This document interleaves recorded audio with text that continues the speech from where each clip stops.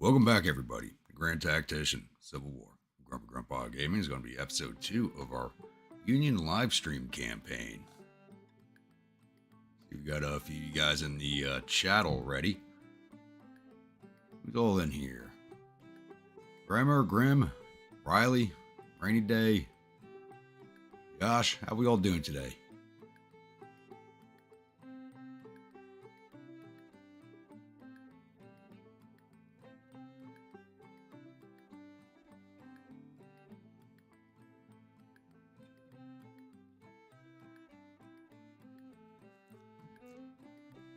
Josh, if you're not early, you're late.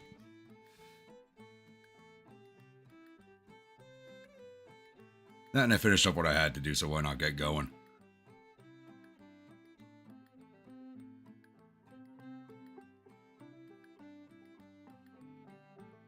It's not raining for once.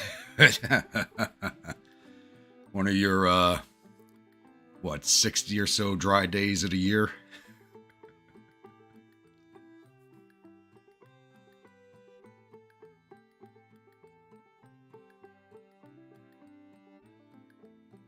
We got going on in the chat here.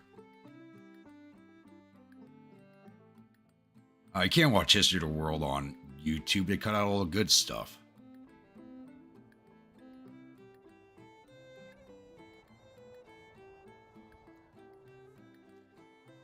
Just found out how the U.S. does a proportional response. We do proportional responses like nobody else.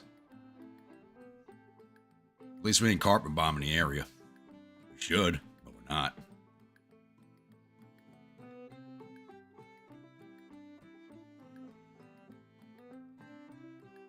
Can't actually see the stars tonight's probably calm for the next storm.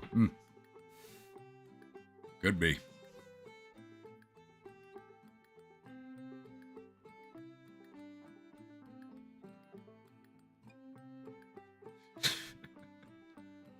Alright, so last episode, I did add another member unit, and that is Cochrane's Irish Legion is now part of our Whiskey Rebels division. So now the Irish Legion and the Irish Brigade, and I changed the battery to the Irish Batteries. A lot of people have never heard of this, so I decided to add them in. A little bit of history here for you guys. So when Mars Irish Brigade originally formed, there was actually supposed to be a battery of artillery that went to each regiment. And they formed up as a battalion, but by the time they got to Washington, D.C., they didn't have enough for all 4 batteries, so they consolidated into a battalion, then later became the 2nd New York Light Artillery. So they never actually served with the brigade, even though they'd formed up to serve with the brigade, and never actually did serve with it during the war.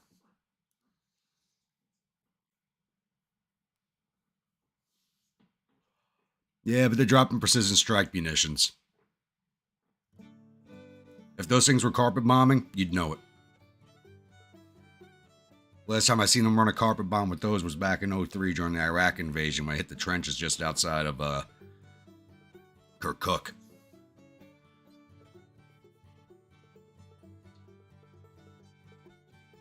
Yeah, these guys just never actually ended up serving with them. They only formed 2 of the batteries that consolidated into a battalion and then became the 2nd New York Light Artillery Regiment.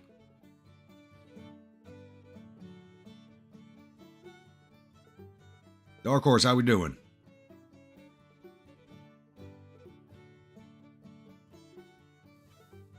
So recruiting the Irish League, just recruiting Cochrane kind of killed my prestige here. Let's take a look at our character. We're still wounded, so whereas my other character lost his right leg, I'm probably going to lose this character's left leg. Moved up by 1 level of fame to 50.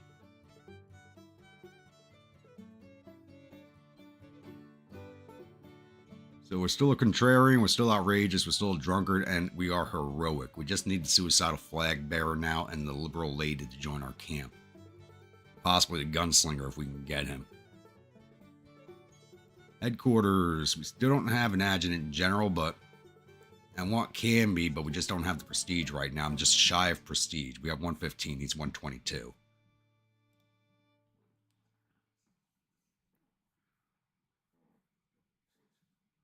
Oh, it's just a scratch. Better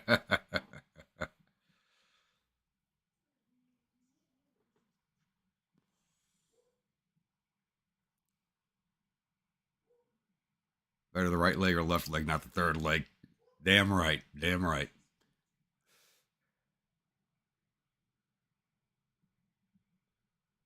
Right, so let's just hit play on this. We got nothing else going on. I'm wounded, so camp's got nothing going on in it. I think we're on our way back to Washington. Yep.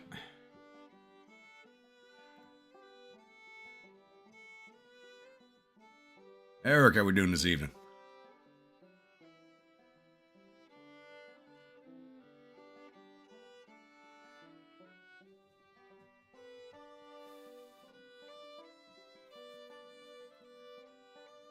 You can post a link. Not like chat's like full of a ton of people, so if the link's if somebody posts a link and I don't like it, I'll take it down myself. So you don't have to worry about Streamlabs. As long as you tell me what the link is before you put it up. Brad, how we doing this evening?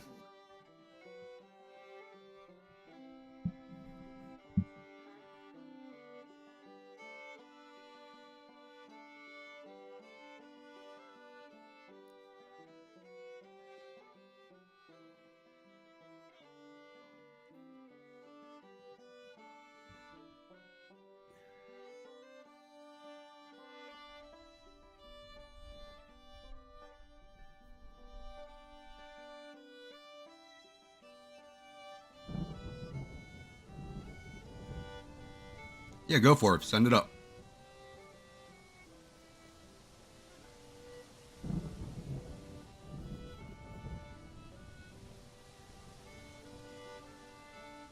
I mean, the YouTube censors only hit it afterwards. It's Streamlabs that kind of hits things before then, but I should have links turned on a second. Go ahead and post it up. I'm just going to double check a setting here.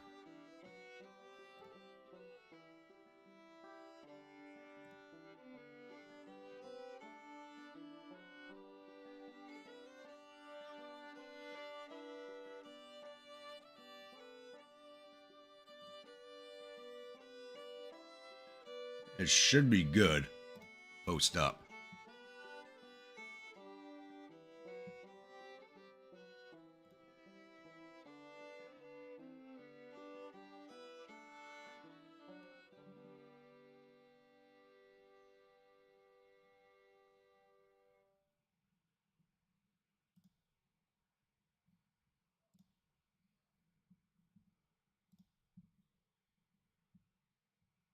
Victory out west. Surprising, it's early in the war.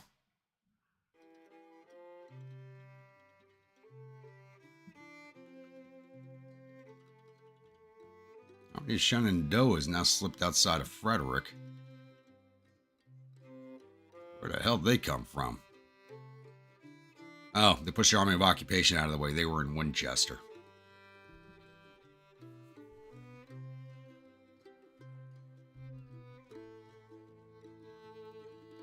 The easiest way to decide that, Grim, is just flip a coin. Be honest with you, just flip a coin if you can't decide.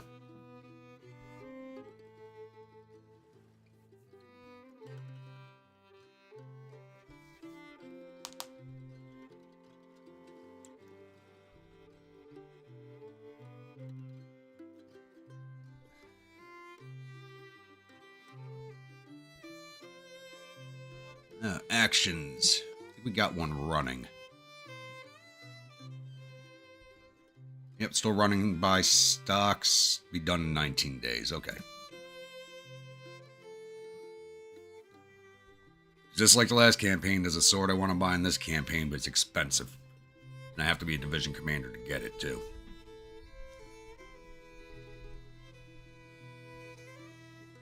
Geez, how we doing this evening?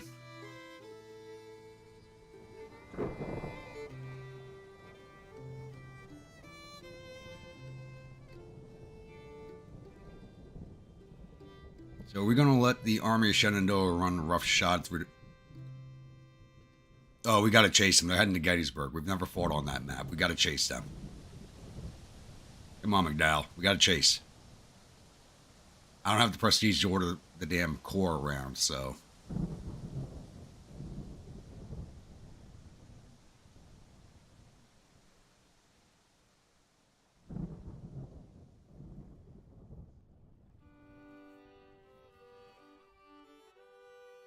Are we really going to let them march into Pennsylvania? Come on. Look at this. Yeah, right. I mean, I got plenty of money right now. I just don't have prestige. I have a lot more money than I did in the last campaign.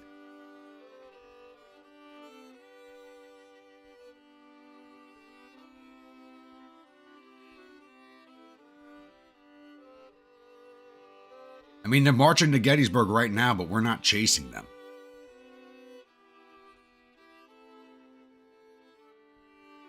I think our numbers are about equal. Yeah. Equal amount of personnel and equal amount of guns. It'd be a good fight. If we actually go chase them.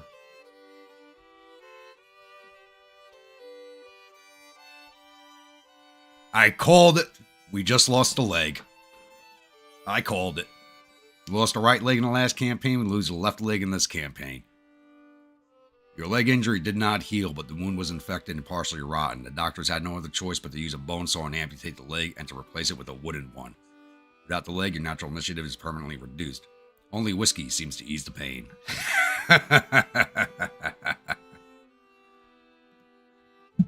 I goddamn called it. Now, it would be nice. I understand why they don't have it.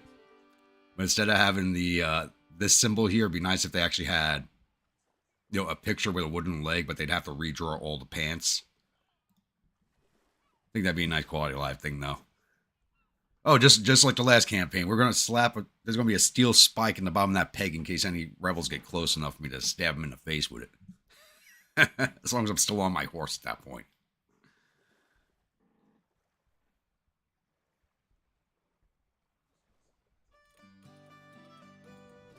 Long John hip flask.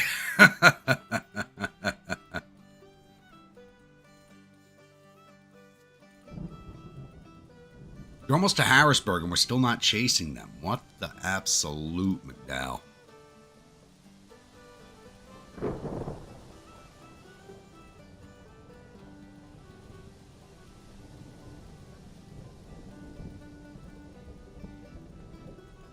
I do have enough prestige now to recruit an adjutant, which I desperately need. Ooh, Sedgwick's available. He wasn't available before. I want New Yorkers.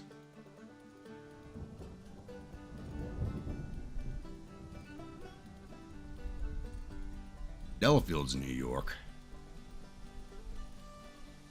Leadership plus 6.2. Readiness plus 6.2. Good enough.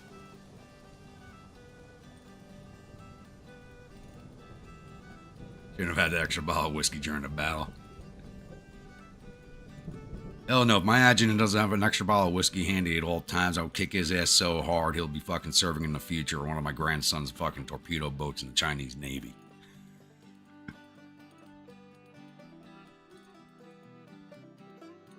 I'm not a big fan of the Super Bowl, so it's generally not something I do watch, but like most people, it's a celebration day, so I'll just probably end up at the bar anyway. Whether I watch the game or not, I'll just be at the bar.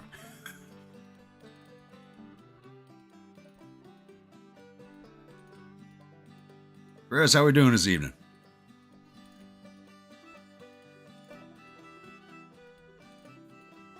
Not a game stream and such, but a get hammered and talk shite stream. What?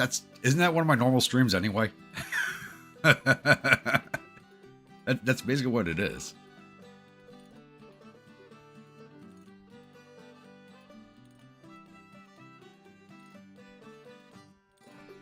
The 49ers own Leeds United? I did not know that. Alright, I gotta spread out my camp time because everything's in rest. So, recruitment. 4 hours there.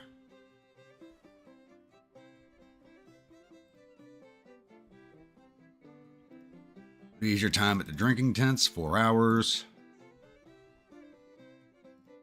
Drill the troops, 4 hours, gotta do that. And the last 3 we'll put into exercise the troops, and because we're also getting a +2 from our trusty sergeant. I should go to and put something in inspect logistics. Actually, that's 9 hours. You gotta drop that to 6. There's 3 more hours, but those motivate the men or get along with my officers.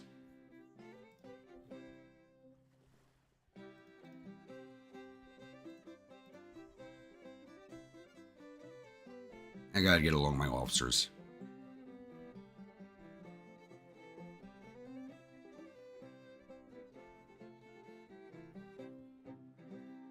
For them around 450 million pounds, which is less than 49er salary bill. Yeah, way less. Way less.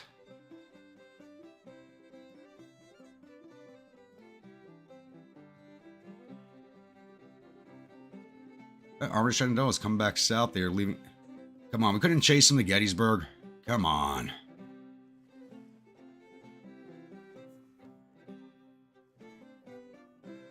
Need to get some battles going so I can become famous and replace McDowell.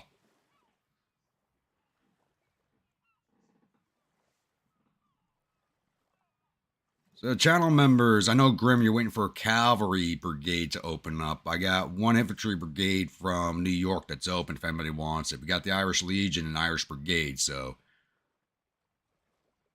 when do you guys want to name? Let's go with a 3rd Irish Brigade. Someone can think up a name.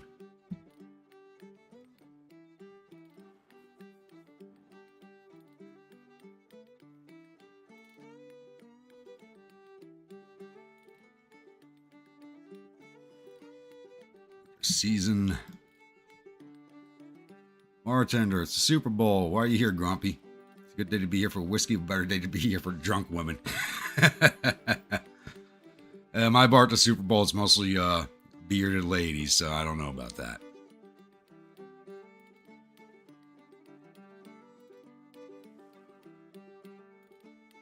Yeah, half what they would have bought it for in 2021. Yep.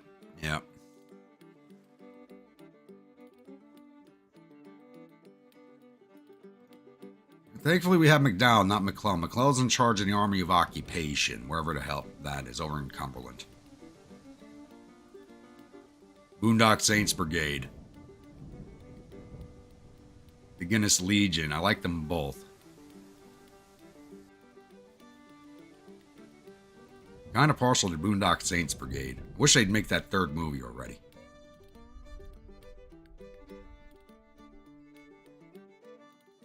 Freddy's Balloon Regiment. You know, that would be nice if, like, you can actually, like, recruit, like, a company of balloonists for your army. That would be, like, that'd be pretty cool. Instead of having it as a perk.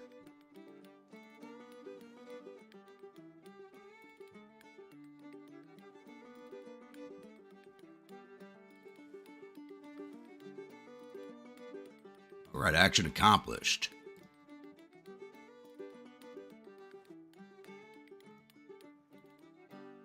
Bought our stocks. Where are the oranges? Oh, I don't have enough prestige to run those. Throw a party. I could do that. This will gain me prestige. Get $200 for 250 prestige.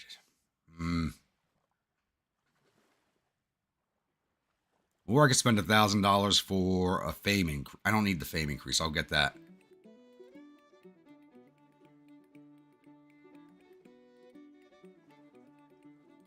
I want to have the sergeant do marksmanship, but I think we should wait until we have a division so we can do everybody. Yeah, spend the $200 for 250 prestige. I could use the prestige right now. Throw a party. All right, so we got Boondock Saints, Guinness Legion, Freddy's Balloon Regiment. All right, we're going to put that up to a vote.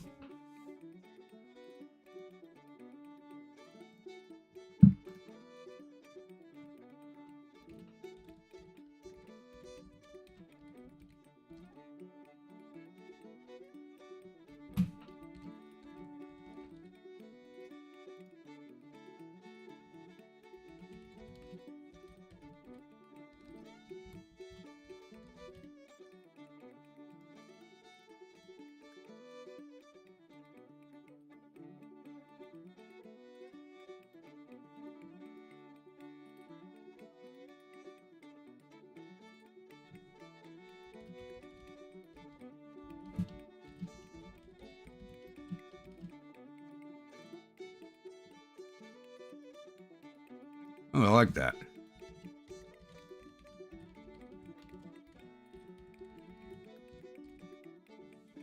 Honestly, that one might actually win. All right, polls up. 4 choices.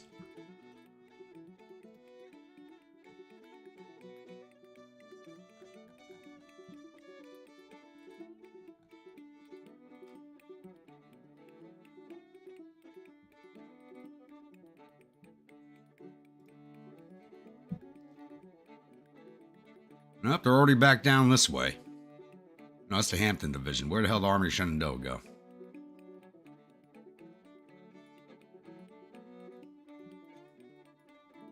"20 viewers, 7 votes. Get your votes in on a brigade name."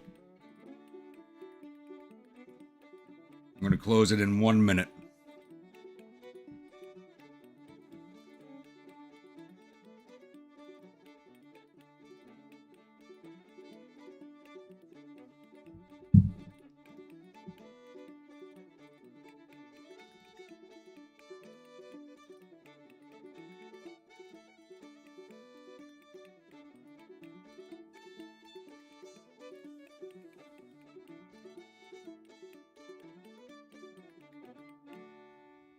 Oh, I didn't see that one, Bremer. Bayonets, boonies, and bottles. I like that. I didn't see that.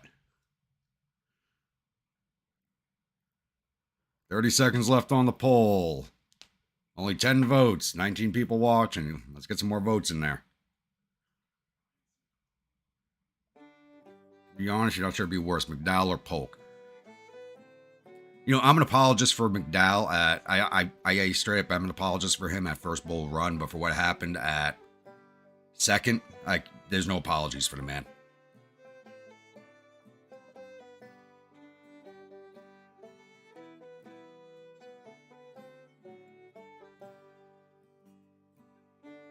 Wait, it's McDowell, but your McDowell line went to Yancey, North Carolina. Okay, I see yourself trying to distance. All right. All right, poll's closed. Oh, and it's a tie.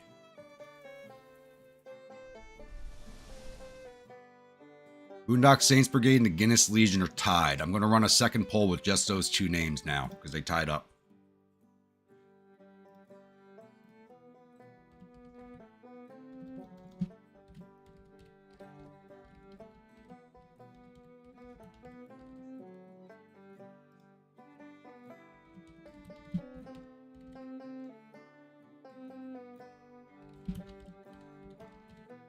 All right, second poll going up because we got to tie break this. Boondock Saints Brigade or the Guinness Legion?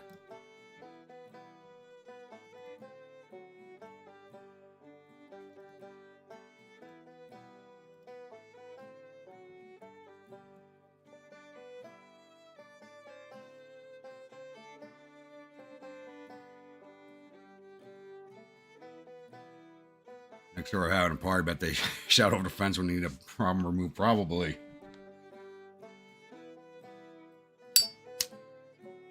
They're not on their way to New York. I'm not in command.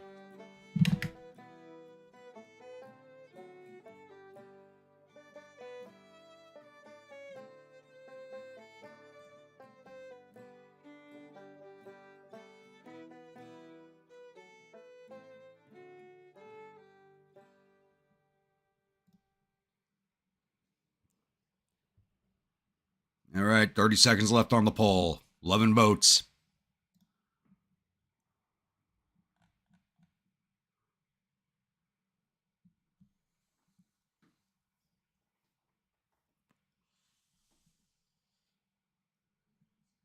Oh, who's on the move? That's not us. Nope.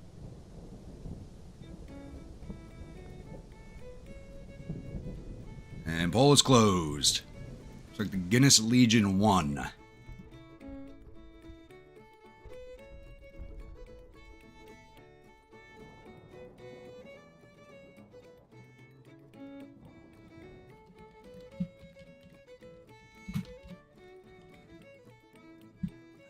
I should put an Irishman in charge, but Davies likes us. I don't want to get rid of a commander who actually likes us.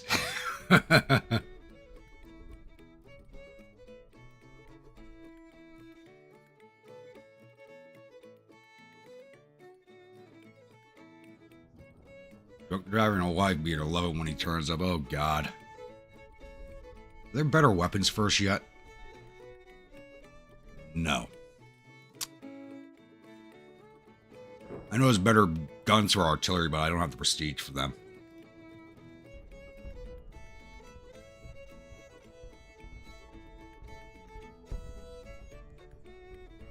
Appreciate the offer, but I don't drink beer. Unless there's nothing else around. I usually bring my own. I will do a keg stand, though. Can't keep me away from doing that.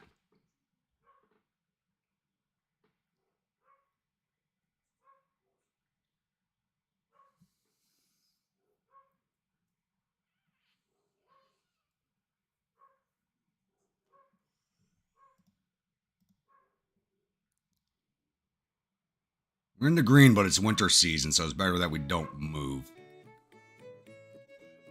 Projects have we gotten done so far? Administration, reform, and recruitment offices. That's it. Action accomplished. Your party was a great success, and you have earned a lot of personal prestige along the way. The wine was good, and so was the whiskey. Of course it was. It's Grandpa's whiskey. Grandpa's whiskey's always good.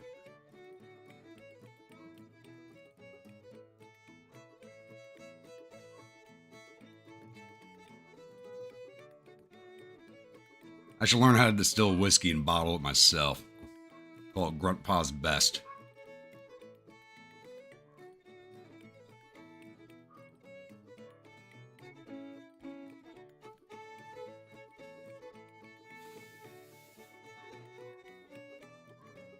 Minnesota, how's it going? Not much has happened yet this stream, besides losing a leg. I'm only division command. I'm only division commander, so I can't even do more than one action at a time. Yeah, I'm only allowed one action each of these. And the management, maneuvers, and personality, I'm not going to touch because I don't need reassurance. I don't need to reconcile because damn what everybody thinks about me.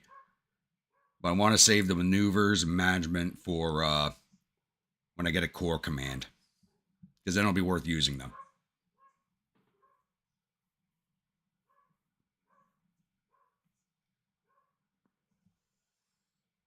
I got 328 prestige. I could finish filling out my, not finish filling out, but close to finishing my headquarters. Quartermaster, we have any New Yorkers? Here we go. John King. Supply efficiency plus 8.9, 121 prestige for him. Boom. Subsistence.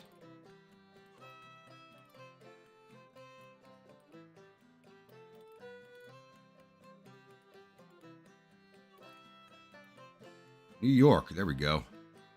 Hobart Ward. Food supplies plus 8%, we'll take you.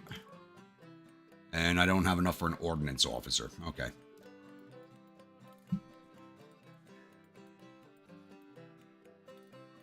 You can only take stocks once. You can only do that once.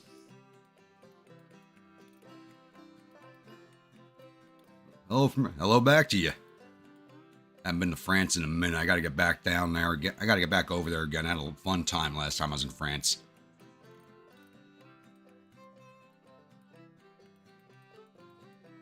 Jeremy, how's it going?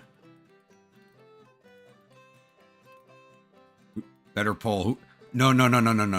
We're not getting into that one, Grim. That will start a brawl. We're not getting into that one.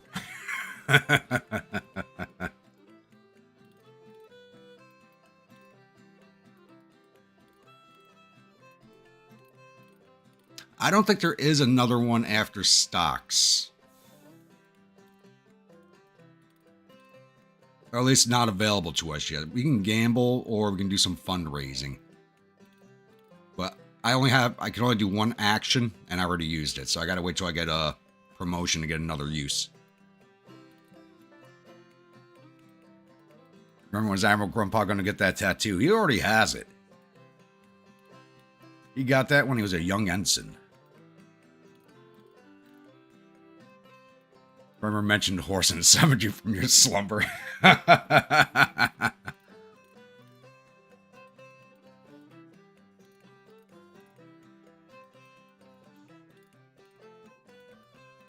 Worked at both bands' gigs, and DKM are way better. Okay. I'm going to be seeing Dropkick actually in Boston on St. Patty's Day. So St. Patty's Day is going to be a very busy day for me.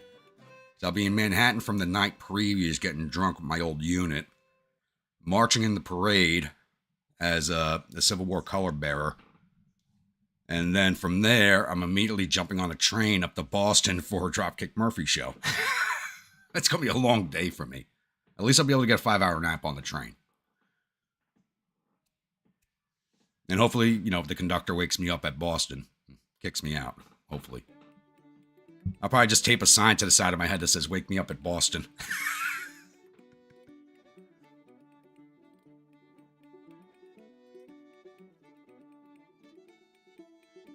Exactly, shaking up to Boston, pissed as a fart.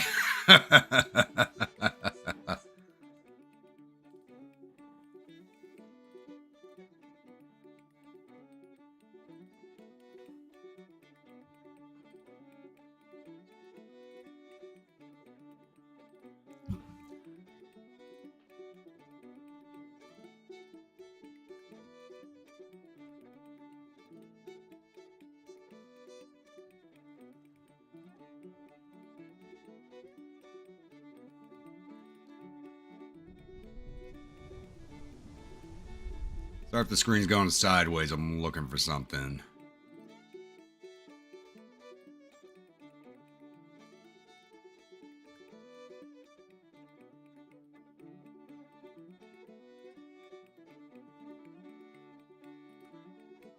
I wish the map would hold steady when I go to my other screen like it does on UAD.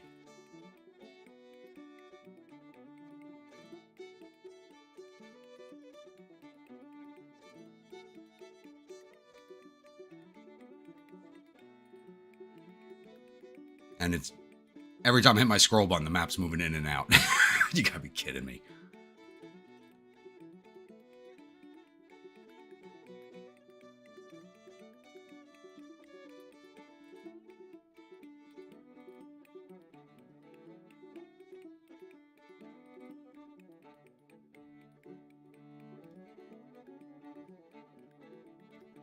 Alright.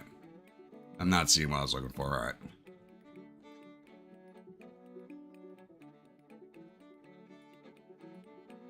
It's gonna be a long goddamn day. What I gotta do is call my buddy who lives up in Massachusetts and see if his wife will let him hang out with me also. Oh god, that's gonna be a bad idea, but I gotta do it.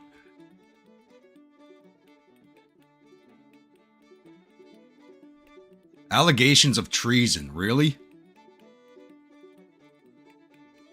Due to your contrarian reputation, rumors of your disloyalty have been circulating among politicians. Lately, some are even suggesting you're committing treason. Even if there is no proof of this, the rumors themselves are sufficient to harm your chances for a promotion for the time being. Fuck you politicians.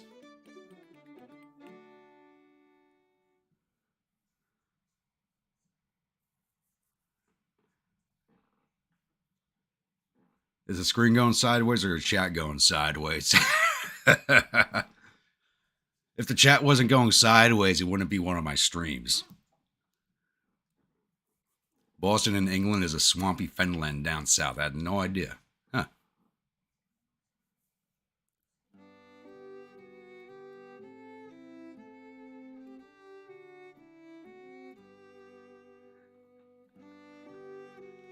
Call him out for accusing me of treason. I wish I could.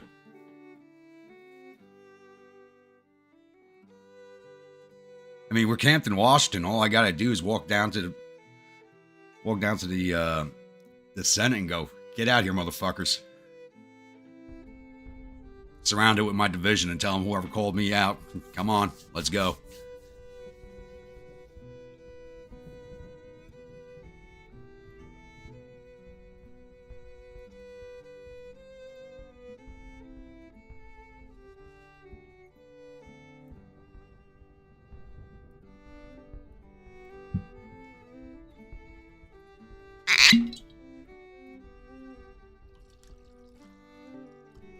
I'm honestly surprised I have any of the Sexton whiskey left after last night. God. Bottle's getting near empty.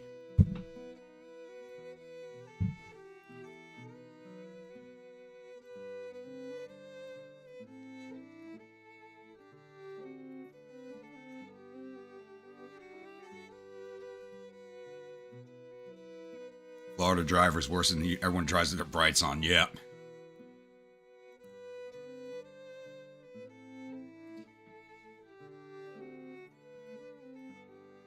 Picturing yourself a peg-legged gladiator there, screaming, "Are you not entertained?" How many hours in did you leave last, Bremer? That went, I think that we went 7 hours on that one.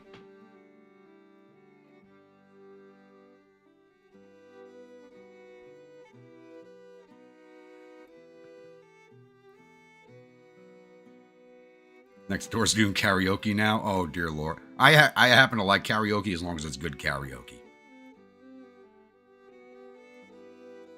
Karaoke in New York City sucks. Outside of New York, it's a lot of fun.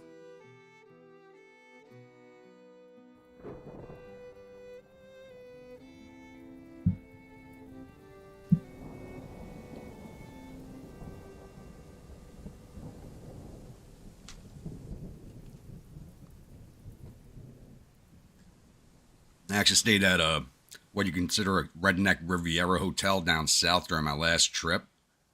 And it was actually karaoke night when I was there. I had a banging time. It was pretty good.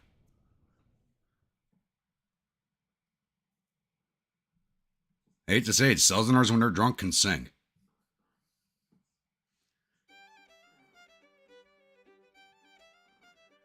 Sounds like the Grim Wolves in mating season.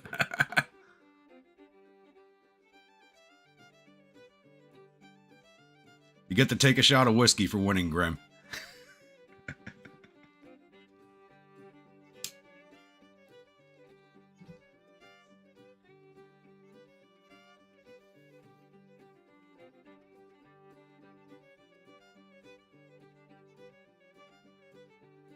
Trip to the hospitality tents.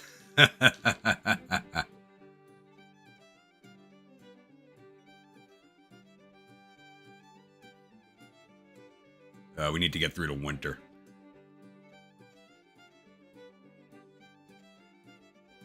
We got. Let's pump up to X20. Hopefully, I don't lose control of the map. The only time you're gonna understand is when we're drunk.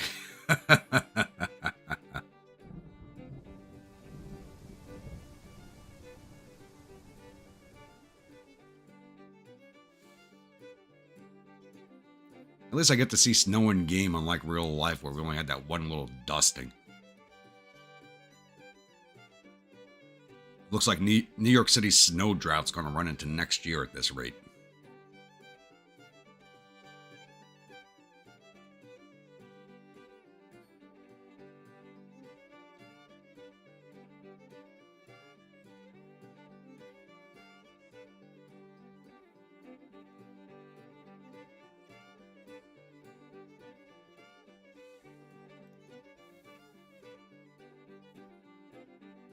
I know only the lady with the beard that says her name is Jefferson Davis is at the hospitality tents. Well, if he's pretending to be a lady, wouldn't it be Jennifer Davis?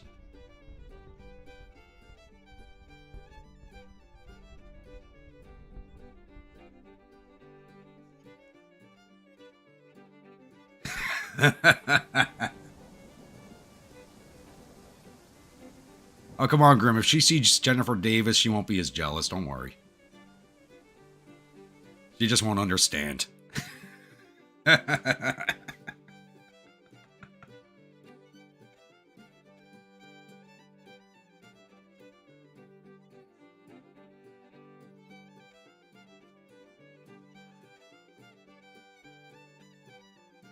Jeffrina.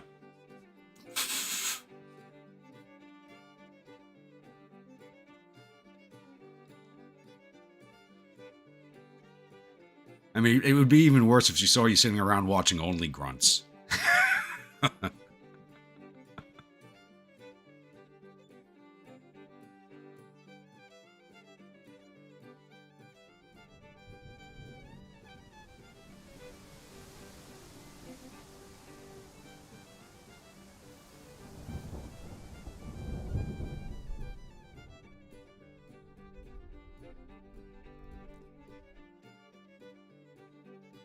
You understand, Jeff Davis getting caught dressed as a lady was just a legend. As far as I know, it was.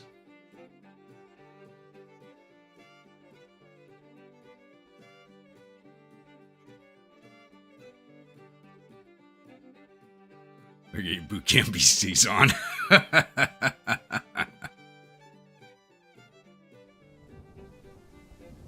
Good old wearable birth control.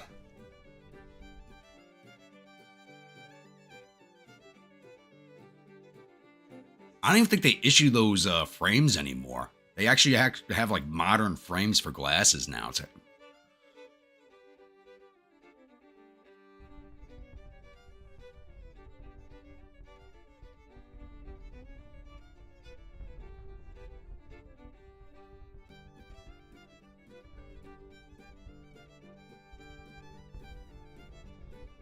looks like we're sitting on Capitol.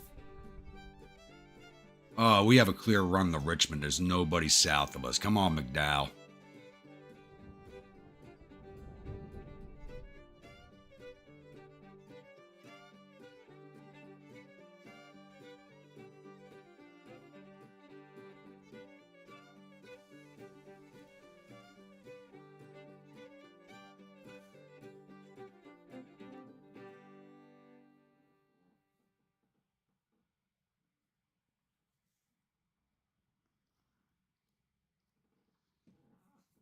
Well, you have to understand they needed to shame all the leaders in the press because you remember there was nobody tried after the war because I honestly what the South did was not illegal. Lincoln holding the South in the Union was illegal. There's nothing in the Constitution that says once you join the Union you can't leave the Union. There's none that says the marriage can't end in divorce. So if they'd actually taken the leaders to court, the Supreme Court might have gone, yeah, they did nothing wrong. So nobody was ever tried. Except for that poor commander of Andersonville.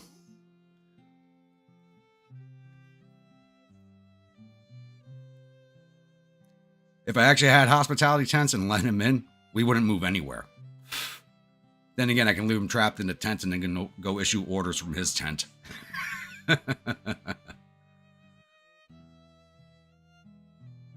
Then people would probably start questioning why we're actually doing something.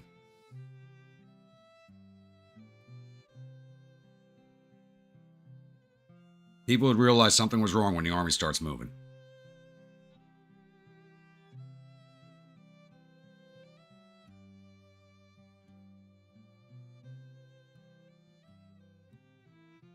Listens need to be running out for him to move, yep.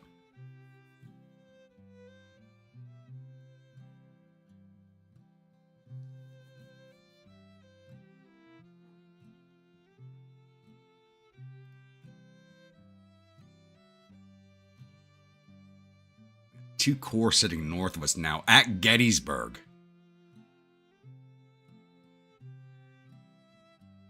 One of them was only 8,000 men, but oh, come on. The one map we never get. I literally think you have to be on the town itself to get that map.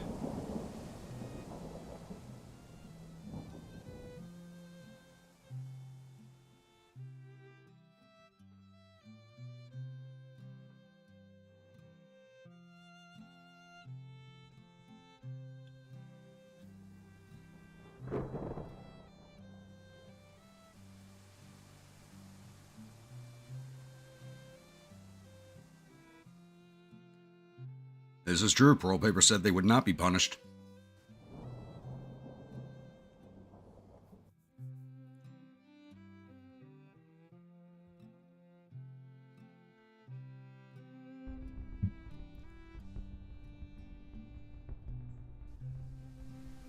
Winter fight at Gettysburg. It would be winter fight at Gettysburg if I had enough prestige to make the Corps move. Then again, they may not stand and fight because they're trading right now. And they're showing defensive stance, so they don't have high morale or readiness.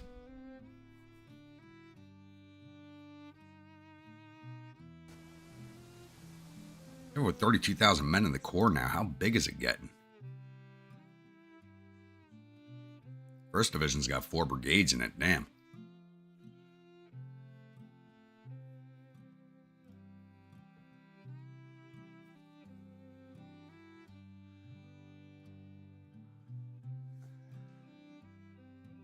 Department of Pennsylvania's headed that way.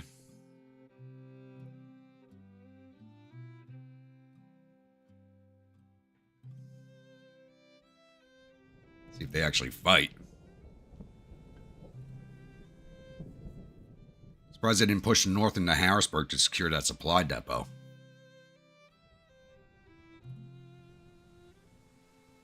Legality's never deterred the government. Nope, never does.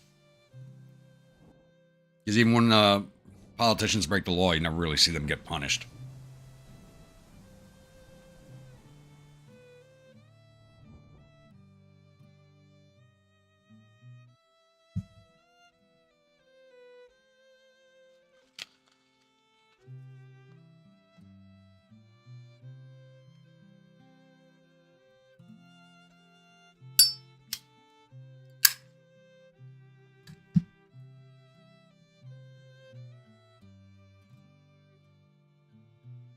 And it doesn't look like they're fighting, and the Department of Pennsylvania went to yellow readiness just getting there. I can only imagine what it would have been like marching through South Gap in the winter. That's gotta suck.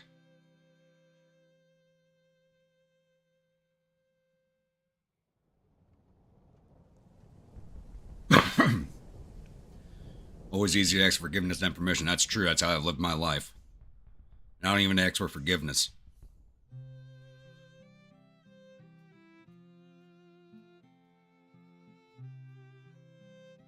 Rules for thee, but not for me. That's the history of the world right there. That one statement sums up government and history, no matter what time period you look at.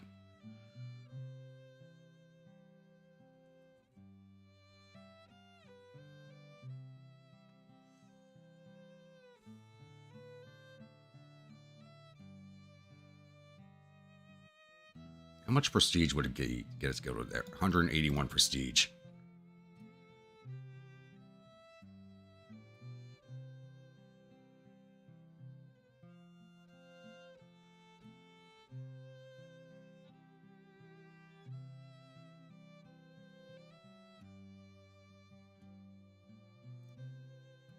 On actions.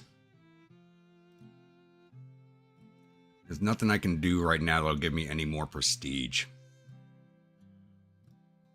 How far am I from promotion?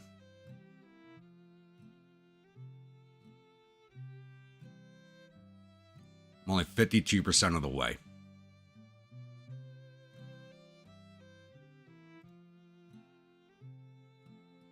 Usually even sitting in camp this long, climbs faster than that.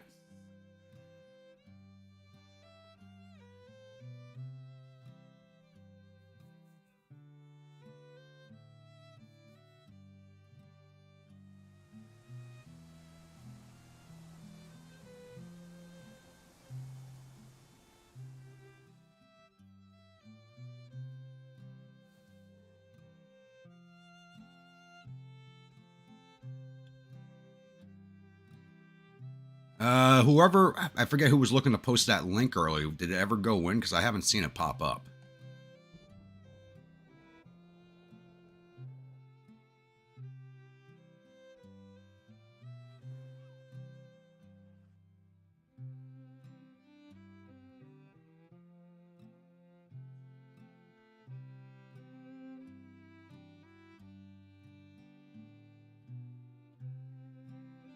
Bremer, it was you.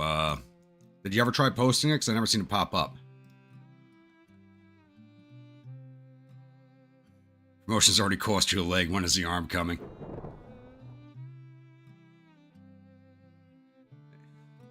We almost lost an arm in the last playthrough, too.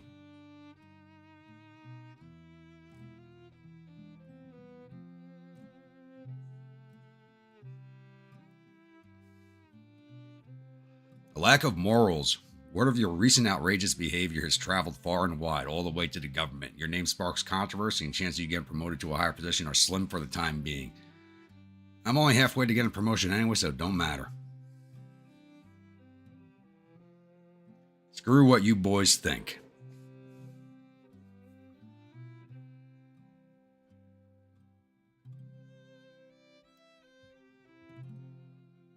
Is it the link to your only grunts?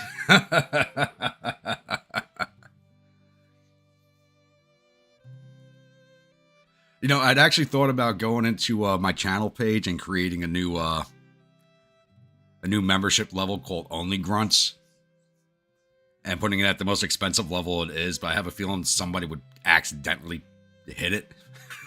So I didn't do it because that's like $500 a year for the max level. I was like, yeah, no, someone's going to hit that by mistake. They're going to get their pound of flesh for them stars, yep.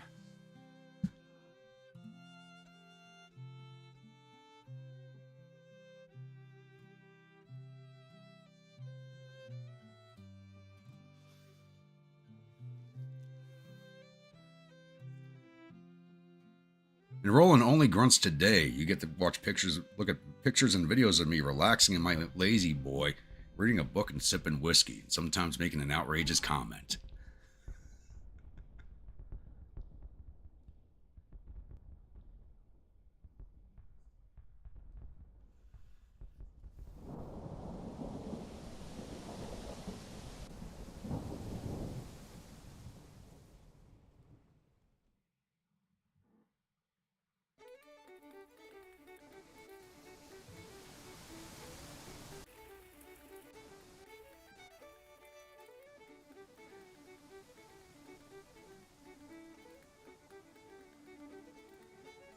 And every other month, we'd have special guest appearances from Jennifer Davis.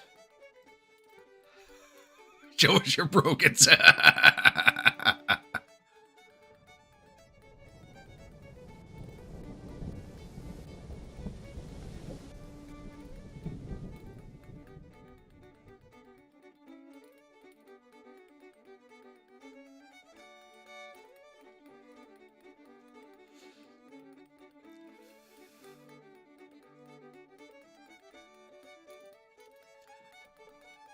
Quick videos, grumpy dancing. Oh, God.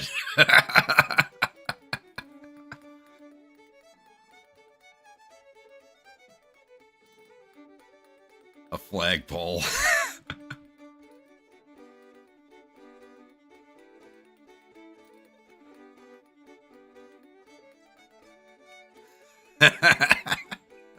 Leggings stay on.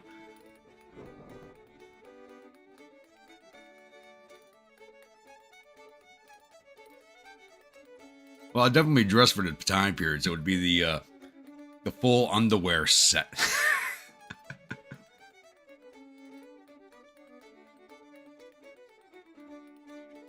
Look like an Egyptian dance holding the flag headed.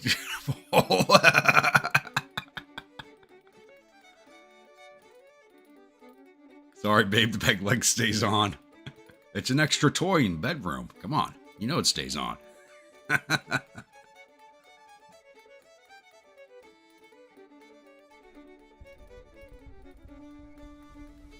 Got one that's specially shellacked so there's no splinters.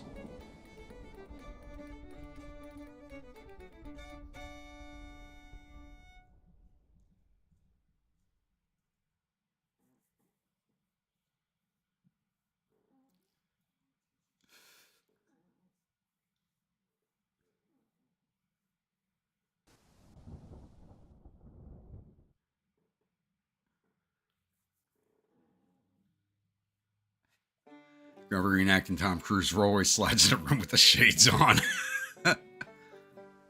An extra 100 for the flap down. Oh, God.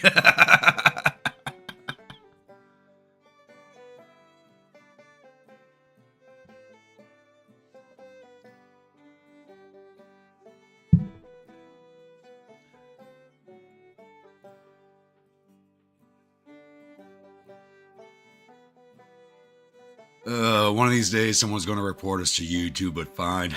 I don't care. I just started another YouTube channel called Only Grunts Gaming.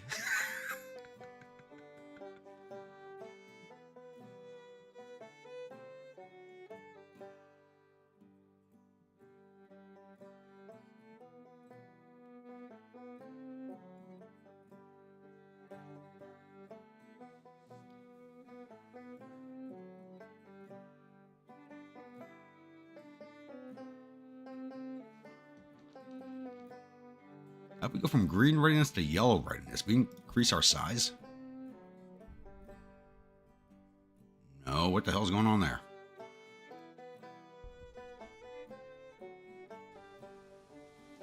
All right, we're now campaigning season, McDowell. Let's get a move on. Let's go somewhere. Yeah, guys already watching in the background.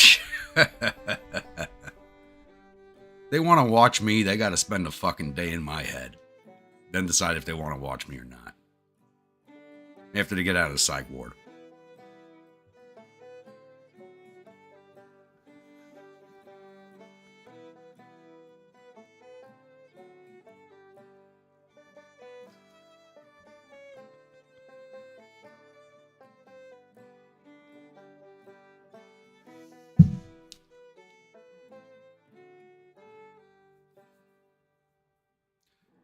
And of course I'm sick.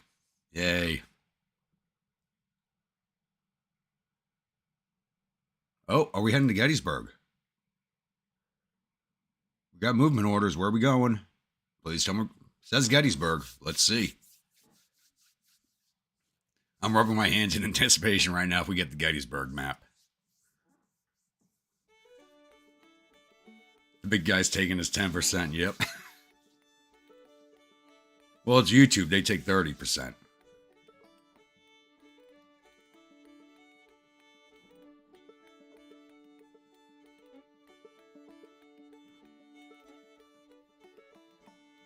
Did you know if I actually created that like meme level and someone actually paid for it, you know, YouTube would start looking at this channel going, oh, how are they making money?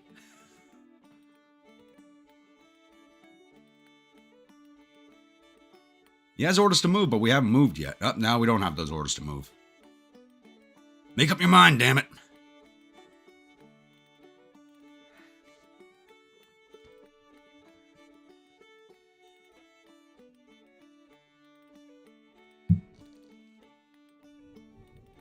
Well, that's the standard for the industry. It's a 70-30 split is the standard. I mean, I am using like their stuff for the channel, so it makes sense. I know I've heard YouTubers bitch that it's robbery, but at the same time, it's like you're using YouTube stuff to put your videos out. So, you know, you got to pay rent to use everything.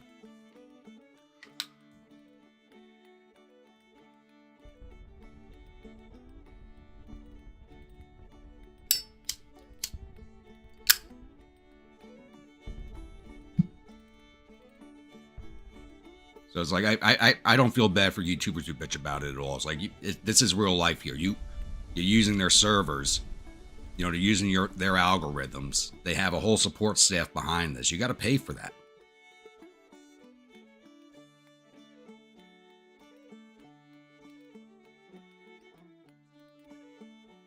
And I don't have enough prestige to make him move. That's the problem.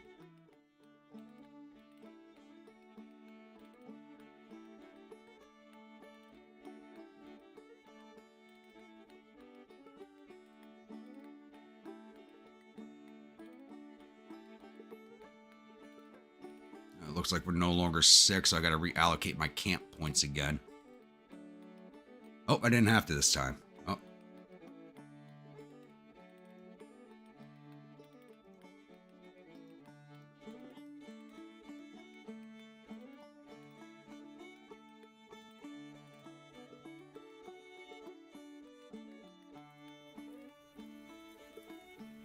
Units marching. We're actually moving. No, we're not. Rebels are now in Frederick. They're right next door to us. What are we doing?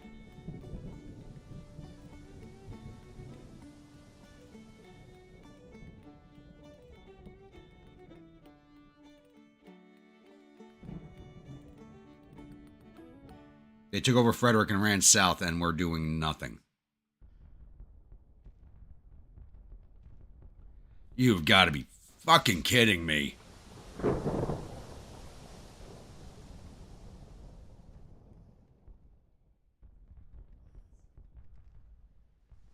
Why couldn't I get a division out west?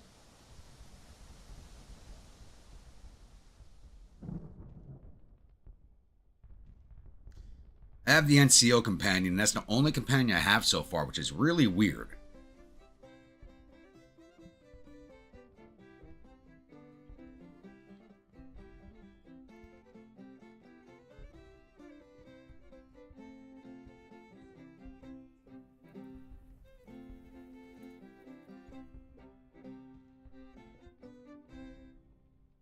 And they're in a siege down here, it looks like.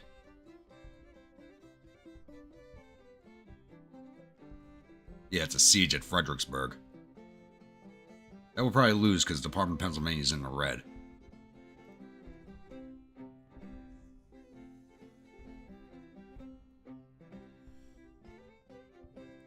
Problem is, I don't have the prestige to make us do anything.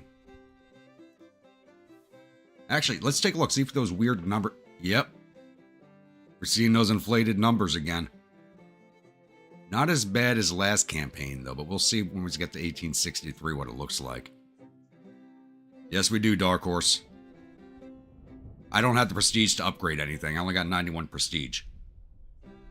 The little prestige I did have, I used to create the Irish Legion and recruit Corcoran, and then recruit some staff for my headquarters. And there were no weapons available anyway. There were literally nothing available.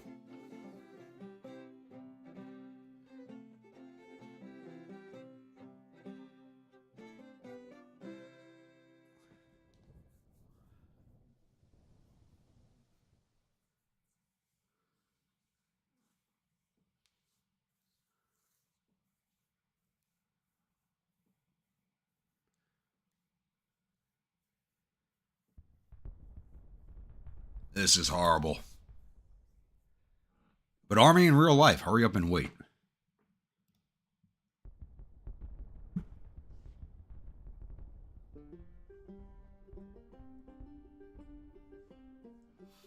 And I'm sick again. Come on. But it makes sense at this time period, Washington, D.C., like we call it the swamp today, but it's literally built on a swamp and was still a swamp in this time period. It wasn't built up like it is now.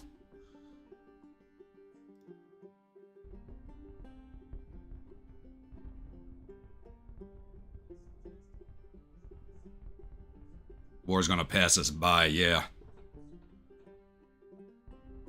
It literally is. The army's been marching around us, but McDowell's not doing anything. And we won a battle of Gettysburg. They fought on the Gettysburg map, and I wasn't there. God damn it. This is the first campaign where we've actually seen a fight at Gettysburg. And we were not there for it.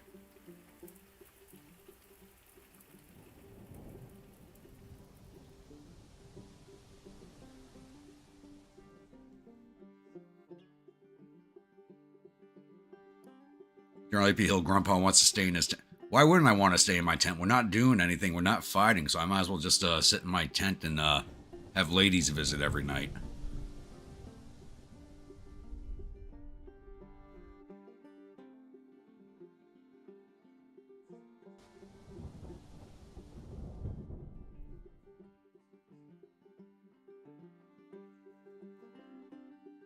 Actually, I don't think I'm eating crappy army rations. No, I'm paying for my own rations, actually.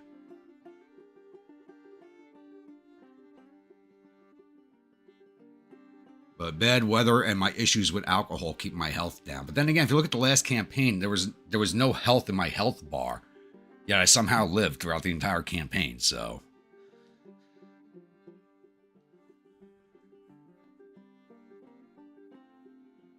By ladies, you mean mosquitoes?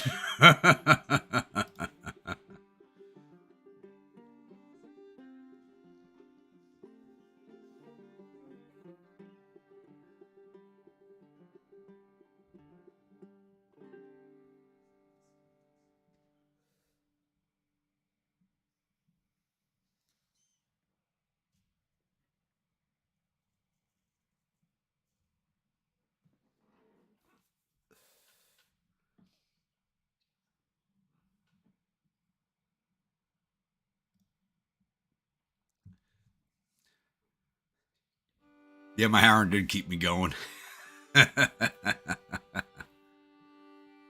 Kept me and the entire Corps going.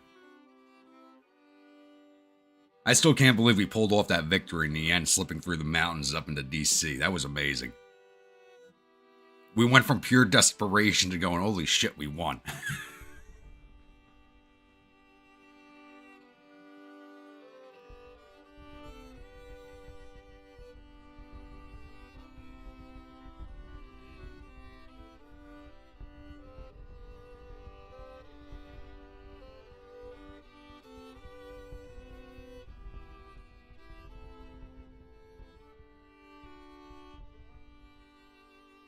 I got to transfer out of this Corps, but I don't even have the prestige to do that.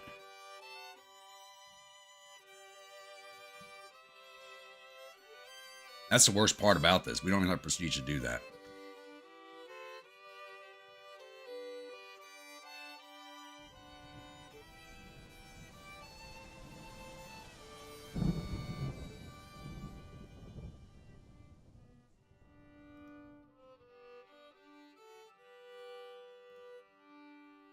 Without the promotion, there's nothing I can do to get more prestige. And I'm 80% of the way to promotion.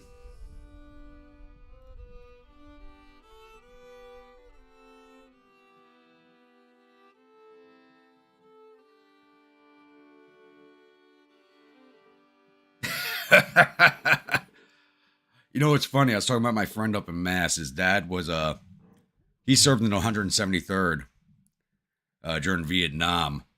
And, you know, his son loved that he got into the 173rd. So, you know, he's in the same unit as his dad was in Nam. And we were at his father's funeral, right, 6 months ago, 7 months ago.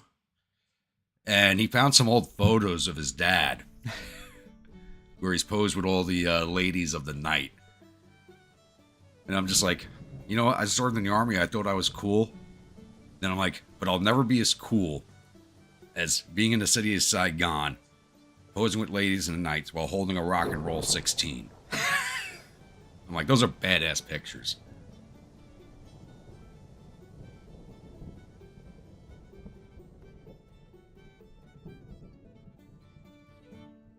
Like he was just carrying around those photos. He didn't post them up on any like the memorial pictures. I'm like, you should have put them up the memorial pictures. And he's like, you know, still family members. If it was like a veterans only gathering, yeah, he would have put them up. But you know, there were family members present, so yeah. And they were really nice photos too. Nothing X-rated about them. Like the lady, you know, the girls were dressed up really nice in the traditional robes and stuff, and he's posed next to him in his uniform with the rock and roll 16. I'm like, really nice photos. I'm guessing they were the before photos.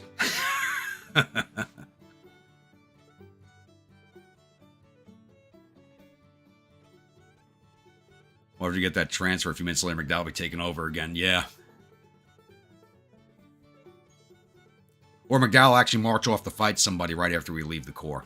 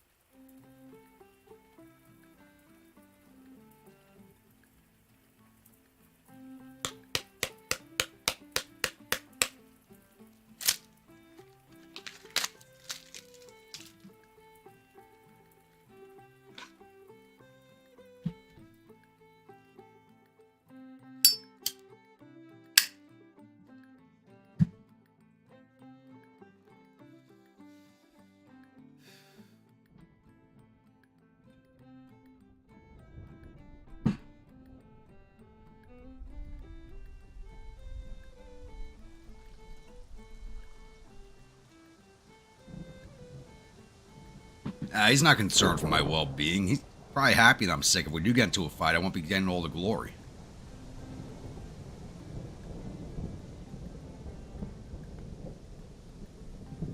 You have to remember, McDowell was an officer who liked being an officer for being an officer. You know, dressing up nice and attending salons. Actually doing stuff Army-related was not his forte.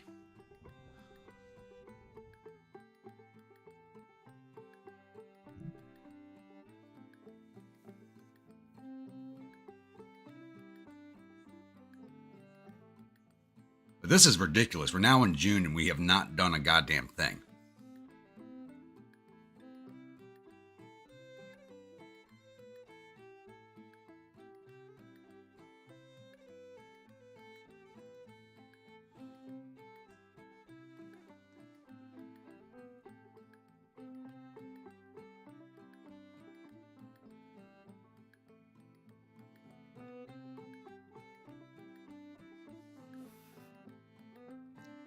Yeah, we put the party animal with the lazy guy, so yeah. Things aren't going to go our way.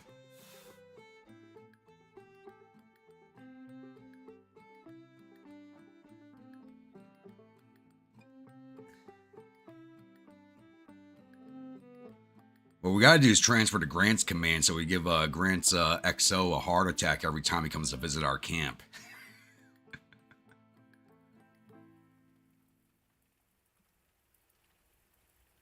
Or sorry, aide de camp. They weren't XOs yet.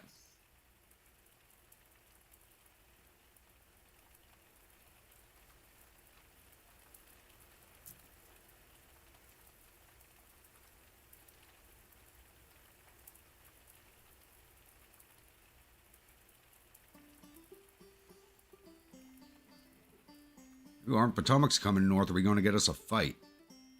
They got 49,000 men. Looks like they're making a line for DC. You're going to stop at Fort Washington first, maybe. Nope.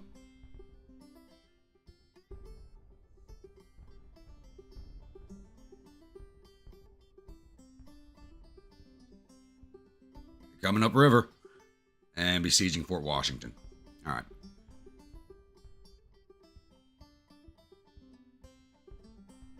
Department of Pennsylvania is moving away from the fight.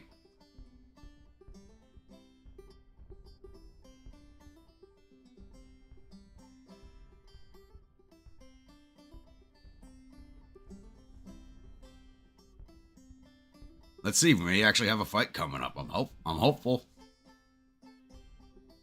50-50 hopeful.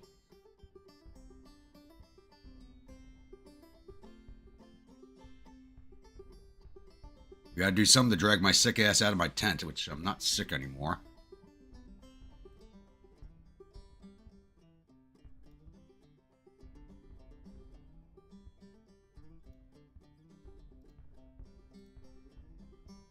Drop that back down to 6. Okay, I think the camp is glitched out.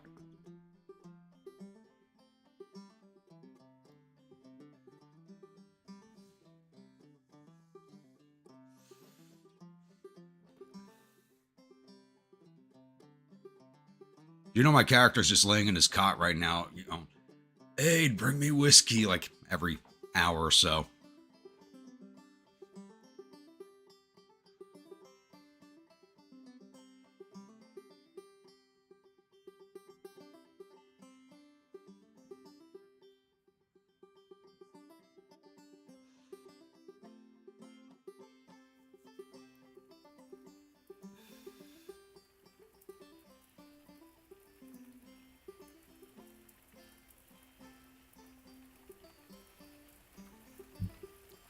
Siege is actually going on a while.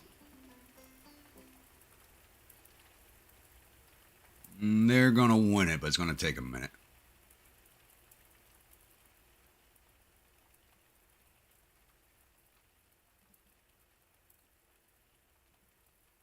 Starting to see these crazy numbers again.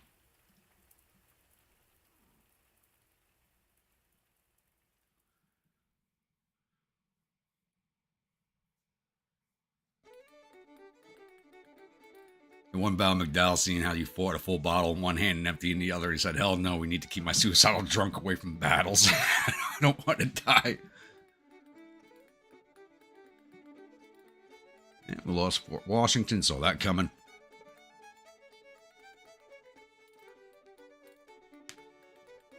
I mean, he doesn't have to die. I mean, he's the Corps commander. He just sit his ass in the rear and watch me ride off into glory.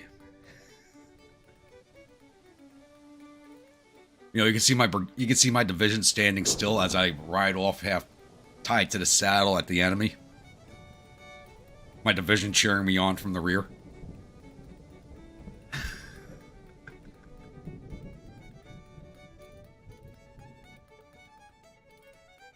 Holy shit, we have a fight.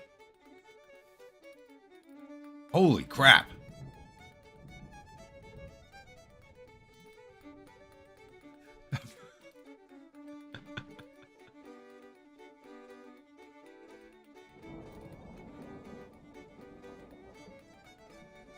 All right, we have 37,959 infantry and 20 guns against the Army of Potomac with 44,161 infantry, 3,900 cavalry, and 41 guns. Watch. It's going to be my division doing all the fighting. Yeah, finally. We're an hour into the stream and we're finally getting a fight.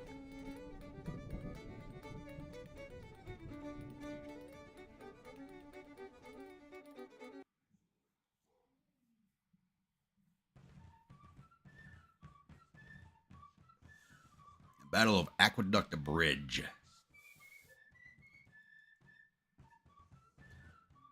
Never actually seen the Aqueduct Bridge. It's a pretty neat piece of engineering.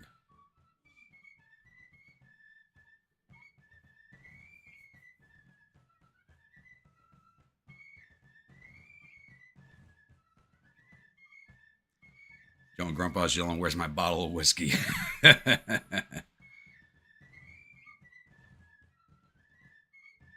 I don't have a sidearm and a saber. I got 2 bottles of whiskey on my hip and a third in my hand.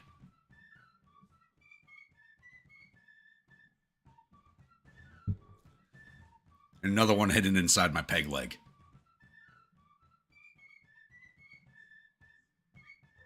Yeah, you haven't missed anything yet, Jeremy. We've been sitting around for an hour talking shit to each other waiting for a fight.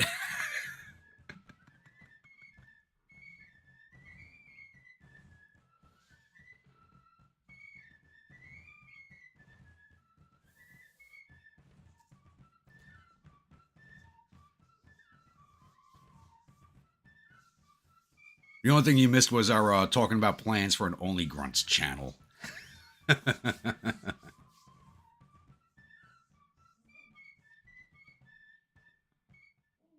Oh crap! Did I buy a new horse? I think I did. Yeah, I bought the upgraded horse. We're on breakfast is dead. We're on lunch.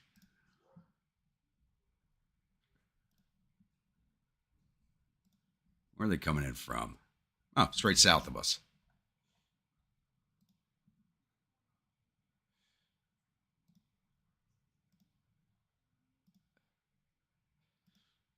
And location, that's fine. We're already there, but we're going to push forward. Because they're going to come right down this road. I'm just going to put the division right on this fence line here.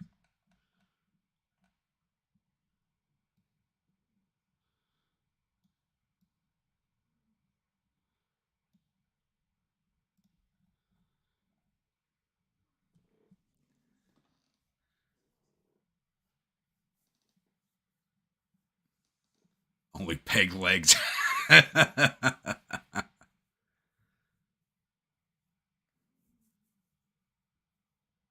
Hopefully there will be some weapons available to us after this battle to upgrade with. I haven't looked in a few months, but it's not like I had the prestige to buy anything.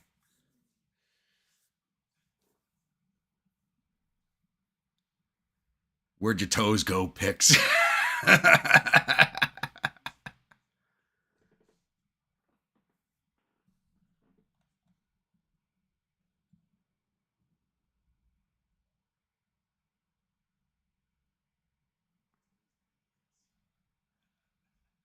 Nope, next is dinner.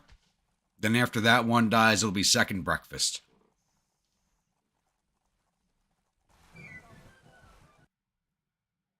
Oh, come on. You know me, Grim. I pull a sickles every battle. How many battles have been won by literally just my division alone fighting and the rest of the army sitting behind us? In every campaign.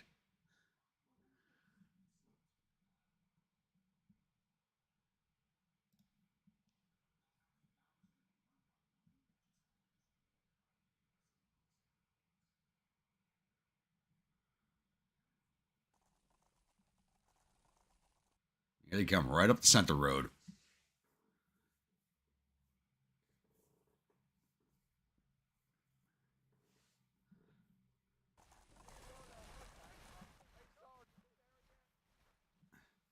What I need to do is design a specialty flag just for my character.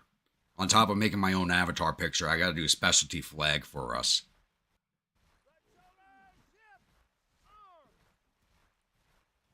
So I was thinking about doing one with that's a Prussian blue, Confederate gray, diagonal slash down the center, and pair of crossed rifles in the center, so I could use it with either side. At least you can pull off a sickles, unlike a sickles. Nobody can sickle like sickle.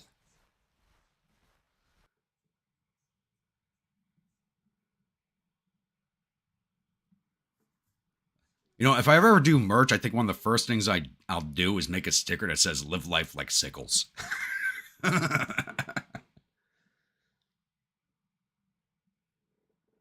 Because that man did not care about nothing.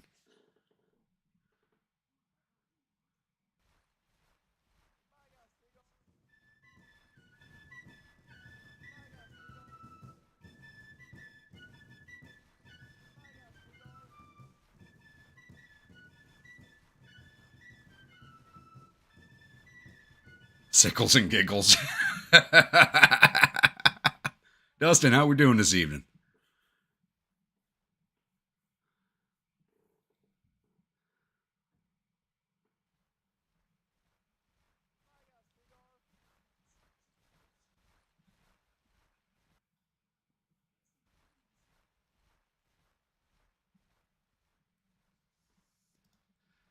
Replace cross sabers with a cross pile of whiskey.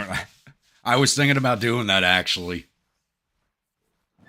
Like the flag design I have in my head is the Prussian blue or the sky blue with diagonal cross slash Confederate gray, having a canted whiskey bottle, a canted rifle,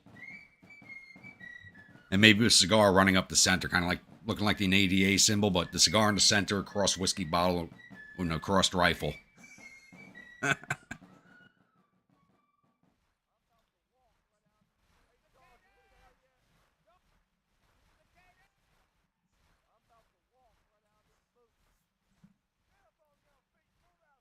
Skull and crossed bottles. I think that's actually is a flag. That actually is a pirate flag. It's not even like a meme. It actually is a flag. You'd follow those colors. Oh,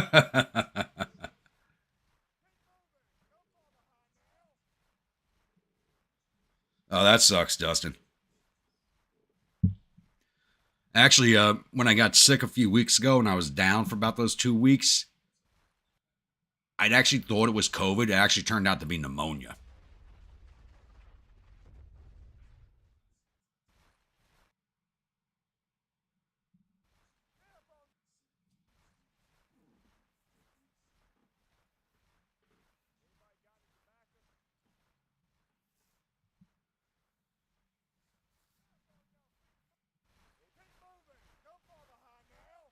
Don't forget a lady's leg on one side and a peg leg on the other. Oh no, I got to use a picture of the French lady's leg lamp from A Christmas Story. Put that on the flag.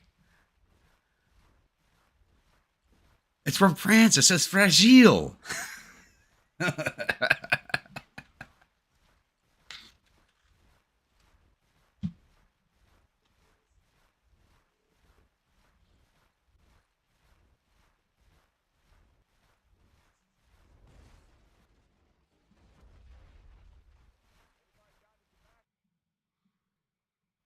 There's a dust trail. They're getting closer.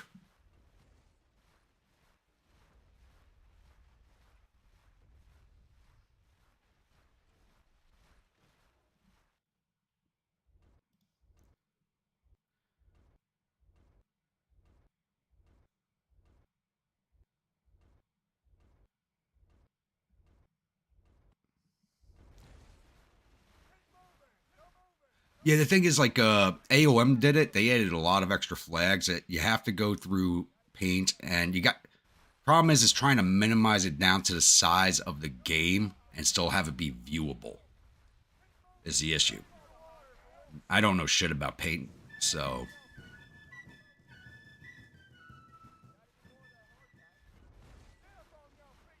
I'm sure you guys saw on like the last GTCW and the last UAD, my editing's getting a little better. But trying to learn stuff like that still down the road, probably another few weeks. Because that's something I've had in my head for months and I just never did it. Because sometimes I'll try to sit down and learn something and get frustrated by it because they make stuff complicated. I miss the days of just using F commands on old computers. Sometimes, literally, sometimes stuff is so user friendly, it's actually hard for me to use. The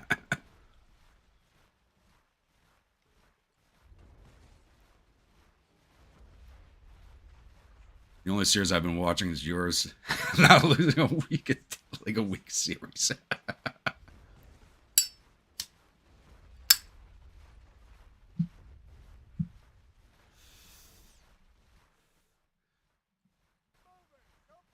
What is this? Just this first brigade. All right. Coming to range of our howitzers here pretty soon. I can get James rifles or Napoleons. I just don't have the prestige for it.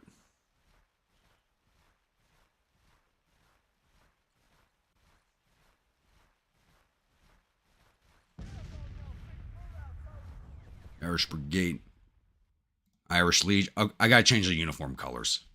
And the Guinness Legion. Everybody's gotta look the same. Except for the Guinness Legion. I'm gonna do them in black and gold. The Irish Legion, I'll do the same color as the Brigade. Or opposite.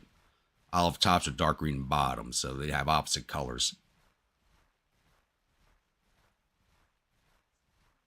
Your wife likes my voice. Tell her thank you. I actually hear that quite a lot. I don't. All I got's a gravelly voice. You know, the voice of a person who's been smoking for way too long.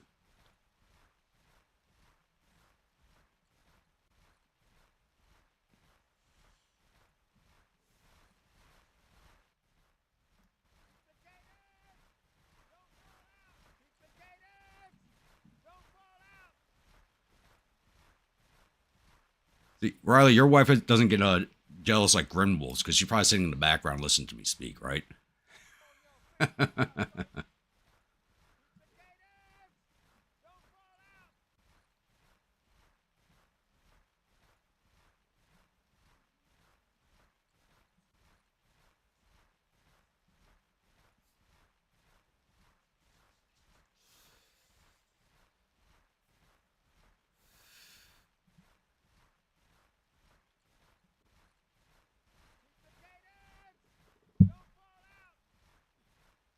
Actually, Jerry, you're right. I remember that comment.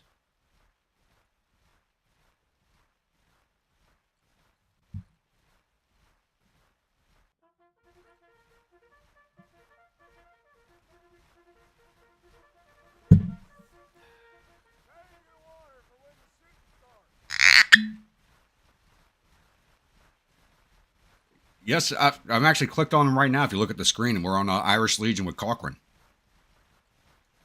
I just got to change the uniform color on them still. We just have shitty weapons. Because there's nothing available. So right now we have the Irish Brigade under Marr, the Irish Legion under Cochrane, historically accurate for both of them, and the Guinness Legion under Davies. I wanted to put Kelly in command, but Davies likes me, so I don't want to take him out of command. And we also have the Irish Brigade batteries under Thomas Sherman.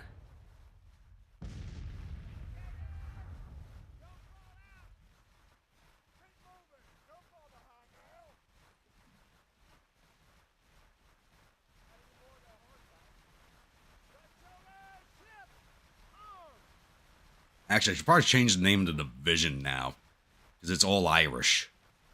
From Whiskey Rebels to something different. Whiskey Rebels sounds like a rebellion. I don't know.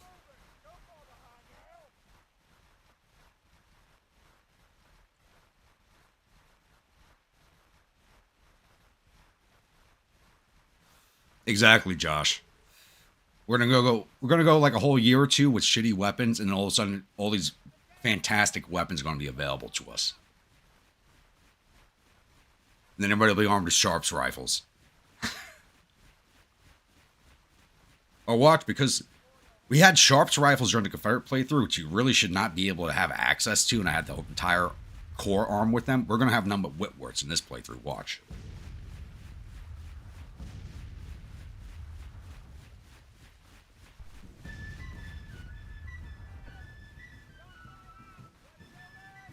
We'll let these guys march back. Oh, nope, they're stopping the fire. They got better weapons than we do. Skirmishers out.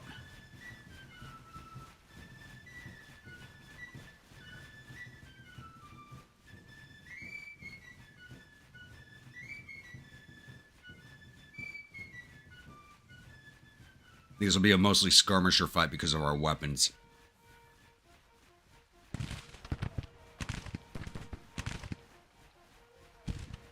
That's what I was just thinking. These guys are taking casualties already. Go help with that brigade. Yeah, they're firing at us at long range. They have much, much better weapons than we do.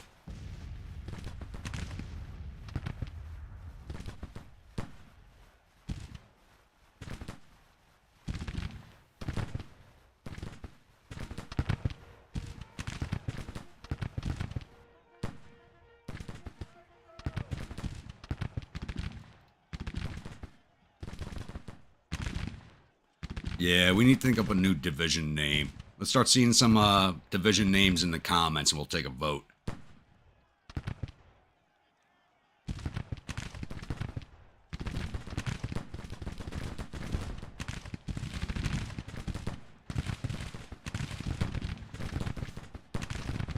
Boondock Saints for a division name?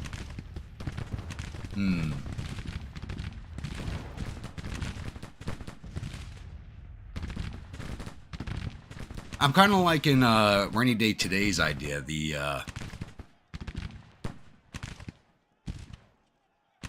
What was it? Boonies, Bayonets, and Bottles, but we should probably change it to Boonies, Bayonets, and Boomsticks.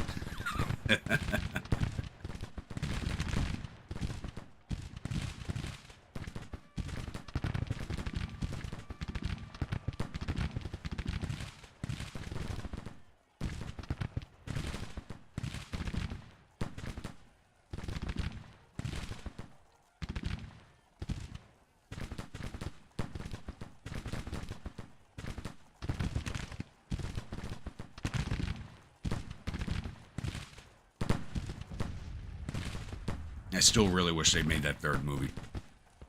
The Celtic Guard. Like I said, put some ideas up in the chat and we'll take a vote.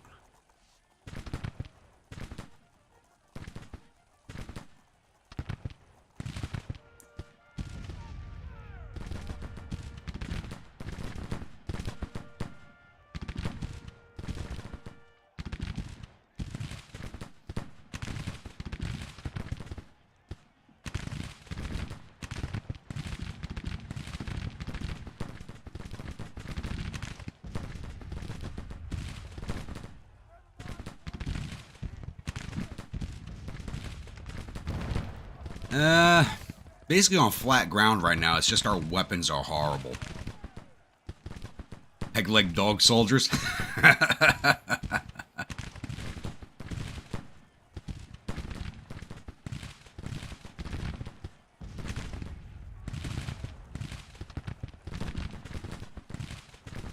There's another vote for the Celtic Guard. Well, like I said, we'll hold a poll afterwards. Throw up some ideas up there. St. Patrick's Legion.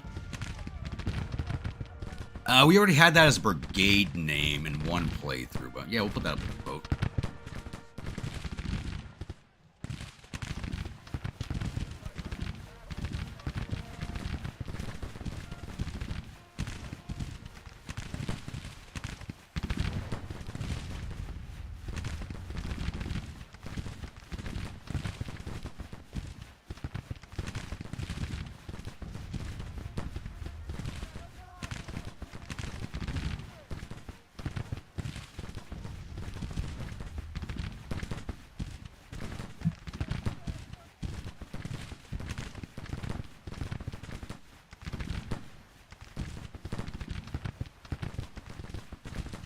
Your wife got embarrassed that you told me.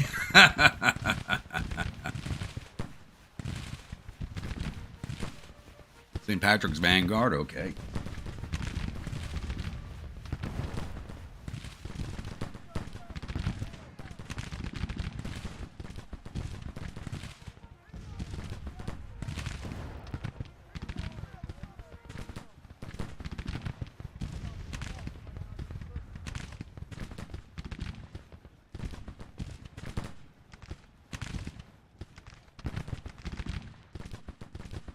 Oh, Legion's skirmishers are still out there. Holy crap, the only ones that have not been pushed in yet.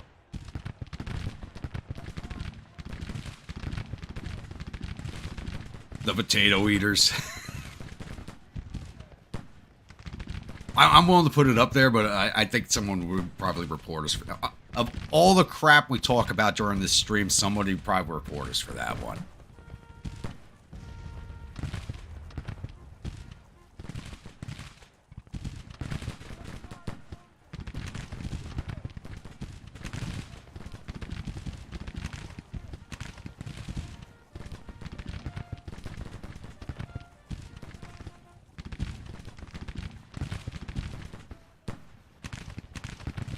Their entire army is stacked in front of our division.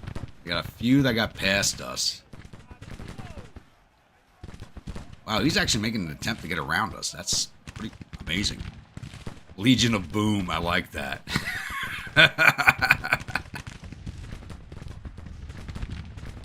Not being insensitive to potatoes, I love all potatoes. Stewed, fried, boiled. Spud tickets for an engineer brigade, oh god.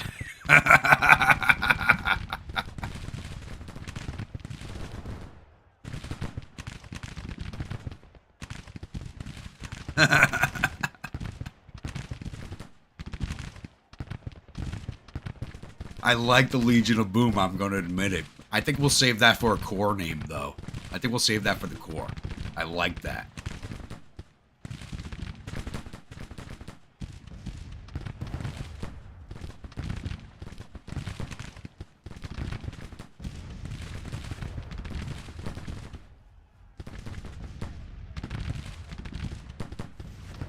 Like if we don't get the liberal lady again, and I can't turn our core into a harem, I will definitely go with Legion of Boom. I really like that one.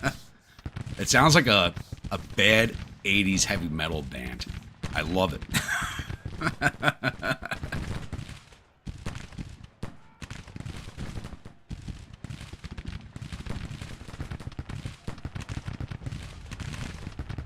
Oh, there's the Louisiana Tigers again. We fought them in the previous battle. I think there are guys who actually wounded me.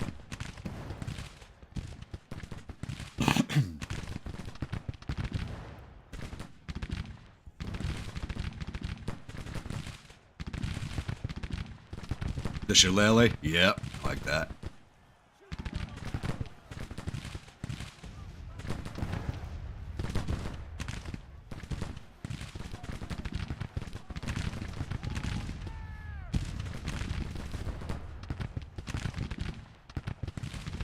Why'd you retract that, Dark Horse? That was a good... You misspelled it, but it was still a good, still a good name.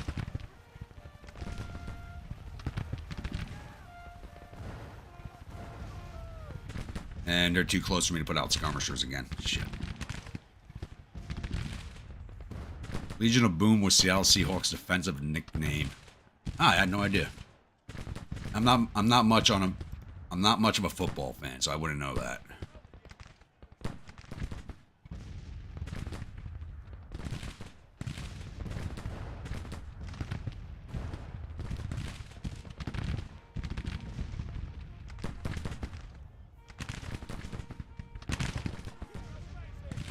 These guys are just out of our range, so advance into them, boys. Let's go. Show them the Irish way of war.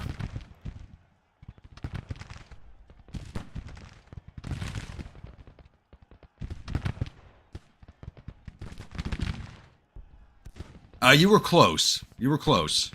Just a little off, not too far off.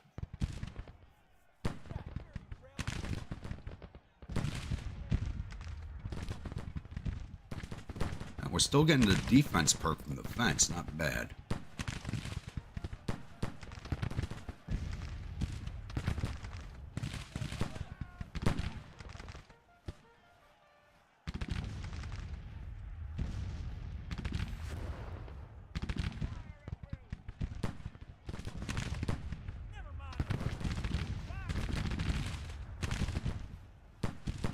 Unless the rest of the army gets involved, we're going to be screwed.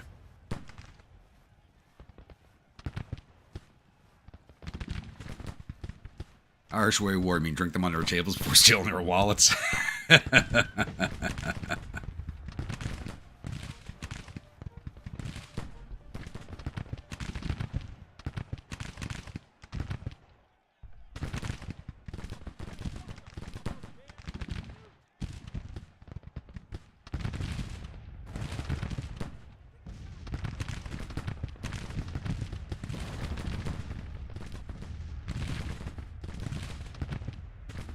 What today, Donna?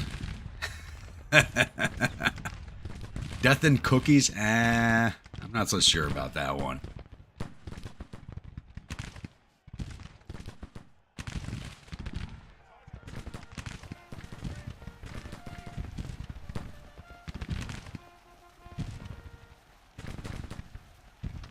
I'll be honest, Minnesota, and nothing against you, but it sounds like that's some soft-hearted liberals' attempt at making a badass name.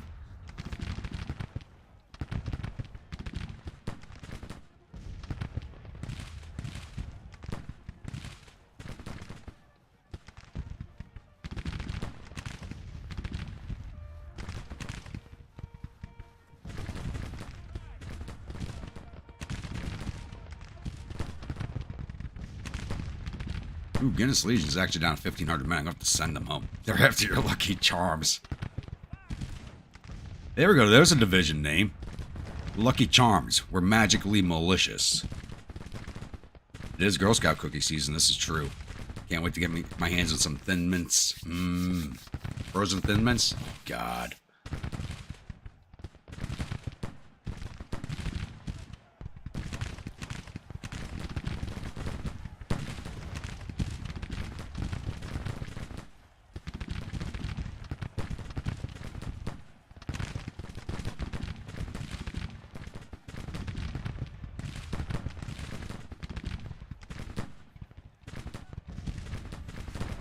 One of in World of Warcraft years ago.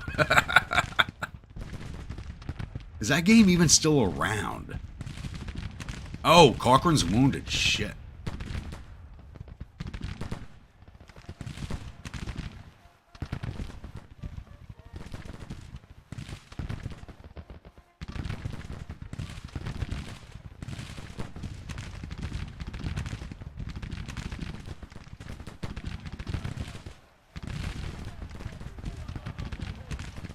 Remember, get over here behind the Legion. And they're flanking the brigade. Oh, I gotta turn off AI initiative.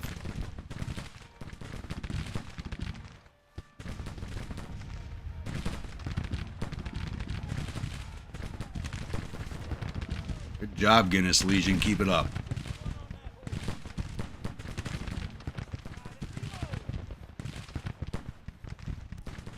Their entire army against our division. What could go wrong?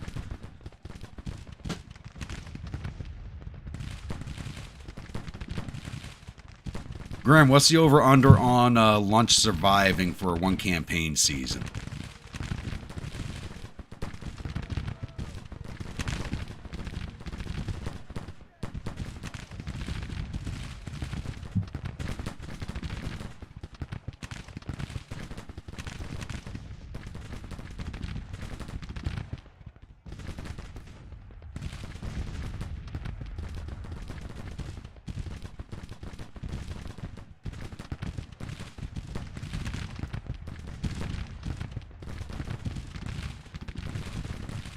Does still exist. No people rebuilt the original WoW. Blizzard had to take it over because it was taken over by the WoW fan base. I mean, the fan base will do a better job than the company does anyway.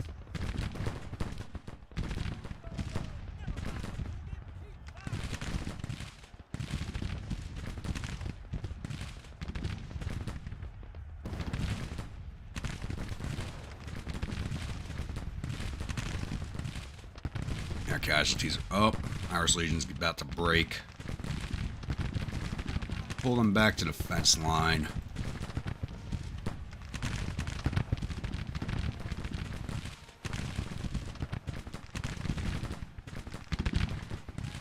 brigade will get flanked if I leave them there. Guinness Legion is fine right now, but they're taking some high casualties.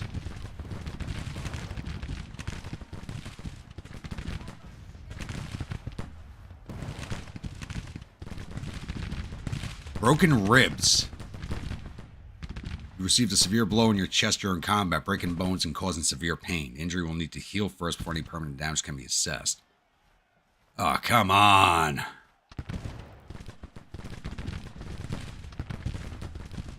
My commander's a bullet magnet this campaign.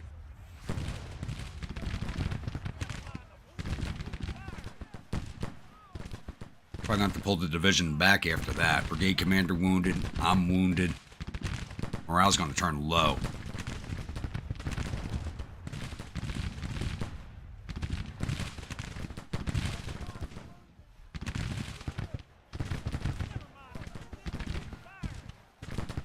Alright, Guinness Legion, I'm going to start pulling you back online, and then we're going to follow the division back. It's still showing a minor defeat, really.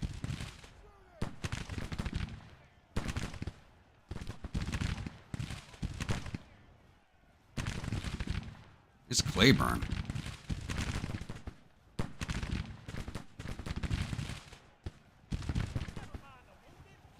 And there went the Legion.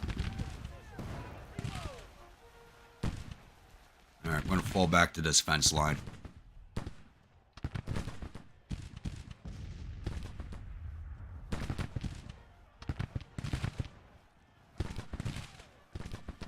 Remember, you sure you didn't fall out of the bottle? I wouldn't be surprised, but we didn't get the fall out of the saddle message, so...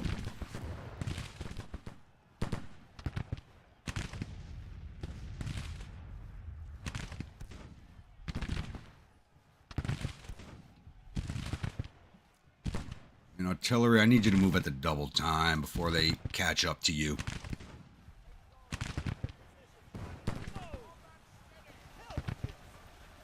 And they're already on top of you, shit.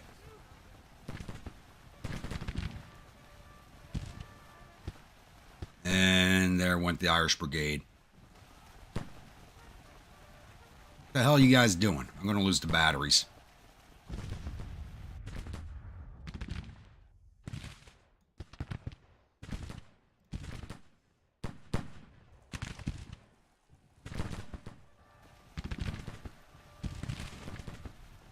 Can't their cavalry. There we go. We're going to lose the batteries, but they'll get some work done.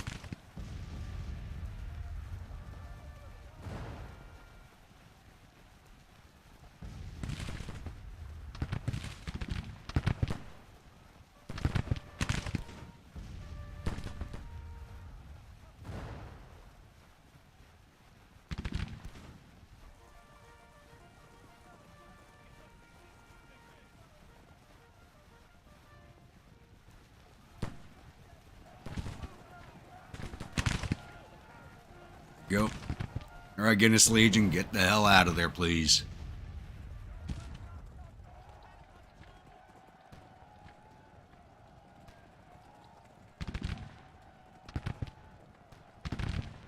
That means you're too drunk to remember falling, so say it was a lucky shot. Oh, the battery got wiped out. Oh, shit. They didn't just break, they got wiped out.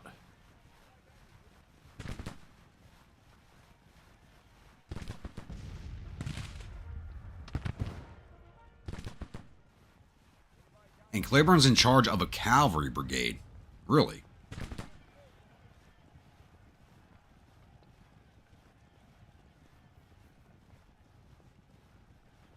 Shit. Square. Form square.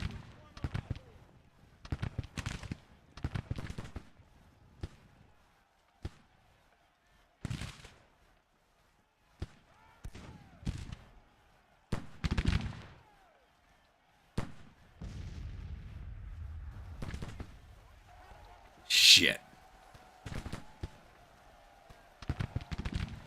They stopped right in front of the square and fired a volley into us. Maybe wearing a red shirt on your jacket was a bad idea.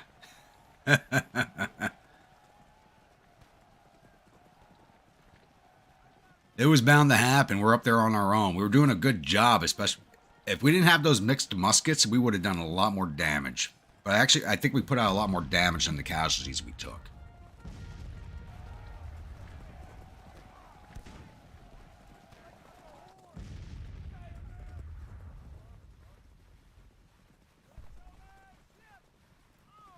So none of my brigades are fleeing the field. Coming towards the end of the day. So we'll be ready for a day 2 fight, though I don't think we're going to take part in it. That's if the rest of the army doesn't retreat, because we're showing a minor defeat.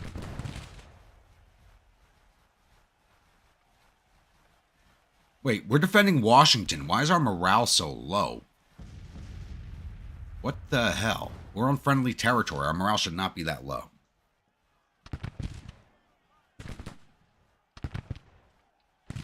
Time to reform the Irish battery? Yes, it is. Because they probably took so many casualties to be auto-disbanded after the battle. May they all be Yeah, I mean, I ordered them to stay in place and take that charge head on. So that's on me. But they weren't going to get away, so you might as well take somebody with you.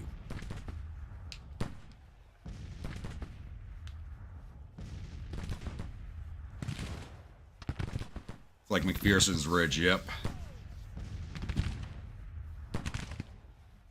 But this was basically I just pulled a Sickles at Gettysburg. Put the division forward. An Irish Brigade was part of that. And have it get routed because there's nobody around to support them. I literally just pulled a Sickles.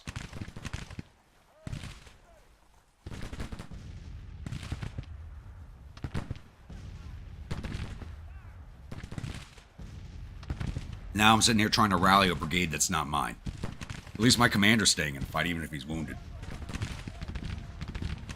But, yeah, let's get him back to our units.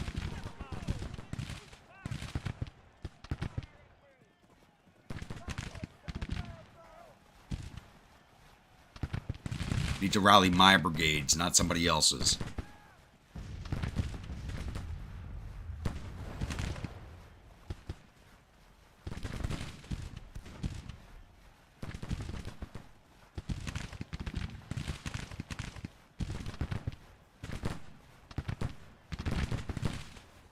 The rest of our army just sits there and does nothing, as usual. Grumpy, when don't you pull a Sickles? It's never a Sickles if I succeed, which is 90% of the time. The other 10% it's a Sickles.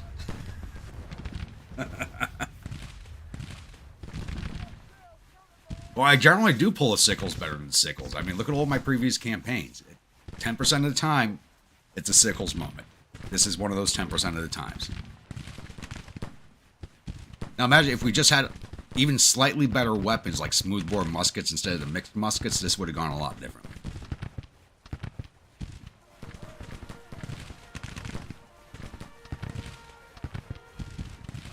Because we did break a few of their brigades.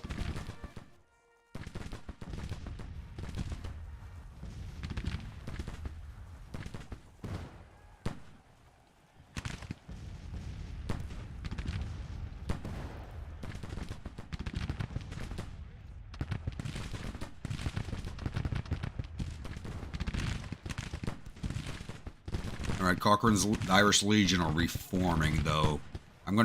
They can't take any more. They're 1,000 casualties? Shit. What about the brigade? 600. Alright, not bad. Where's the Guinness Legion? They're there, too. Okay. 100 casualties, 1,100 men. I gotta send the Legion back, the Guinness Legion back to New York. Get them reformed. I stalled it for a little bit, not long enough, because the rest of the army is not taking advantage of it. They're leaving this brigade on its own, getting hit in the flank. They're going to allow Gist to advance on the fence line and then fight this brigade in the open.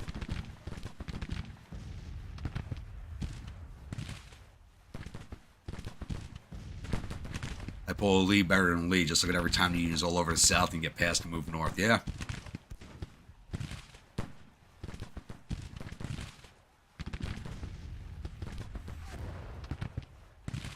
You know what? If I get command of the Corps, I'm taking us to Florida. Sunshine and bikinis, and drinks with little umbrellas with them for the Corps.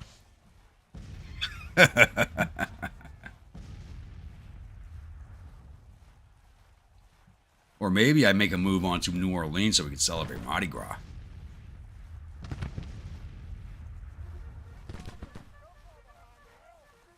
Get there in time for Shrove Tuesday and some really good damn pancakes, and then party up the day after.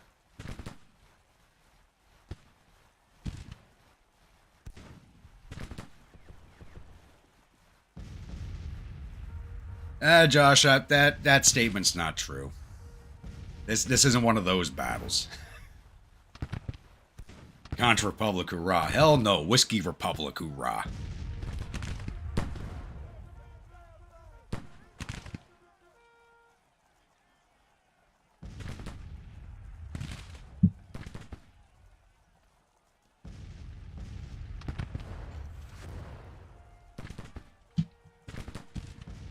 Though I do love the whole joke behind the Contra Republic that's taken a life of its own.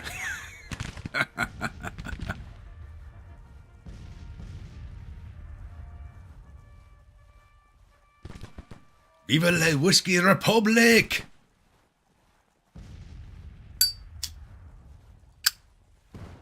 I gotta take a drive down to the Keys one of these years, go to that ambassadorial office they have, and actually get like one of those bullshit citizenship papers from them just to have it.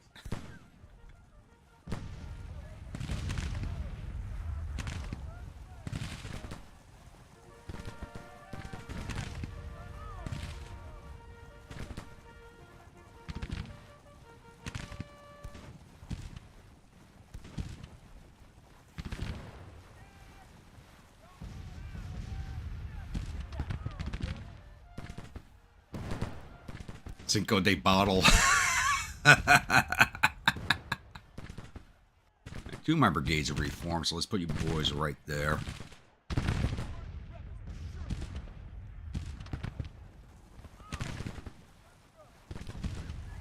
I mean, isn't, when you look at Cinco de Mayo, isn't that basically what it is anyway? You know, it's a holiday for another nation that America and Americanized Mexicans have turned into another drinking holiday, like all of them are.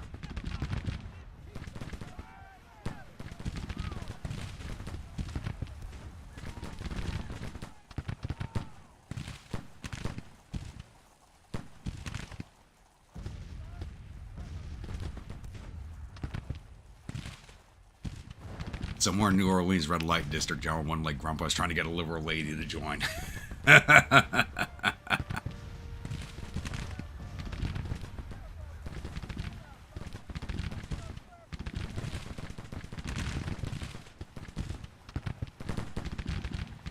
I mean, 20 21 viewers, that's about average, Jeremy.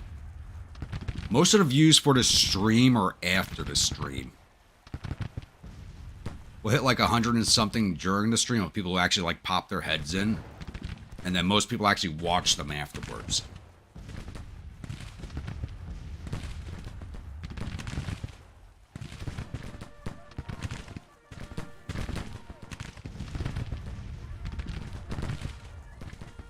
Or any other day with a wine. Yep, true. We're going to go to Florida, create the Whiskey Republic, and every day that ends in Y will be a holiday.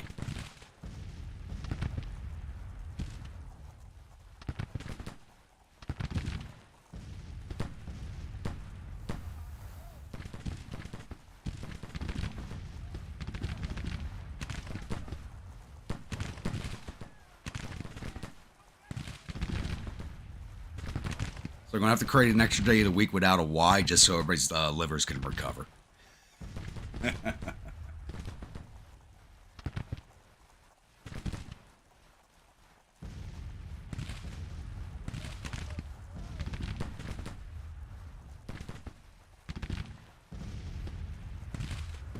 That's true, Jeremy. There's this core group of you guys that are like, yeah, we're here for the whole long haul. So I think we picked up at least one new long haul viewer yesterday, and there's a guy came in towards the end. He sticks around for about half the stream, which is still a pretty long time to stick around.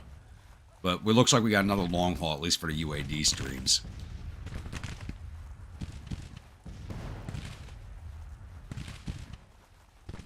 No. We can call it Recoverer Day. We can call it Recoverer Day, just for the guy. It's only for those who have to recover.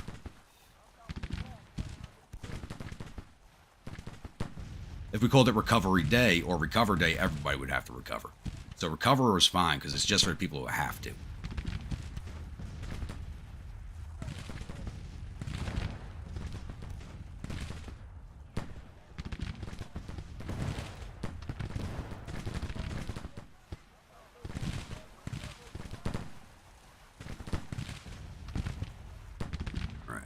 Recovered. You guys still have your first perks. Guinness Legion doesn't even have their first perk yet, so I'm going to get them... Just building breastwork to get their perk up.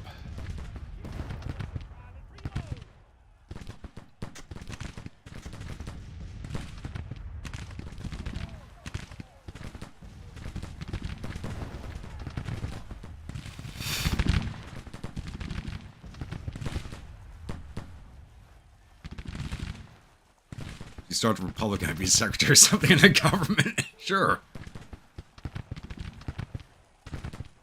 I'll make you our very first whiskey ambassador. How's that sound? Maybe a Revolver Monday because the day he spent spinning low. The history books from the last stream series have how the great General Grunpon, his traveling harem, won the Civil War. That's true. We won the war. Literally.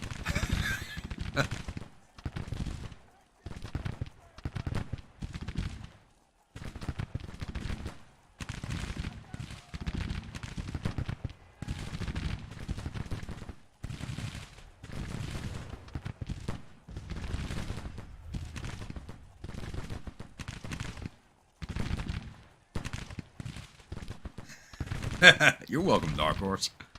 Would an AI be able to write that history? Hell no.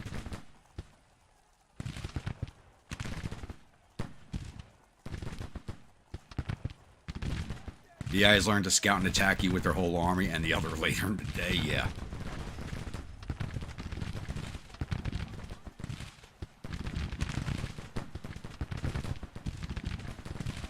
Well, it's just like secretaries in our own government. They're actually not secretaries. They're just called that. They have all these other real secretaries who do the work.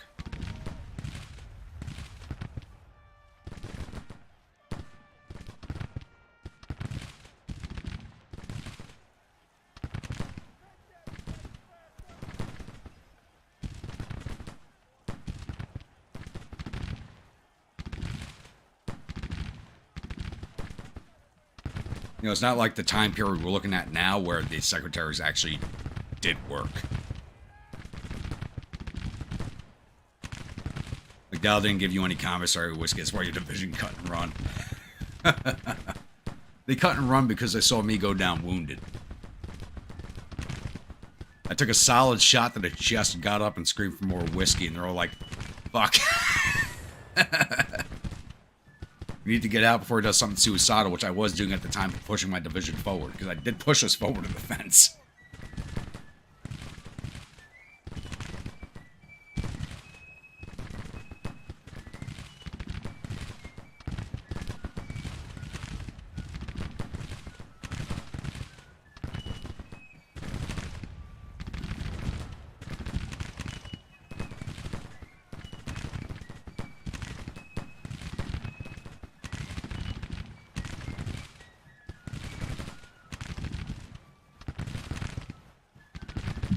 Okay, we know where Bremer's head's stuck. It's stuck in some hentai involving nurses right now.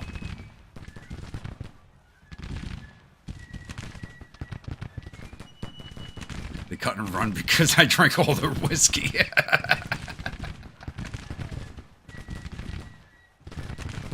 Now, every secretary has a secretary that makes other secretary.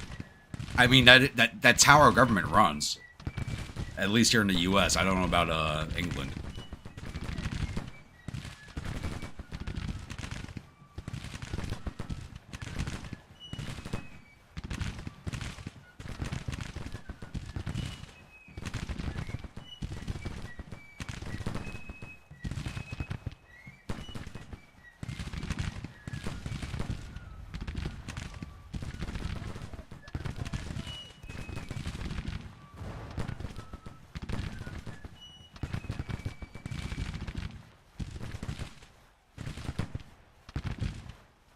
The rebel army collectively shit itself when they saw the drunk Virginian Yankee take a 12-pound to the chest and demand whiskey for the wound. UK has more people filling in forms than they do actual work. That's every government, Bremer. That's every government.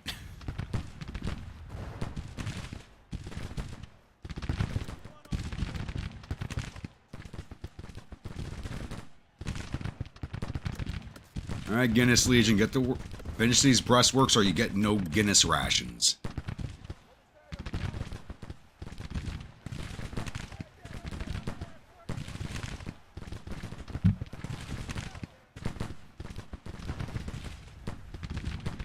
Whiskey bottle for every citizen and on second Sunday.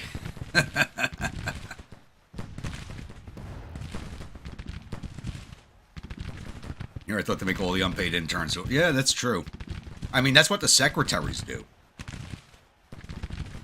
You know, like the Secretary of the Interior has his secretaries do the work, and they just pass that work along to the unpaid interns. Or they pass that work to the paid interns, who pass it on to the unpaid interns, is how it goes.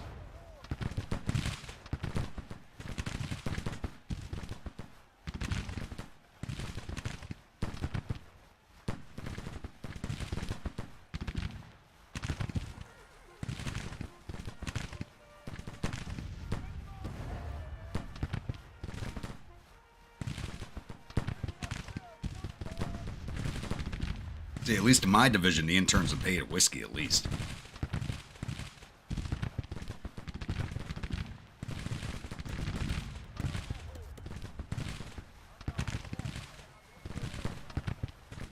Yeah, this one brigade's on its own getting hammered.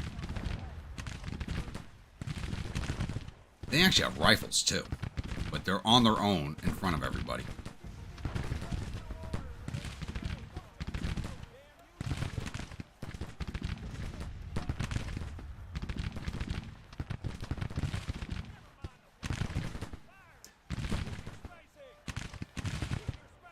Interns looking for a job at where they're interning. Those are the Muppets who do it. It's a big thing here. It's a big thing in the corporate world. I hate to say that I know anything about the corporate world, but I know a lot of corporate people, and that's just how it works. Even if they're unpaid, they do get a stipend for travel, which doesn't even cover how much it costs to travel these days. It's not even high school. It's college kids. They don't take high schoolers for that type of work.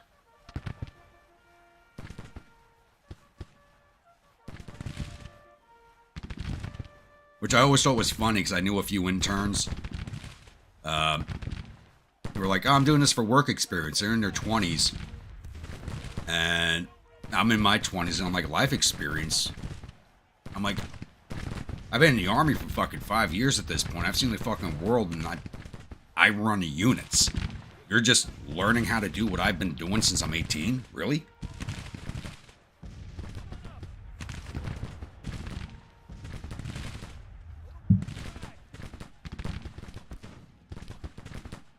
They bring coffee to the bigwigs. That's about it. They're the sergeant major at division headquarters. Or army headquarters, because they're like they're the privates. I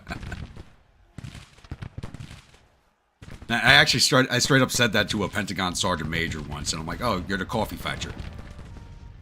He's like, "And he agreed." He's like, "Yeah, I am." Like, it sounds cool that you work at that level as an NCO, even as a sergeant major, but you're really just like the guy who fetches coffee, or the guy who tells the young lieutenant to go fetch coffee.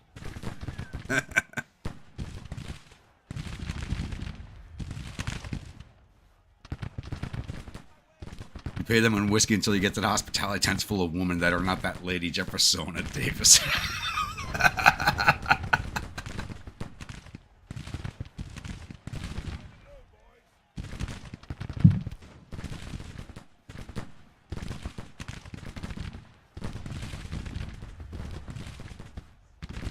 Almost did historic preservation internship in national parks your senior semester, but a family. Yeah, I mean, you can't do you can't do an internship if you have a family. You can't. I mean, internships are a good thing. You learn what goes on, even though you are, you know, everybody's a little bitch. That's what you are, being an intern. You're everybody's bitch, but you do learn a lot. Especially if you're a college kid who hasn't done anything else.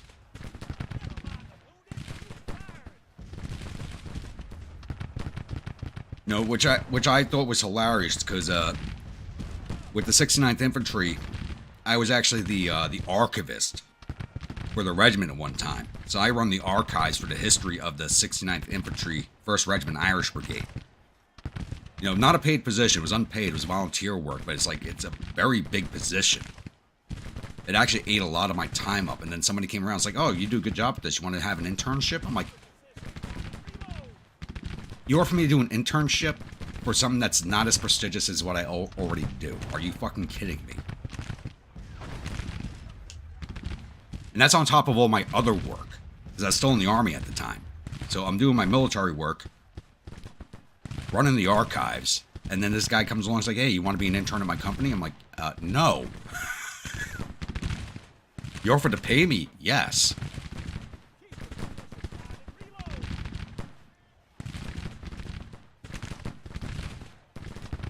And it's a good thing I said no, because that was Lehman Brothers.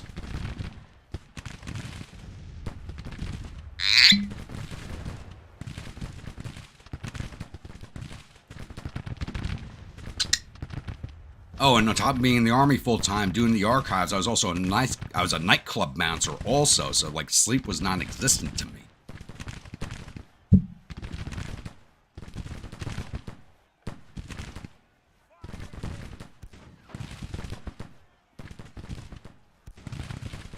Shit, I look back at what I did in the last 10 to 15 years and go, where the fuck did I find the energy for all that? So I did sleep, but I basically had no life outside of work. Yeah, I did dodge a bullet on that one, but I would have just been an intern, so it would have never affected me. But having that on my resume saying I was an intern at fucking Lehman Brothers would never help me. But it's not like it matters. I don't work in the corporate world. I will never work in an office behind a desk again, outside of doing this.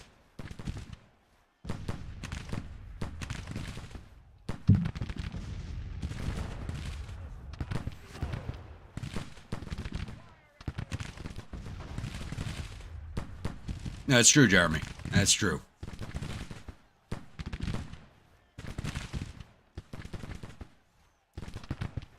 Yeah, Bremer, that's exactly what it is.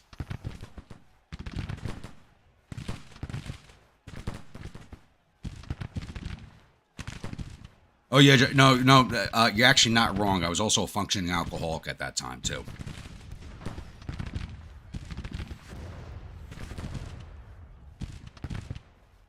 Yeah, anybody who knew me in that time period, that's like, if I wasn't working, I was in a bar.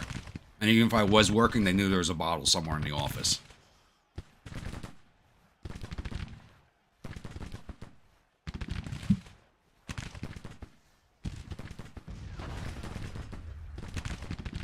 Like, even before I left the regular Army and took up a full-time National Guard position, I was actually at a point where I had to have a flask on me at all times because I got the shakes.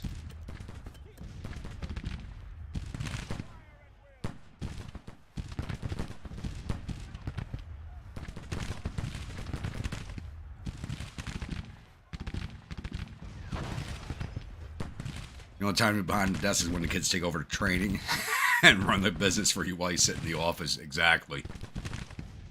I tell you what, working in the office was the worst 3 years of my life. Worst. And the worst part about the jobs, like, the paperwork didn't bother me. It's like I talked in the last streams, like, I had that rare skill for an infantryman. Like, I could type, and I knew how to fill out paperwork. The inter-office politics is what fucking killed me.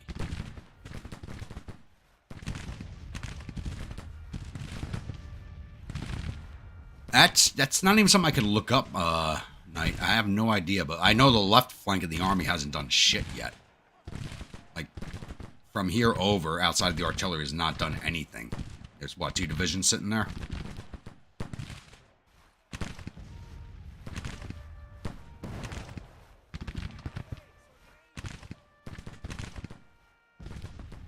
And we're going into sundown. Never did IT work. Not my forte.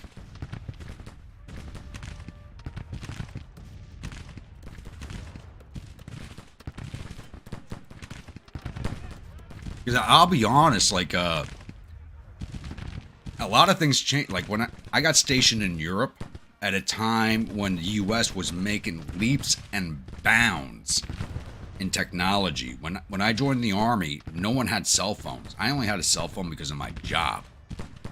You know, my job gave it to me. I come back from Europe.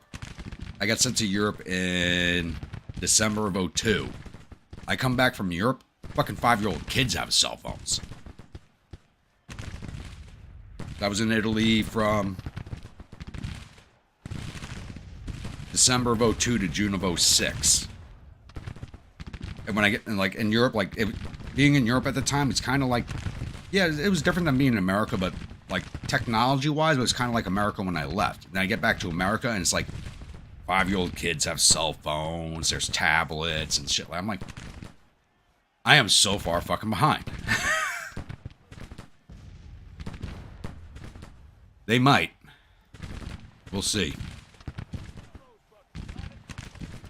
The only reason I started building them is because the Guinness Legion still needs its first perk.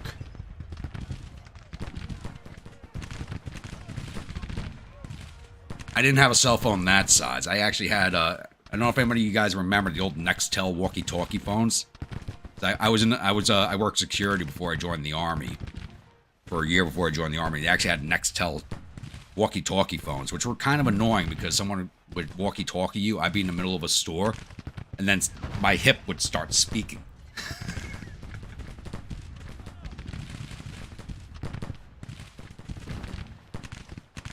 Spent so much time learning how to fix a crash server, and then your actual job was telling people how to turn the computer on and off and plug in it. Yeah, exactly. Exactly.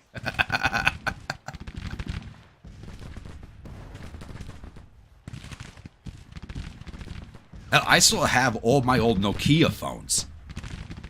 And I actually saw a joke, I think, was it on Facebook or YouTube? It's like, why not make body armor out of old Nokias? It'll stop everything. And that's true. Like, I have all my old Nokias. I know one of them I've thrown against a wall with all my strength multiple times while angry and drunk. And the fucking thing still works.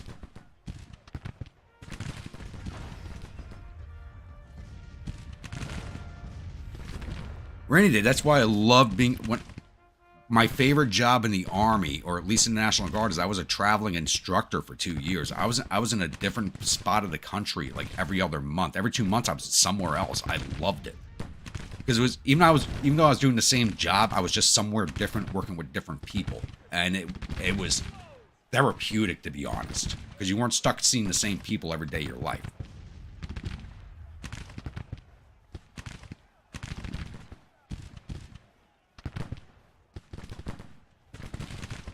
Battery life less than a missus.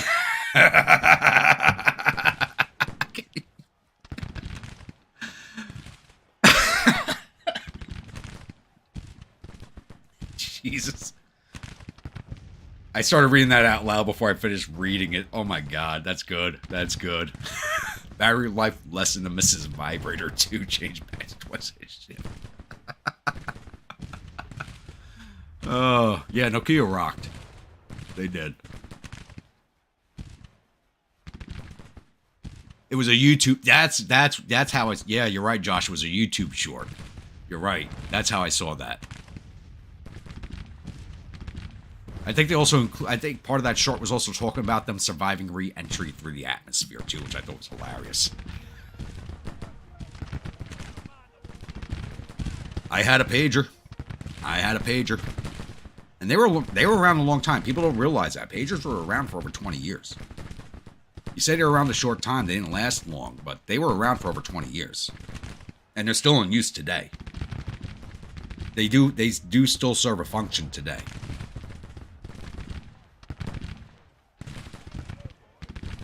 Don't know how you got the job. You found a way to short circuit anything more than advanced in a toaster. That's why I don't work with electricity.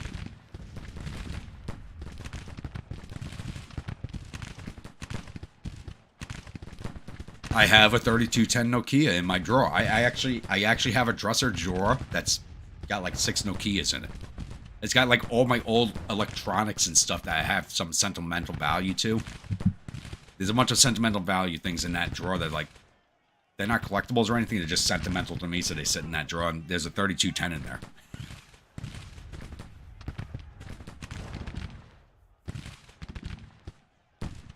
The guy does shorts about companies and what they do. Okay.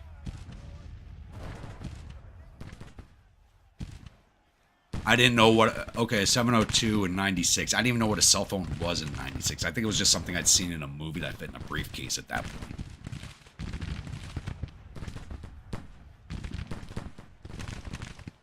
After fall civilization and rebuild, the new archaeological digs will find old Nokia phones would have a battery full. You know what, Jeremy? You need to send that. You need to send an email about that to the guys who run BattleTech right now. Because the way that universe runs, that would fit in. If you look at the BattleTech universe, that would fit right the fuck in. No, I did not. I did not. I don't normally watch shorts. I just saw a short about Nokia. I'm like, I gotta watch this.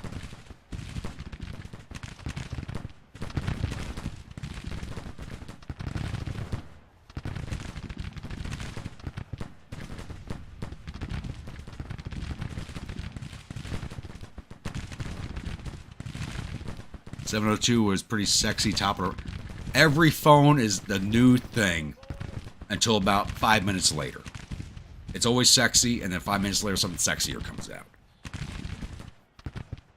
Yeah, I mean, pagers are still used today. They have a reason to exist.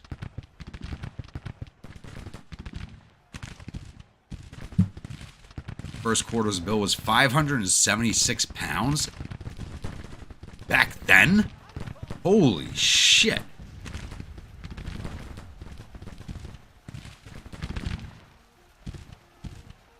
First memory of cell phone was Zach from... Oh my god, I have not thought about that TV show in forever. I love that TV show.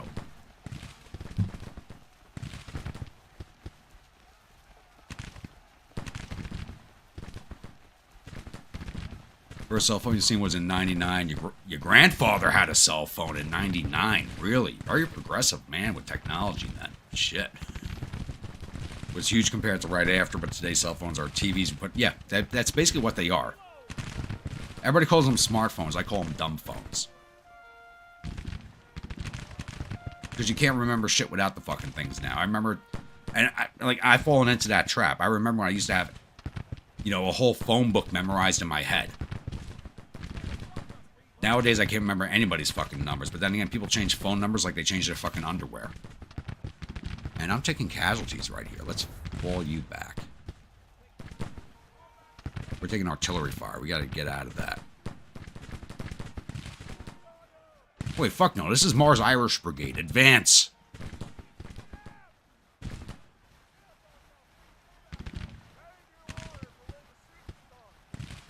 Today, you see 8 to 10-year-olds with smartphones calling their friends. When I was young, we walked our... Yeah, exactly. Exactly.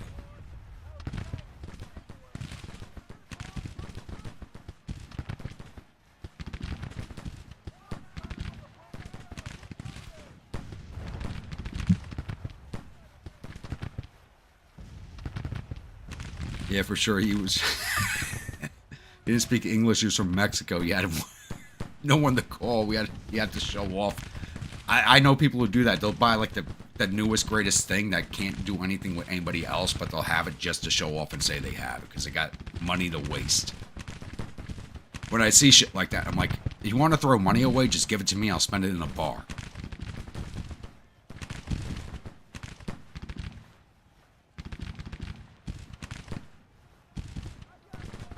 Exactly right. I'm only 42. I mean, I know I sound a little older. I look a little older, but I'm only 42. I mean, times have changed a lot in 40 years. A lot.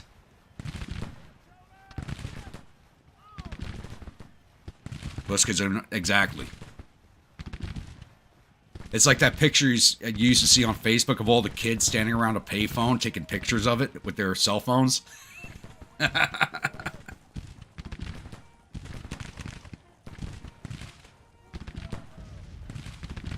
Like, in my armory, we actually have an old wooden phone booth from when the building was, when the building was constructed in 1906. Phones were still a new thing. And so that booth was put in 1910 or something like that. We still have the booth. The phone is missing. I've been trying to get a replacement phone put in there just to, you know, for the looks. But it's still there.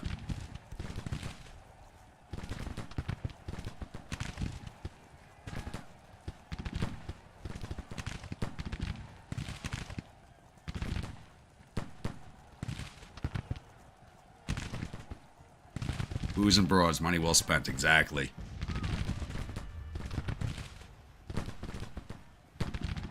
$10 to build an iPhone, and we spend how much on them? Exactly. I don't use iPhones. I use no Apple products whatsoever. Because they pissed me off. So I had Apple computers before I joined the Army. And then they, like, disappeared for fucking ever.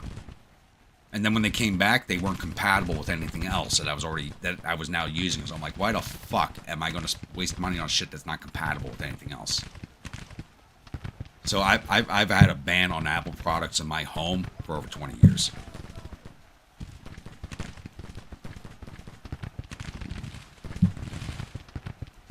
The guy from General Motors was proud Mexican, was even more proud to be American. Nice.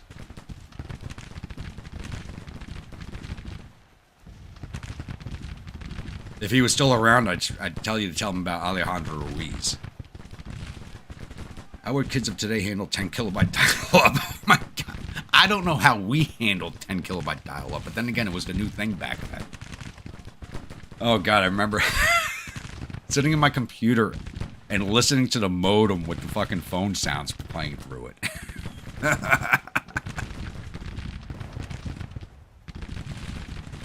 You had to record... Okay, we talked about last night's stream. I'm definitely building a Facebook page. If you have a video of your oldest daughter trying to figure out how to use an old rotary phone, it needs to go on there because I need to see that. So I'm definitely building that Facebook page tomorrow. There will be a Grumpy Grandpa Facebook page where you guys can post pictures, videos, all of our shit talk stuff. Because I need to see that video.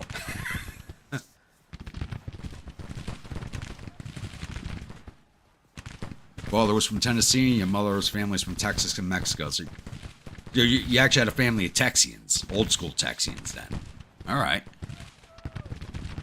Not Texans, but Texians. Difference. Alejandro Ruiz. He's the last Medal of Honor recipient from the 69th Infantry during World War II. Never spoke a word of English. He passed away about 10 years ago. And I talked about him a few streams ago. The guy's Medal of Honor reads like a Rambo movie. He was a badass. Never spoke a word of English. He was transporting a cow from one farm to another down in Texas. The sheriff accused him of stealing the cow, took him to court, and this is during World War II. So the court gave him two options, and, you know, he's working with, like, a public defendant. So he's like, yeah, you go to join the army, you go to jail. And he's like, okay, I'll join the army. He got assigned to the 69th New York, or the 165th Infantry at the time, and earned the Medal of Honor. Never spoke a word of English his entire life.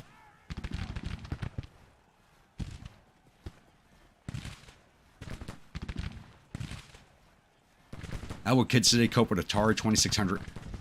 I actually have my old Commodore still up in my mom's attic. It's still there. I say it's mine, but it was actually my dad's, but it's still in the attic. It's there. I could probably sell it to a museum for a good chunk of money, too.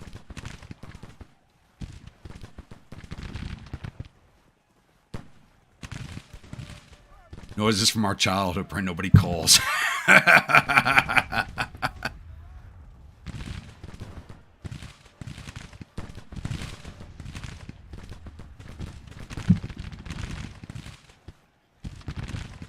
Yeah, the guy was a badass.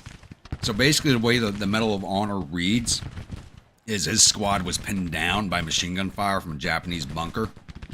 So this crazy motherfucker charges through the machine gun fire, makes it to the top of the bunker, kills a couple of Japanese soldiers in hand-to-hand combat, realizes he has no grenades to take out the bunker, so he runs back through the machine gun fire to his unit's position, collects a few grenades, runs back through the machine gun fire, kills 2 more soldiers in hand-to-hand combat, and then drops the frag grenades into the bunker, knocking it out. It's like you couldn't even put that in a movie. Nobody would fucking believe it.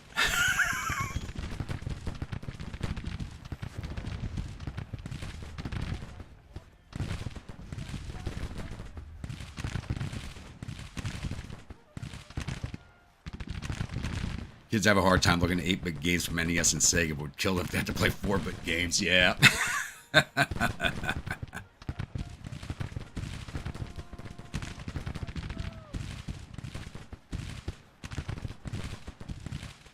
Yeah, it's the old directories, Jeremy. You got the name right. It's directories. Have a good one, Minnesota.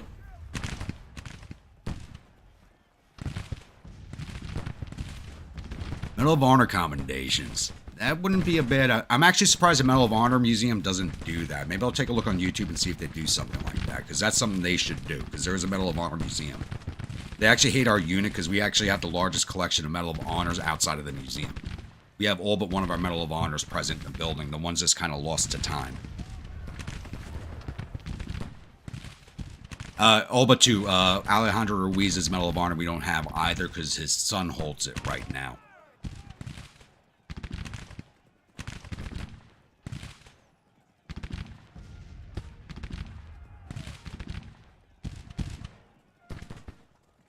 Yeah, they did, because, I mean, stuff like that did happen.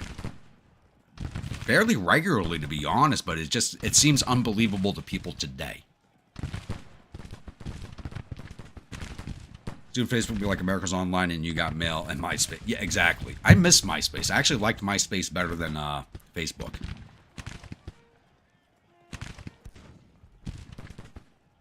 Spears run across town and back again, exactly. But he wasn't running at a machine gun nest and then back through the same machine gun nest fire. An Irish Brigade's about to break. Let's fall back.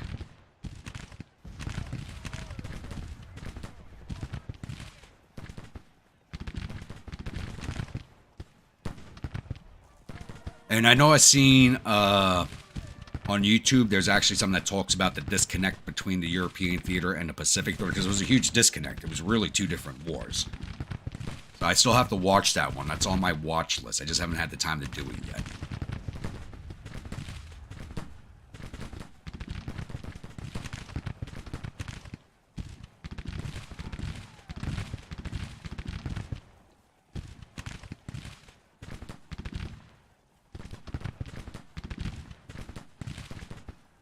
He was running through an enemy-held town and back again. Yes, but he wasn't running through machine gun fire that was aimed at him. It was just them seeing him run past him, trying to take pop shots.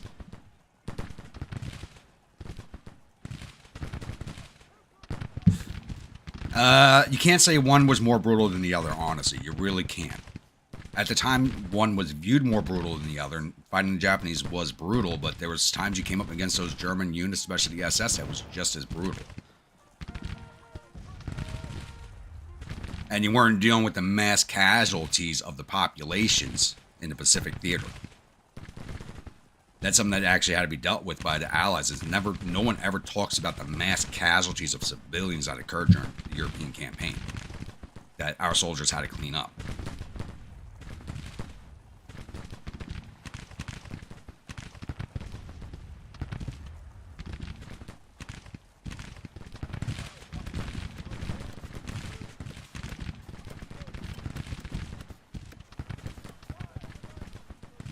At least in Europe, most of the times, hands up didn't get you executed. That's true.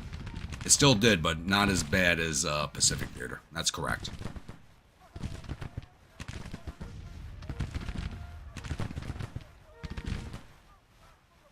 Soldiers who went from Europe to the South Pacific was yeah, it would have been. 2 different wars, 2 different ways of fighting. Even though it was the same war, it was literally 2 different wars.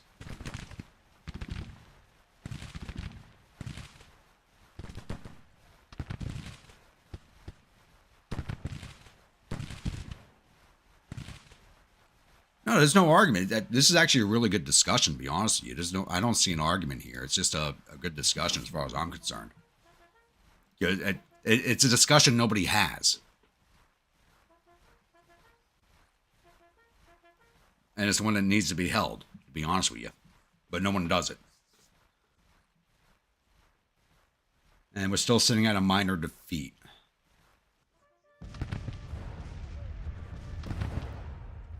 Where the hell did they move my division? Alright, there we are. Right on the front line. Right on the friggin' front line. Alright. Guinness Legion, get back to building breastworks. Oh, you got your perk. Here we go. Well, I don't need them on the front line. They're ready to break. Same with the Irish Brigade.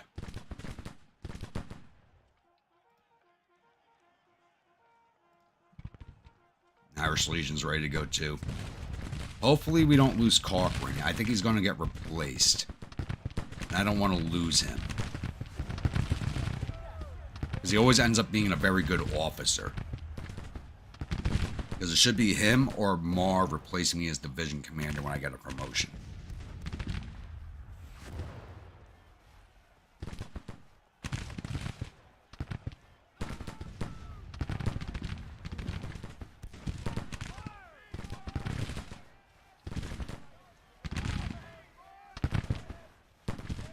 You gotta look that one up, Josh. I actually don't even have that one in my head. I don't think I've ever heard of that. You gotta look that one up and post it in, post a link to his story in the chat, because I want to see that. I don't even know that one.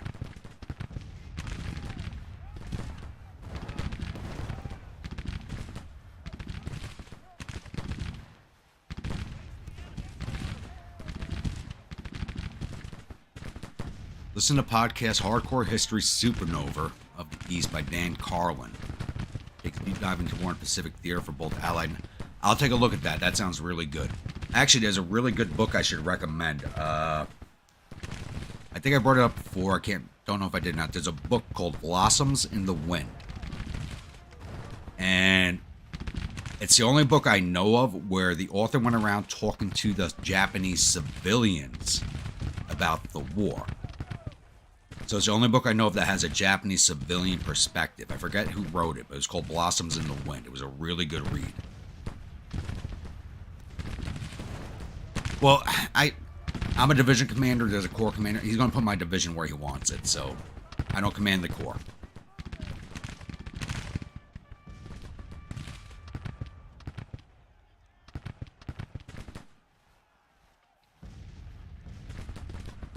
Whole Macho Bullshit deal did not appeal to you, like the whole being brave and being stupid line was. And it's true. I mean, having been there and done that, there is a very, very, very fine line between brave and stupid, and it gets crossed all the time. It's brave if you pull it off. It's stupid if you can't pull it off. So it's a line that gets broken on a regular.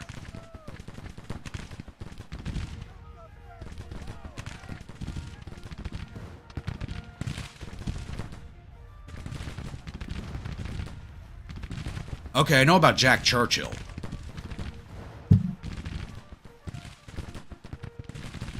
I don't know about him taking an entire town by. Okay, I got to reread about him. I haven't read about him in a while. I'm gonna have to reread his story.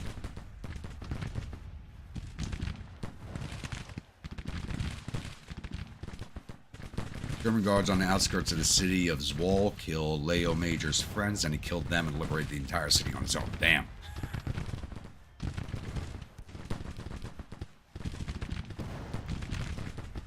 Germans got proper freaked out when their sentry started dropping with 3 foot.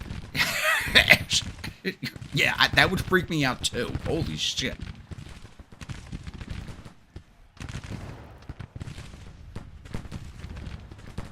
Probably going to have to start hiding his accent in the future if he doesn't want to get shot. You might thought you were a Reb. I didn't think I had that much patrol. I'm not a Southerner. I'm a New Yorker through and through. But I'm from the borough of Staten Island, so our accent's a little different from the rest of the city. Then I have a lot of Southern friends that have influenced over the years.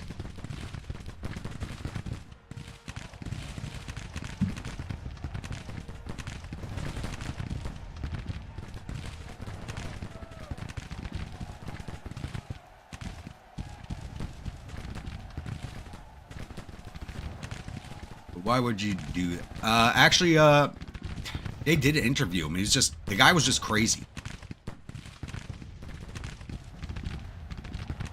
You can call him just crazy or crazy smart. But yeah, you're talking about a guy who landed on the beaches of D-Day with a goddamn broadsword and a kilt. The guy was crazy. Through and through. But it inspired his men. His men loved him. And speaking, you know, from personal experience, the crazier the commander, the more you love them.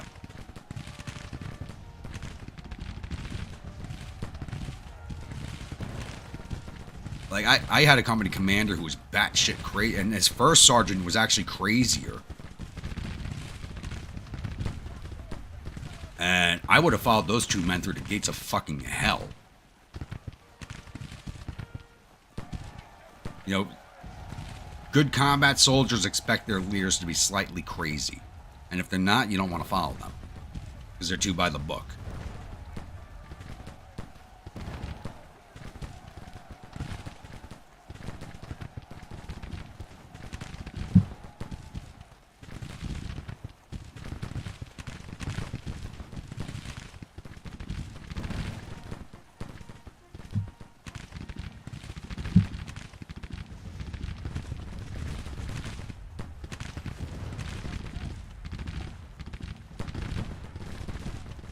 Yeah, my first sergeant at the time was Nick Rolling. If you know anybody who served in the airborne in the U.S. Army in the last 20 years, he's more well known as a sergeant major. That's how a lot of people met him, but I had him as a first sergeant. The guy was absolutely batshit crazy. Still a good friend of mine. I wouldn't say good friends, but we still talk once in a blue. And I would have followed that man through the gates of hell if he'd asked me to. Hell, I remember, personal story, Iraq 03 up in Kirkuk. We had the Great Kirkuk riots. Now, it was me and Ruiz. Not Ruiz, I was just talking about Ruiz. Shit. Well, it was me and my AG. The riots are going on. The company's forming down in the motorpad area at our safe house in the city. First sergeant comes by. He grabs me and the gunner, throws us into the back of an unmarked SUV. He's in the passenger seat. Me and the gunner in the back with our machine gun pointed out the rear of the vehicle. And the driver's the company medic. And the four of us just roll into the city with no support. At all. At all. So, and we're driving around from hotspot to hotspot. We got out at one time. Thankfully, it was in the Kurdish sector of the city, and there were thousands of people protesting. We just drove into the middle of it, got out of the vehicles, and we're pushed, like, my M4 is pushed against my chest. I'm pushed against the vehicle with all the people surrounding us. And we're sitting there trying to talk these people out of going after the Arab community. And thankfully, this was a Kurdish neighborhood, so everything was good up there. It's like the bodies were just pressed tight because people were trying to get close to us to hear answers. And then we drove off, went to the Arab sector of the city, where the Kurds and the Arabs were shooting at each other. And we drive down the center of the road, and they stopped shooting at each other. Literally, they stopped shooting at each other as we drove by, waved, and as we went past, they started shooting at each other again. It was a surreal day. Very surreal. Oh, and then I almost got killed that same day. I almost got killed by the brigade's chaplain. Because we had Chaplain Struker was the brigade chaplain at the time. If anybody knows Struker, guy's nuts. He commandeered a Humvee with a Mark 19 and was driving around the city with it. And he almost had the Mark 19 gunner kill us. because we're driving around an unmarked SUV. And all they saw was gun barrels out of a window.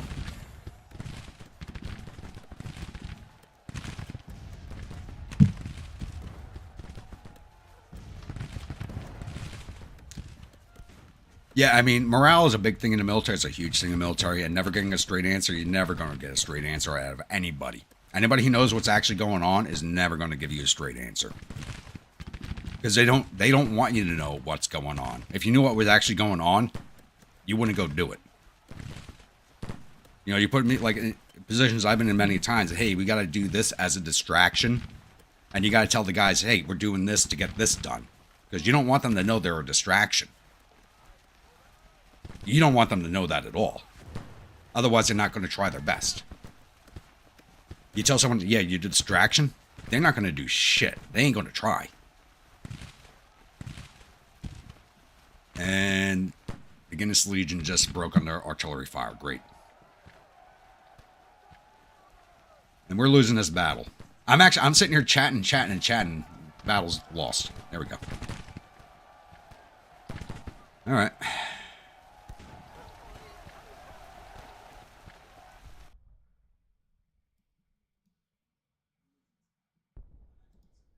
Wait, only one of my brigades is not broken?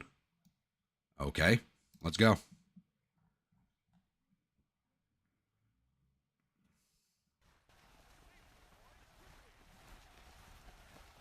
It's only Irish brigades that's not broken. That makes sense.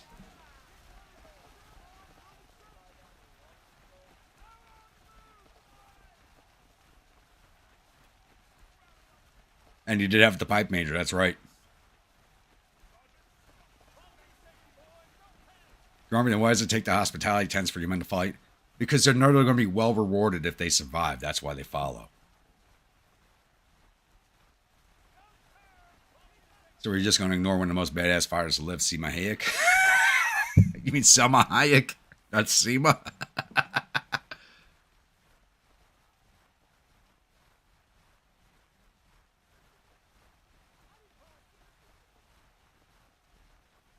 I would ask why we're not going around instead of swimming this lake, and the sergeant would say, that's because what we always do.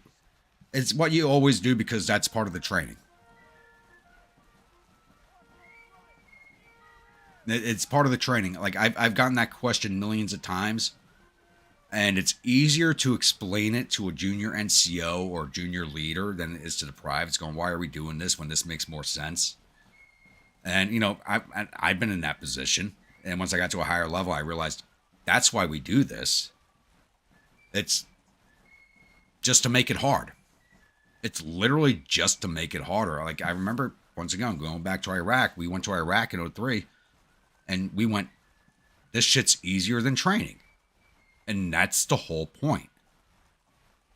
And that is literally the whole point. Training needs to be harder than the actual war you're fighting. Because when you get to that war zone, it's actually pretty fucking easy. It's not that bad.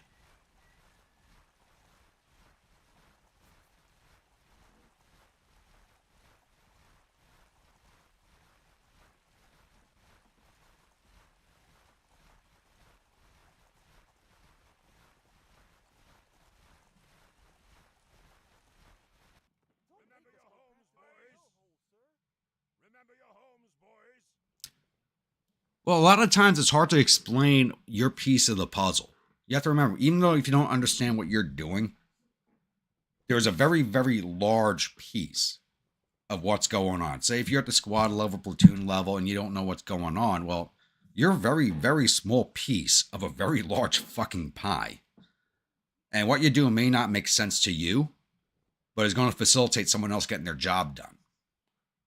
It's a weird logic. But you can't explain everything that's going on. You really can't sometimes. All you have to know is the job that you're doing right now is actually important in some way. Whether it makes sense or not, there's a reason you're doing it. Don't make us go back to that hellhole, sir. If it was easy, the French would be doing it. McDowell snatched defeat from the jaws of victory. Yep. I mean, we were never going to win this fight. Our morale... Even though we're fighting on friendly territory, our morale should have been higher, but it was still lower. And I blame down McDowell keeping us sitting still for too long. Oh, that was autocorrect. The hell, yeah. I wouldn't be surprised if YouTube's defending Selma Hayek for some reason, because they tend to defend celebrities.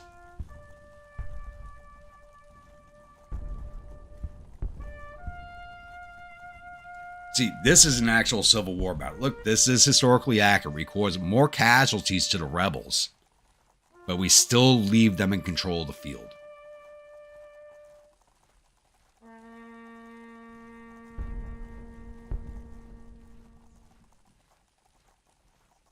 And that's why I don't like... That's why we don't use the metric system in the US. We used imperial, because the French invented it.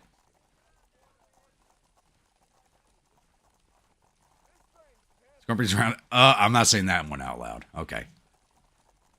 We're going dusk till dawn on that comment. If no one gets it, that's dusk till dawn. Great movie. We got 278.3 prestige out of that. Not bad. We'll see who takes the blame on this one. Hopefully it's not us.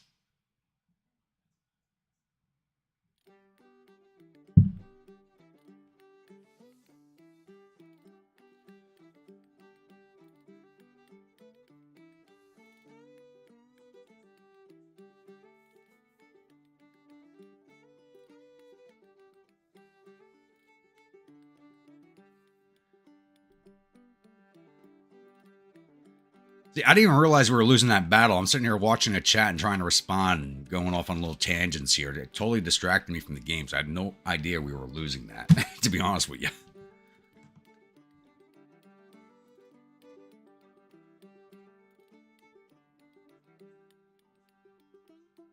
The great Creole squandering his army in the process, though. Yep. No, you use whatever anybody else is not using in the U.S.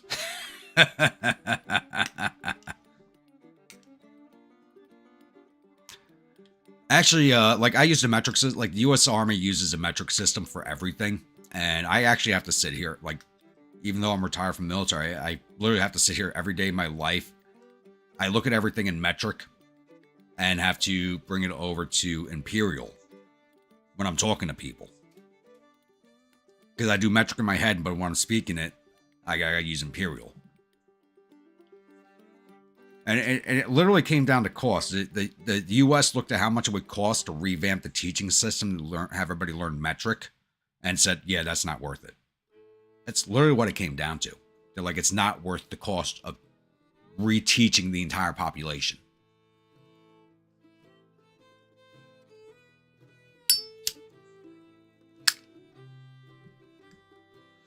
And there's nothing wrong with the imperial system. It's just two different ways of measuring things. That's all it comes down to. You go from yards to meters or millimeters. It's just two different ways of measuring things.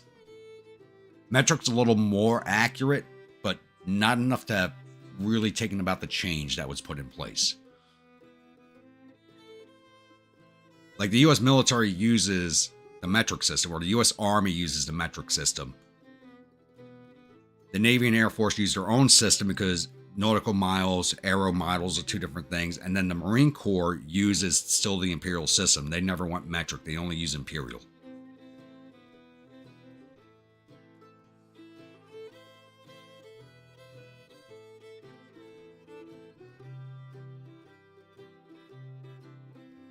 And I think in metric, I'm going to have to adjust to imperial.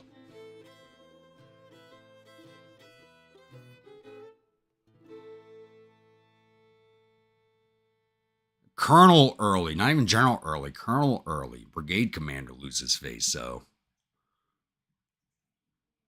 But who from our side lost face? That's on the rebels' side.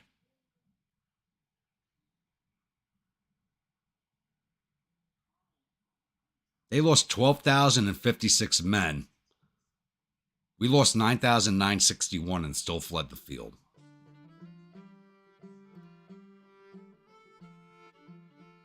How does my division look right now?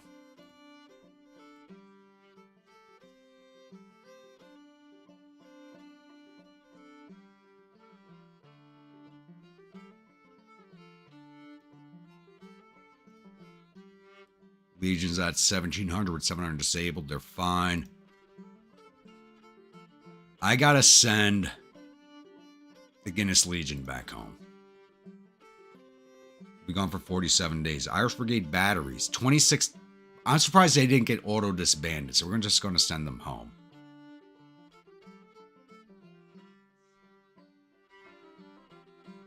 Actually, how many are even available in New York? I didn't even look at that. There's only 1,200 recruits available in New York, so I'm going to have the Guinness Legion and the Irish Brigade batteries fighting over recruits. That's awesome.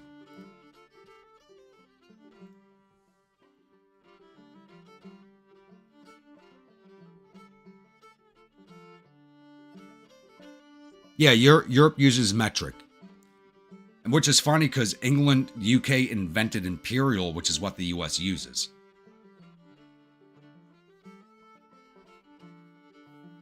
So when it's referred to as imperial, it's actually a UK thing. The UK invented the imperial system, which is what the US uses. You all used a metric system.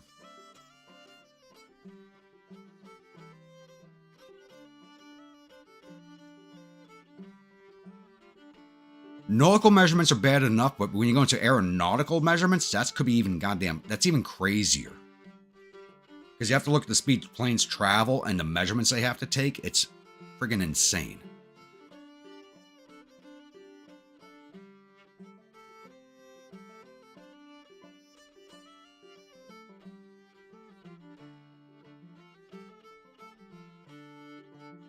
But your entire system is metric. That's the name of the system. That is literally the name of the system.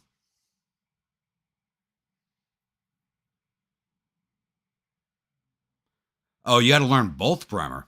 Yeah, that's right. That's about the time they did switch. That's right.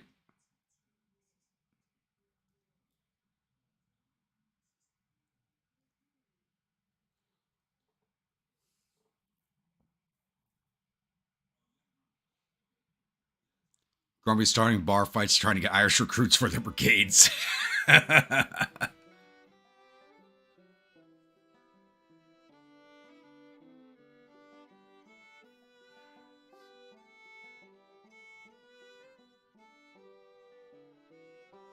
French invented metric because they can't count above 10 without their... Oh, God. Hey, there was somebody from France in the chat earlier. Let's be a little kind to everybody.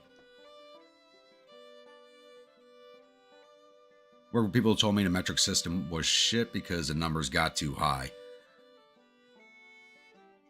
I mean, I can see... there's actually... Because I use both. Because I do use both. There's pluses and minuses to both of them, and I think a combination of the two into a different system would be fine. Because I think Imperial does distances better, while metric does measurements better. Or short measurements better. So I think a combination of the two would be a better system.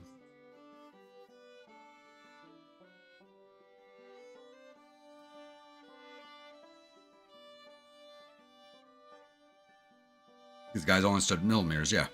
So like I said, like metric does measurements. It does measurements very well, but distances it does not do well. At least we aren't saying French jokes.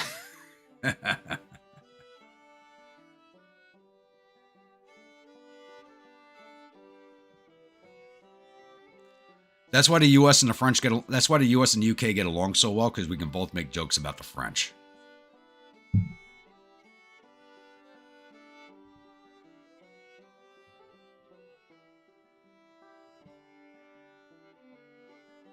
No, that's what I'm saying, Kim. Like, metric does it better on measurements. Imperial is better for distance.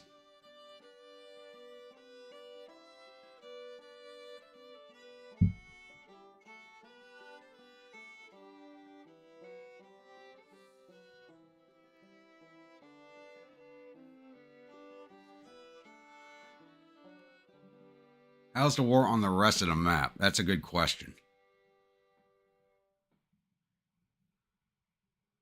Pretty quiet. Everything's on the east right now, and we're not doing anything outside of a defensive battle.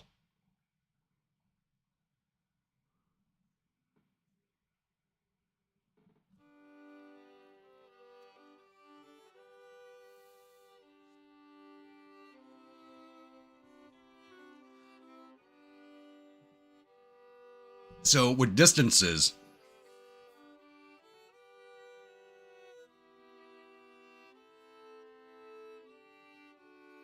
so like 1 mile in Imperial is a kilometer and a half. Or actually, it's not even a kilometer and a half. It's a kilometer and 300 meters is 1 mile in metric.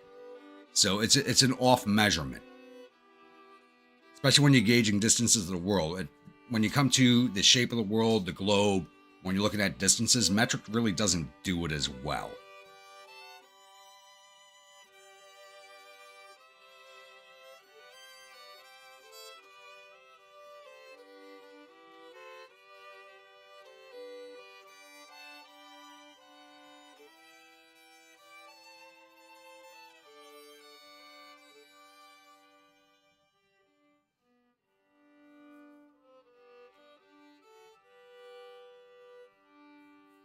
.6, yeah. It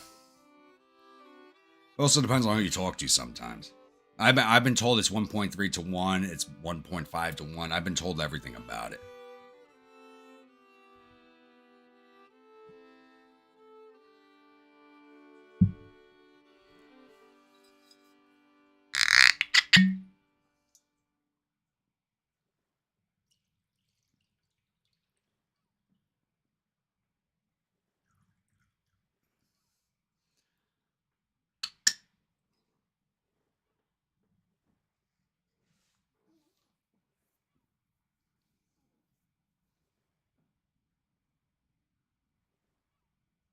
And that's what that's actually you're answering you're actually answering it right there, because 1 kilometer is 0.66 of a mile. Like I said, it does very well on short distance measurements. Long distance measurements, you don't need to be that exact.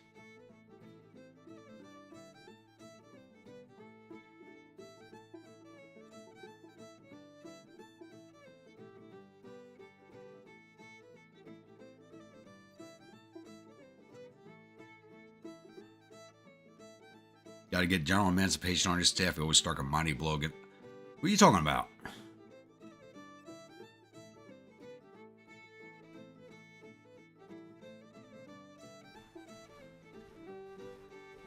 Well, they didn't move into Washington, thank God.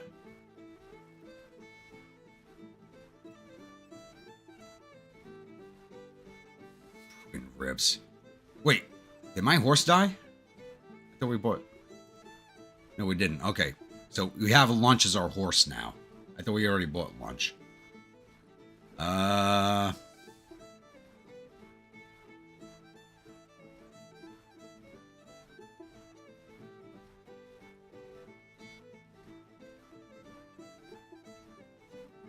And Cochran. Please tell me he was not replaced. Don't have to hire him back again.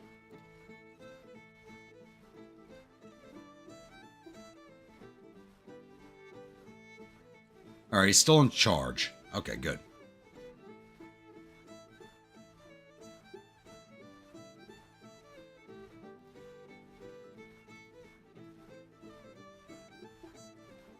I hope we lose an arm. One leg, one arm. We were looking for that in the last campaign. Can't see if he's... No, you're right. Not gonna lie, you stop buying horses. I don't blame you, because they die. The more expensive the horse, the faster it dies. But we decided something in the last stream that was like, every horse is going to have a different name. The first horse, which was the cheapest one, was breakfast. This one's now lunch. Next one will be dinner. Then after that will be second breakfast. I have a revolver. I have the La Fachot, 1858. I could buy Cody's, but it's just raising my fame and prestige, and we'll get those up soon enough anyway. I don't have a saber yet. I want to save up for, I could buy getting sword right now, actually. Presentation sword produced by Ames Manufacturing Company, awarded by Ohio volunteers to Major Luther Giddings for his deeds during the Mexican War of 1847. Major G, with his brief experience in the field, was more than a match in tactics for 3 Mexican generals, having a force 6 times greater than his own. Not just any tactician can own this blade. So this will raise my leadership, and it should also raise my initiative. But once Field Scott's sword will raise my fame. I think having the fame is going to be worth more, but I have to be a corps commander to buy it.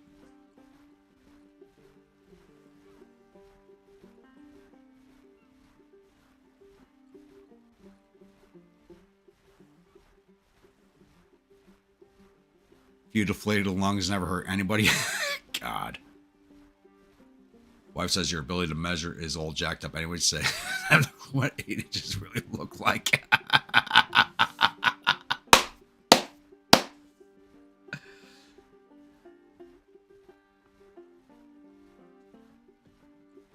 What you say she's getting and what she knows she's getting are 2 different things, is what she's saying.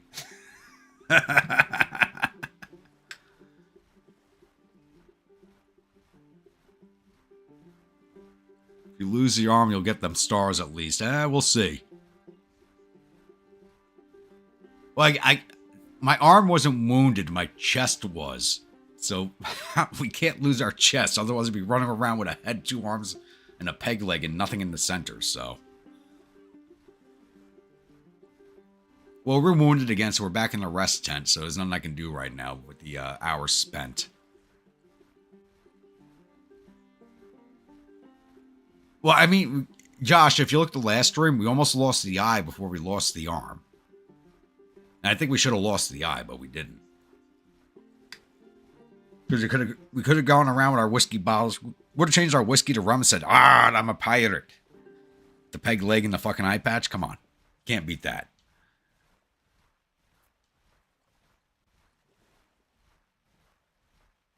Call the purple people eaters. God.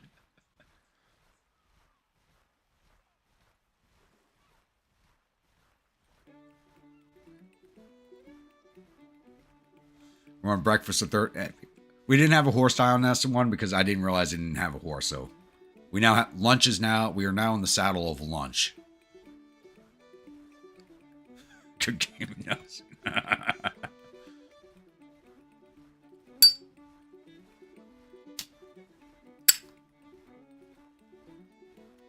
Grumpy the half body, yeah. 15 men with half a rib cage, ho and a barrel from. Yeah, we gotta save. We gotta save that one for the UAD playthroughs.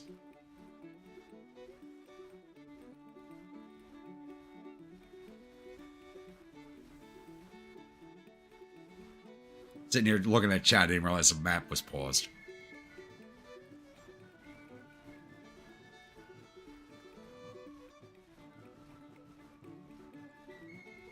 But we can recruit our final staff officer now.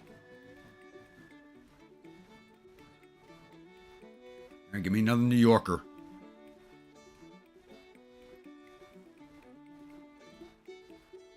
Originally, I was looking for Virginians, but there's not enough of them. So we're going all New Yorkers because we're an all New York division at this point. No New Yorkers available, so we'll wait and see who else pops up.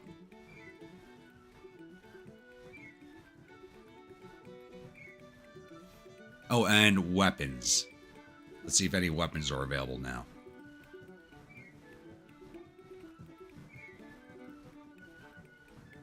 Gotta get rid of these mixed muskets. And nothing's available.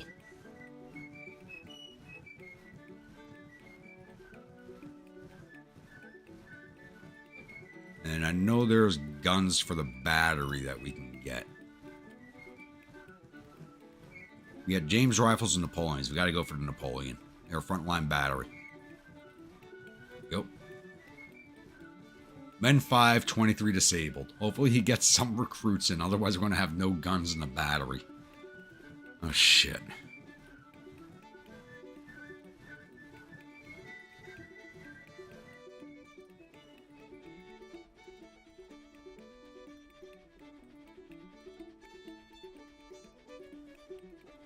Yeah, we should send everybody a bottle of whiskey.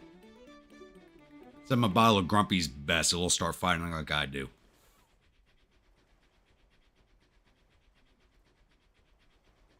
Grumpy said earlier you had a horse and all this time. Grumpy's running around drunk with 2 empty bottles in each hand. How do you run your camp? Okay, so the DLC with the camp system, you come right here, this button up here literally says camp with a bunch of tents on it. You hit here, and you can allocate hours of the day to different sections of the camp. Right now, it's looking glitched because I'm wounded. So all the hours that are spread between recruitment, leisure time, drill the troops, training, should actually all be here in the tent because I'm wounded, but it's still spread out through the entire camp. So this is a little glitched right now. But you spread out your time in the camp to allocate time to training troops, to getting along with your officers, to improving your logistics. You gotta balance what you need against what you have. It's an interesting system. I hope, and from what I've seen of the system in the game with the DLC release, it looks like a system that will be implemented in their next game, hopefully when it comes out, because it's a really interesting system. They got some bugs to work out of it, but it's a really, really interesting system, and I love it.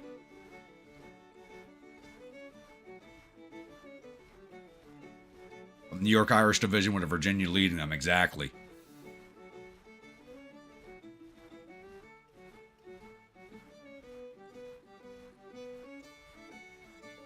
Well, yeah, so you automatically, when you're wounded, you automatically go full rest time because you're recovering. You can't do anything else.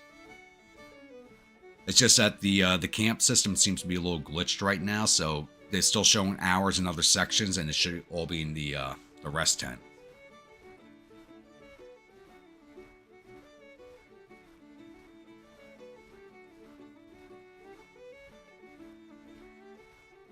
My companion hours are right now in training the troops because I have the NCO who's good at training marksmanship, so I actually have him doing the troop training instead of so I get plus 2 hours from him up here at exercise troops, which increases our experience growth, which is the best place you can put him. So my brigades gain combat and experience faster than they would normally, which is really good. It's a massive perk to have him.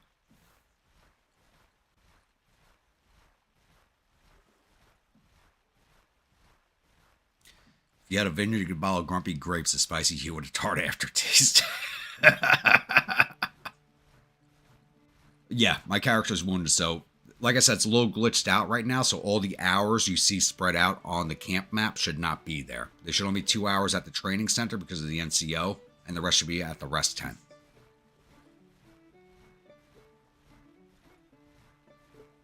I could have him do drilling, but it's better to have him on experience gain. To be quite honest.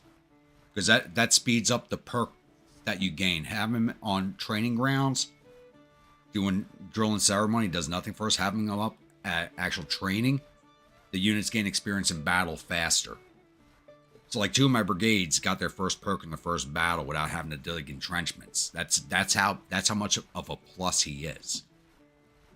If you put him to drill the troops on D&C, on drill and ceremony, you don't get as much out of him.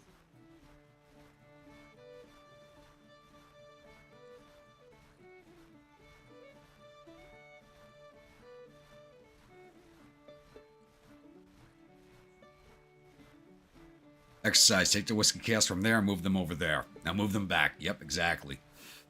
Just like moving sandbags.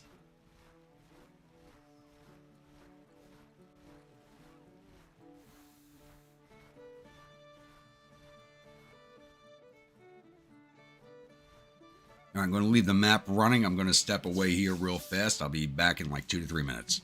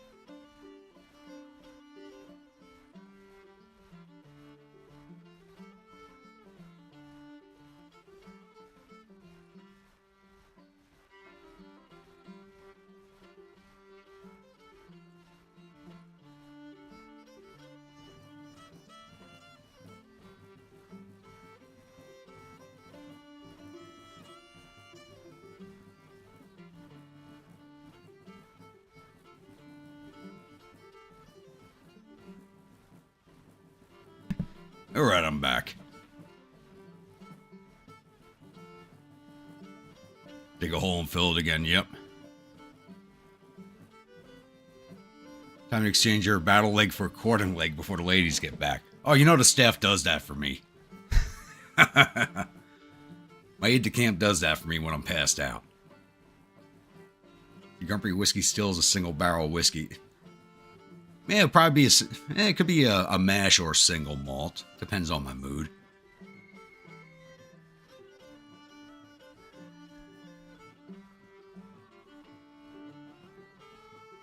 So yeah, so drilling the troops. Like right now, this is a little messed up. So all these hours you see that are spread out should all be at the rest tent right now. But exercise the troops gives you perk experience growth. Drilling the troops gives you training value, which means they'll collect more stars, which is a good thing also. But you'll get those naturally through battle. Exercising troops grows your perks. Growing your perks is a lot harder, especially after you have your first perk. It's harder to grow the perks. So having your NCO with the perks has them gain the perk experience faster than drilling the troops.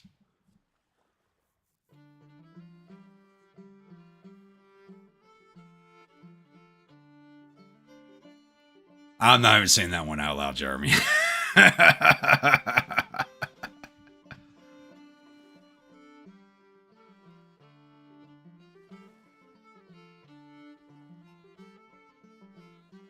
Letterman didn't have all the stills for the field hospitals. You had them keep Grumpy in the fight.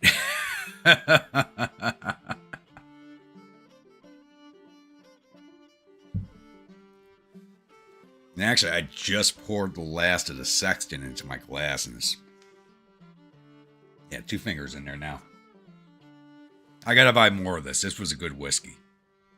I bought it because of the bottle, because the bottle looked cool, but it's actually a really nice single malt Irish whiskey. There's not too many single malt Irish whiskeys out there.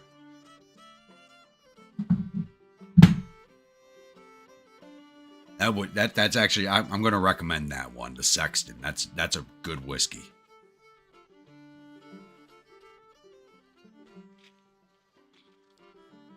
Or at least I think it's good.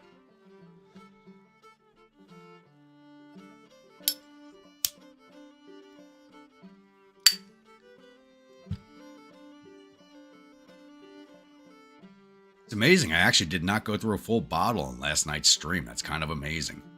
But we didn't do a lot of fighting on last night's stream either.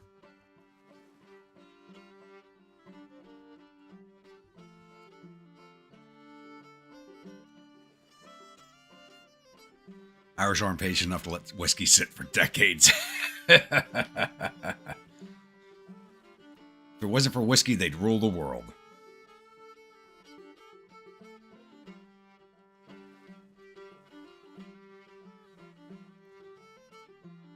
Same with me. If it wasn't for whiskey, I probably would have run for president 20 years ago.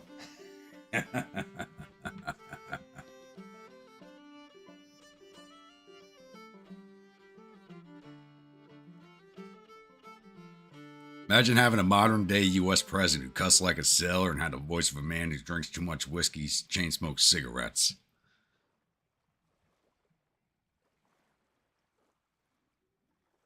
Oh shit, I wouldn't sound like an effeminate bitch like the rest of them. People might actually vote for me just because of that.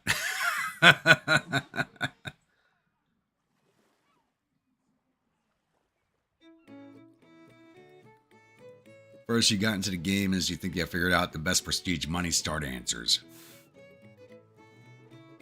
3 point. That's actually how I started this one, with a lot of prestige and a lot of money. I think this was my best start so far, so I think we had the same answer. So I ended up as a cavalry officer, which I'm not happy about.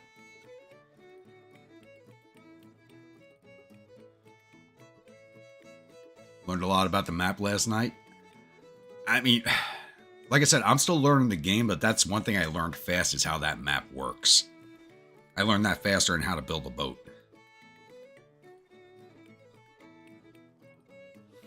That was a good Family Guy episode. They had the Irish had this like extremely advanced civilization, and then one guy introduced whiskey to everybody, and it just turned into a shit show from there. That was a great episode.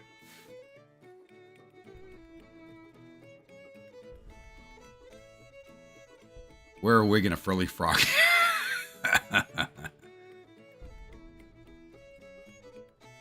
Problem is where we get the money to run from.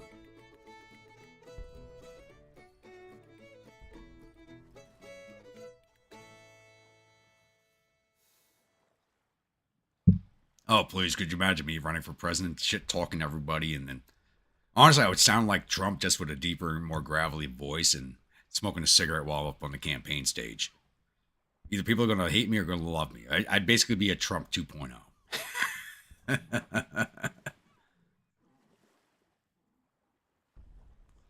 You can, unless you like all my character starts for this time, because I'm using the whiskey and lemons for this campaign. All my character starts are role play playthrough for the most part.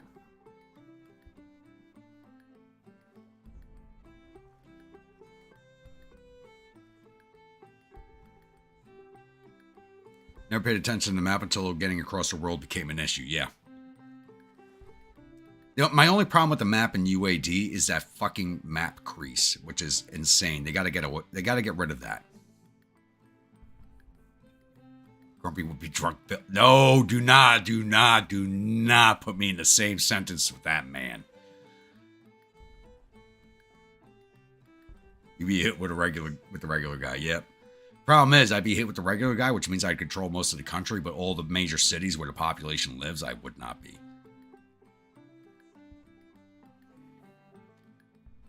But then again, I've been hit on enough by gay guys in my life where, yeah, I'd probably be popular with them too. Because even they want a real man.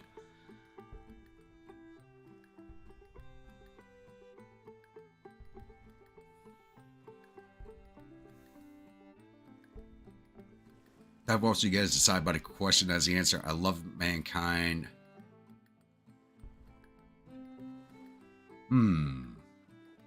This is actually the first officer I have that's not an infantry officer, so. But I was going for a specific type of officer. That probably does explain that.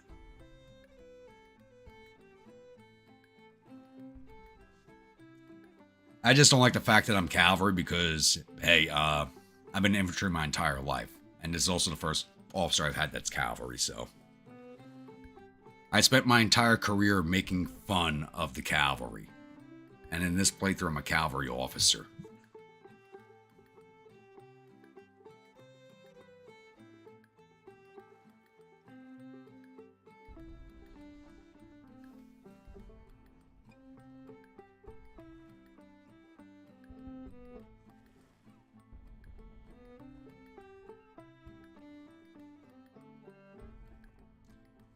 Love making do. Okay. Love making do. Okay, I know that. Yep. I think because of the type of officer I was trying to represent, I didn't pick that answer. That's probably right.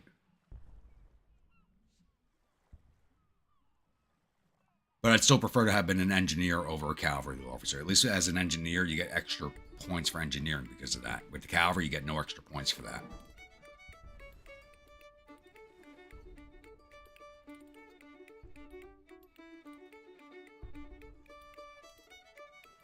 Remember, you didn't. I was a cav officer, but I did not have the cav officer perk in that stream. As far as I remember, I don't think I had the cav officer perk. I actually had the infantry perk. But I was playing as a rebel cavalier, though. You ever get the order, you can be the next Napoleon. Like I said last stream, I can be a young Napoleon. Older Napoleon's more like... Young Napoleon's all about maneuver warfare and artillery. Old Napoleon's just like, charge straight at the enemy. I don't care what the hell happens. It's part of the answers you during the questionnaire. That's how you get that answer, Jeremy.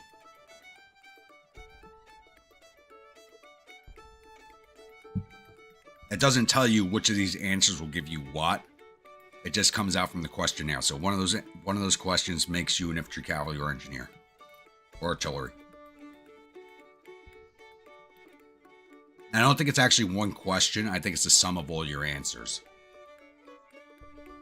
And I went for a very a dandy boy on this one.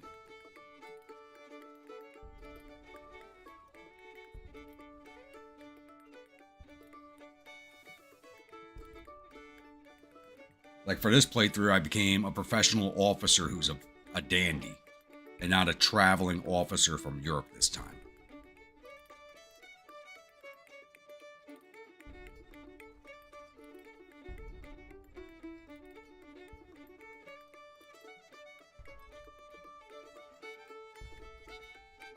Isn't old Napoleon all about forgetting things like packing winter clothes?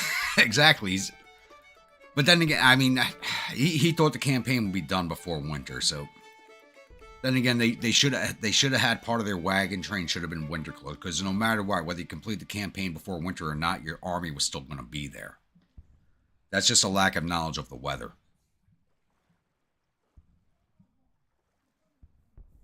And a good subordinate officer would have had those winter clothes in their baggage train, whether he was ordered to have them or not.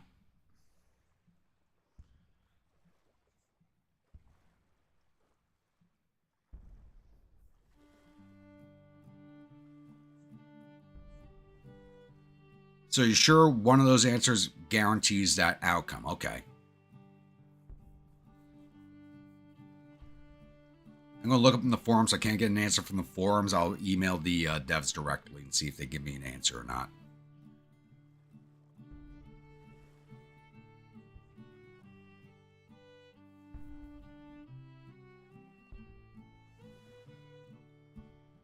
Well, they tried bringing them with fresh supplies. Those supplies never made it.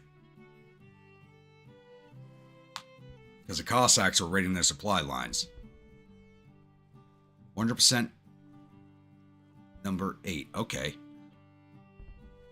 Let me write that one down here real fast, because I'm going to do a test on that.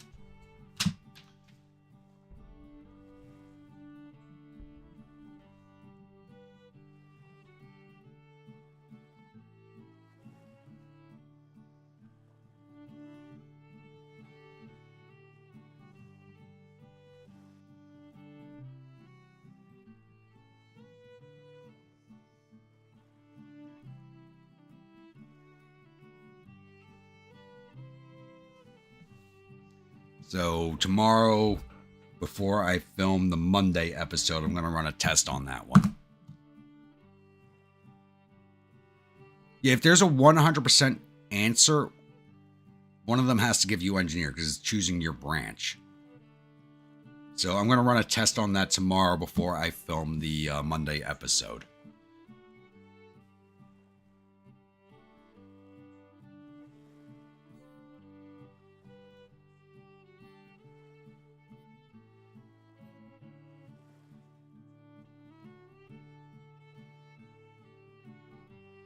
Should have stopped moving deep into Russia when the Emperor kept burning everything and retreating. Yeah, no, you're right.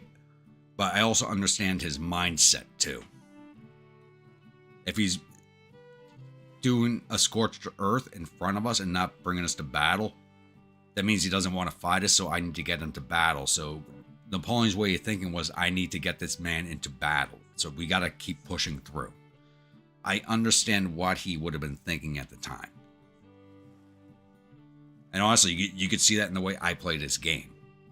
It's attack, attack, attack. Oh, he doesn't want to fight me? I got to get closer. I have to get closer. I got to draw them into a combat.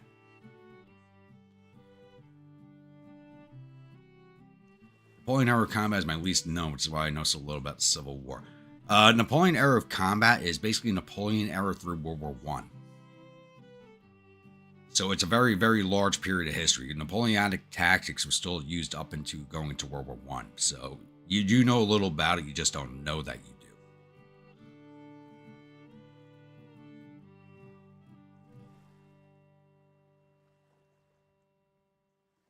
Not sure if the answer has engineer in it, but cav, infantry, and artillery surely is. Okay. Let me know.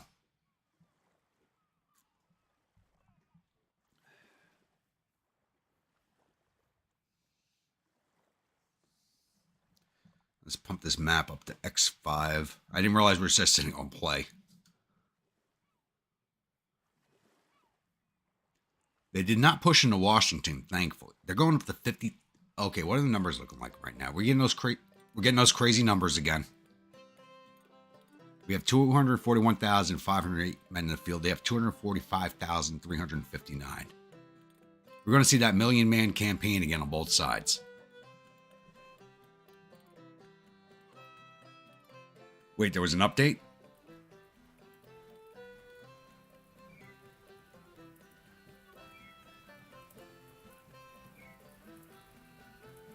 I didn't realize there was an update. Alright guys, you guys are going to see the map jump over a little bit while I open up Steam and look at the...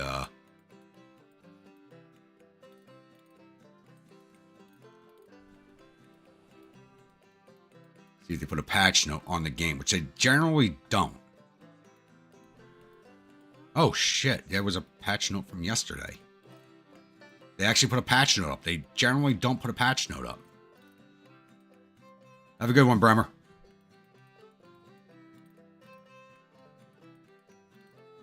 They never put a patch note out. They put a patch note. It's not even a big patch note.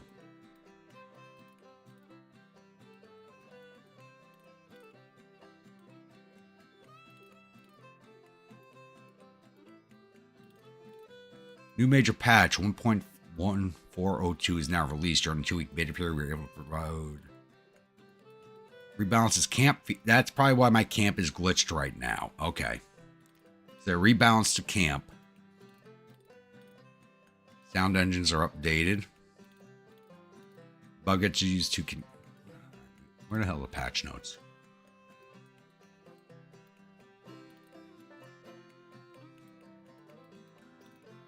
Alright, for the campaign, level 3 forts not engaging has been fixed. Or resolved battles aren't too much unit and perk experience. Reloading saves in rare cases to use... Okay, I don't... That happened to me. On my main campaign. This was the 7th Corps getting stuck in that fort.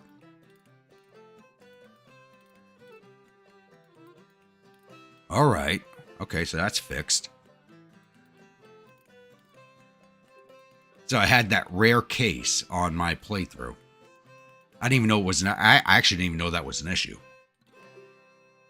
Battles, additional battle sound fixes, okay. Ranks for some officers not happening properly.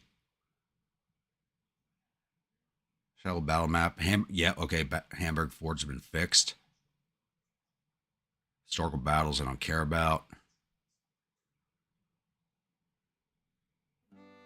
They fixed the cold steel button being stuck.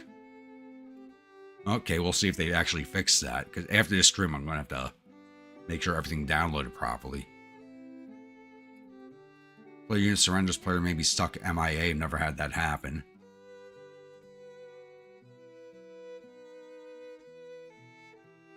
Recruiting horse artillery is not possible. I've never had that happen to me. But I don't recruit horse artillery unless somebody really asks me for it.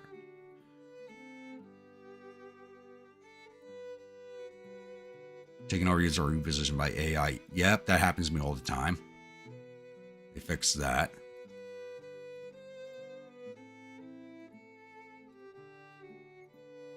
Rebalance of camp times, okay. That's why my camp's a little glitched out. So after this stream, I got to make sure all the files downloaded properly.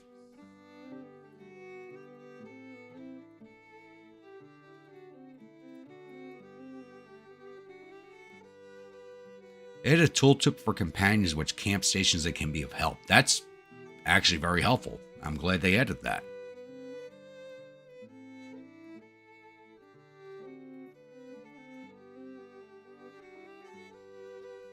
No check, for instance, during EOD deployment phase, prevent stuck deployment phase. Never had that happen.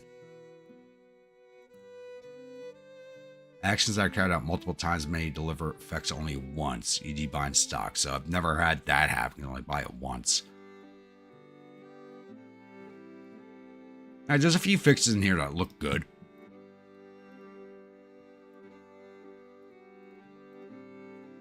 But it's one of those things I'm going to have to make sure all the files downloaded.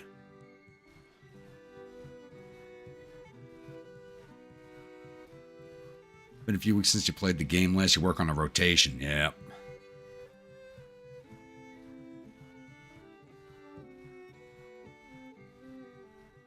So the question is, what did you find most interesting during your West Point studies? Okay.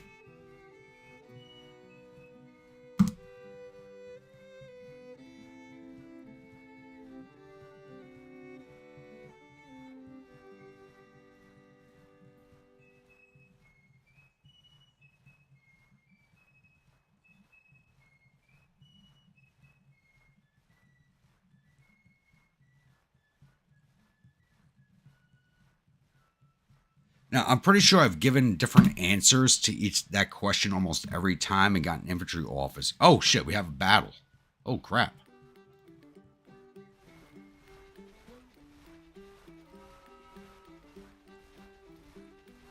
You talking about the Corps and Division Commanders glitch? It doesn't look like it's been addressed yet.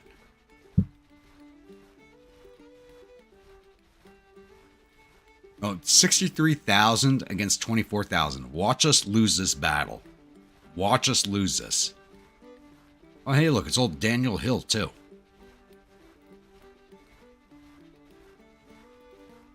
Yeah, but I've picked that question before and ended up as an infantry officer.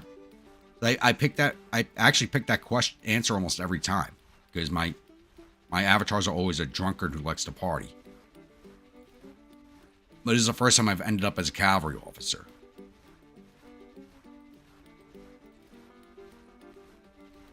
Aid, get the battle leg. Exactly. Look, we got 63,415 infantry, 900 cav, and 34 guns against 24,262 infantry, 2,300 cavalry, and 22 guns. All right. Grim, you still in the chat? Give us an over-under here. I guarantee you we're going to lose this battle. I guarantee it.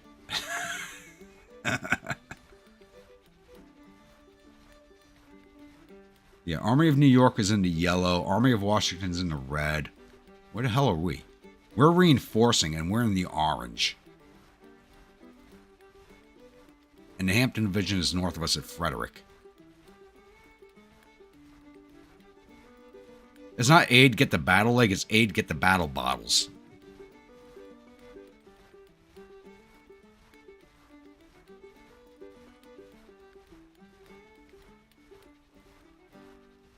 Okay, let's hope General Sickles Grandpa doesn't get caught in the open with his pants down. We didn't get caught in the open with our pants down. It's just nobody else was supporting us, damn it. They never flanked us. They didn't get into our rear, so they didn't catch us with our pants down. We never got supported.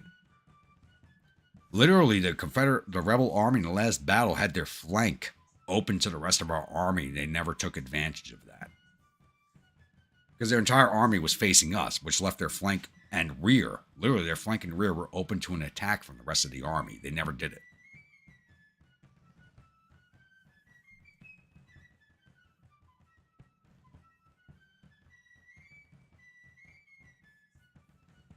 Hill back from the dead to take the day. Yep. Well, we're in a different, let's say a metaverse. We're in a different universe in this playthrough. Because the other playthrough is in what, 60? Yeah, we're in 1864 right now in the other playthrough.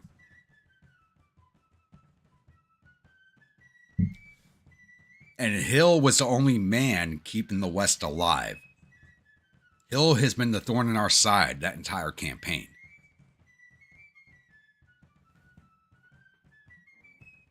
Save it for only grunts. Maybe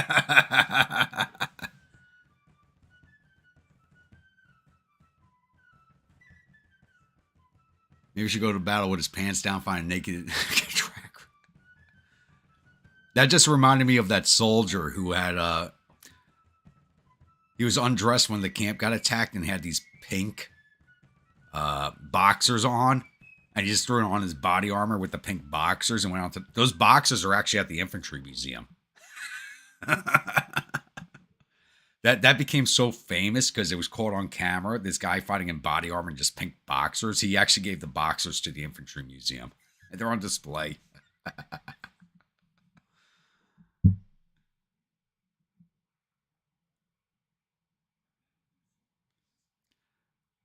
Gorba might go into battle again naked if he drinks 2 divisions of whiskey again. We're attacking. We are attacking. Really. And we're back. Oh, God. And we're on the mountainside. We have the worst start position of anybody. All right. Let's get the single line. We only got the 2 brigades because the other 2 are not back yet. Tell them good night from me, Jeremy.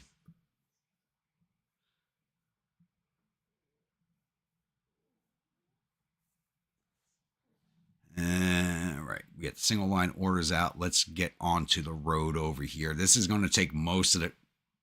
It's 9:30 now. I guarantee it'll be like 10:30, 11 before we hit that road.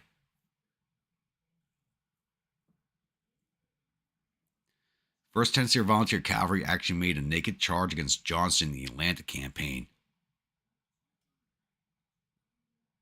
Wait, aren't they the guys? They didn't make a charge. They actually had the new Spencers. They crossed the river naked, holding their cartridge boxes and rifles above them, and the rebels were laughing so hard that they couldn't fight back. That's a story, isn't it?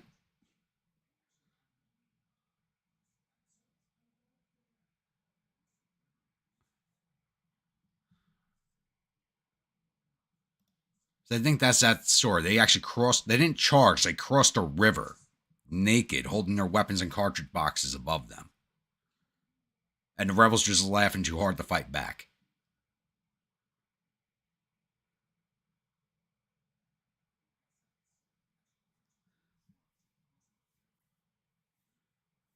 Jeremy told him the story about Grunt Boss.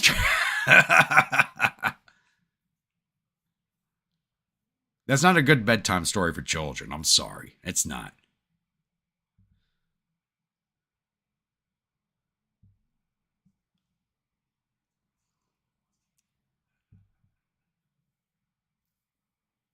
D in that question makes you an infantry. Okay.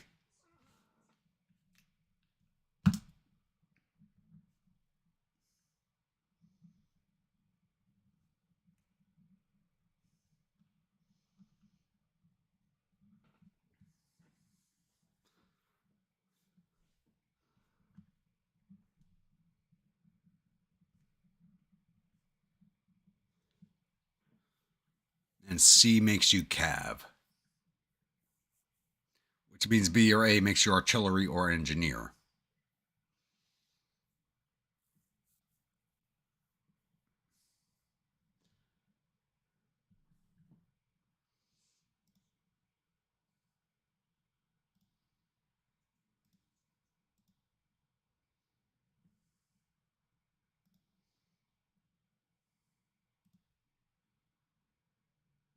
And Cochrane's been replaced. God damn it.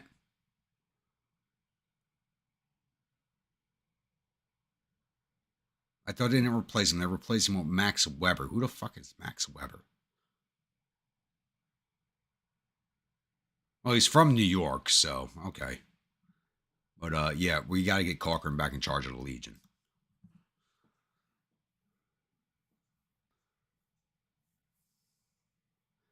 Jim Brownlow and his damn Tennessee Yankees swam over here on our left last night and stormed our rifle pits. They was naked as jaybirds and captured 6 of our boys and made them swim back with them. That's it. That is, yeah, they actually were laughing too hard to even fight back. That's it. I remember reading a quote about them about the rebel pickets laughing too hard to even fight. Because these guys came out of the water naked as jaybirds.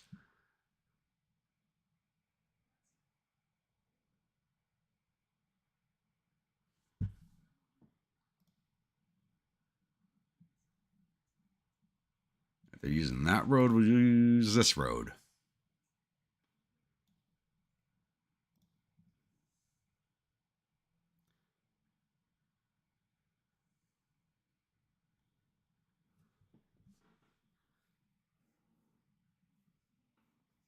Because I remember reading it. And I forget who was a diary quote or something. And they're like, the pickets were just laughing too hard. So they captured all the pickets and brought them back. That's an incident I would have loved to see with my own eyes.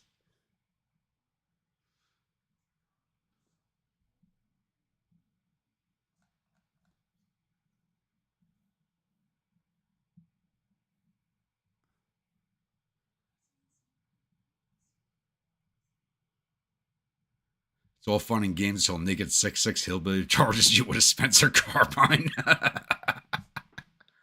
And it was a Spencer's. It was the new Spencer's they had too, if I remember correctly. And you have to go to West Point though to get that answer. Okay. I run a few experiments on that one.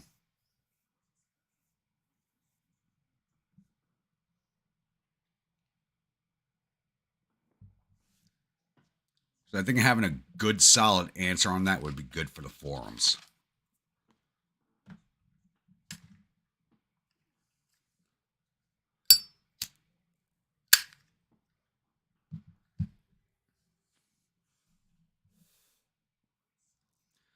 I don't put up on the forums or the other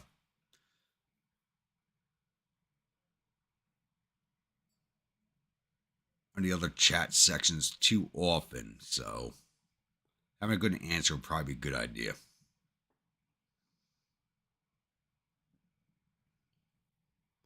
Actually, I haven't even been on the Discord in a minute now that I think about it. I gotta get back on there.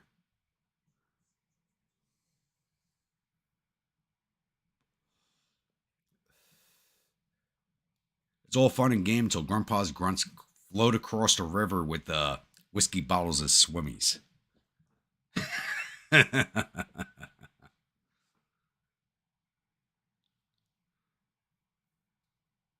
Jack and the Beanstalk? Alright. That's a good story. As long as it's the original. The modern one's goddamn too woke. But the Vermont I got none but New Yorkers in my division. Sorry. How we doing, A rank?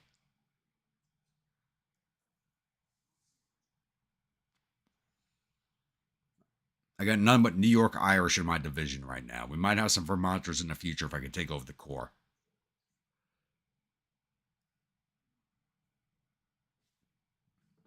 Let's run this up to X5. Just taking forever. But I called the time. 11 o'clock before on the road. I called the time.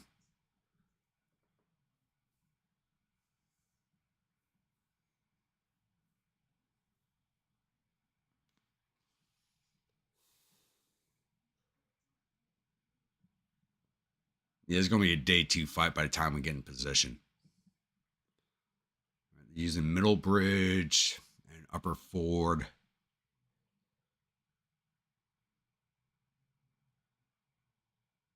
We're playing on Whiskey and Lemon DLC, so I'm a division commander.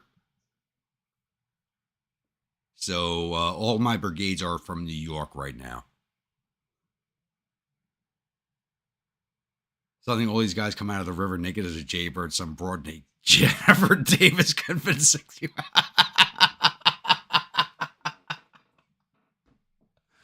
That joke is never gonna die.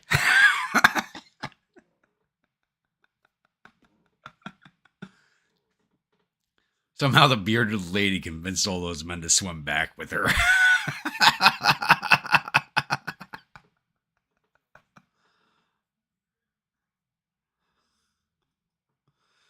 The harem stories for the oldest little one gets the Mother Goose stories.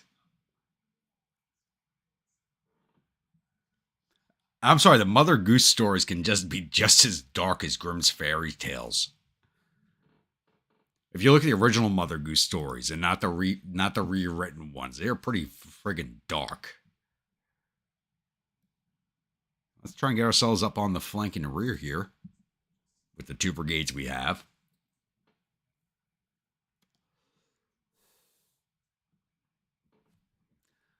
Okay, so this is actually somebody like I see you actually don't recognize your name. So A rank, the thing with the AI, and this is something I explained almost every video and every stream. The AI goes off of the stats of the current commander. So everybody complains about the AI in this game. A lot of people do, but the AI actually goes off of stats. So your commander has like a 1-star leadership, a 1-star of anything. The AI is using those stats to make its decisions. So it's the AI is not bad. It's the AI is using the stats of the commanders. And when they actually have a good commander on the field, the AI can be very, very surprising. And some of you guys have seen this in my campaigns where the AI does something that like I don't expect.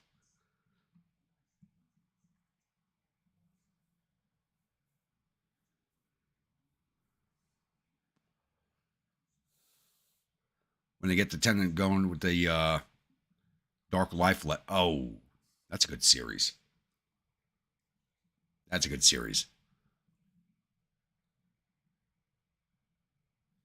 They make for good grumpy time stories about Grandpa's grunt swimming across a creek. Surprised it revs naked as jaybirds.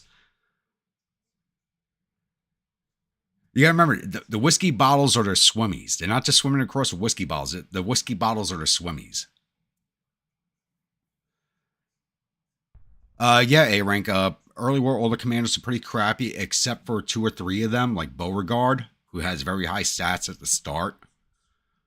So the AI literally makes decisions on their stats. Like if you find him Beauregard, his stats are kind of middling at the start of the war, but he's higher than most others, so you get a better fight out of it.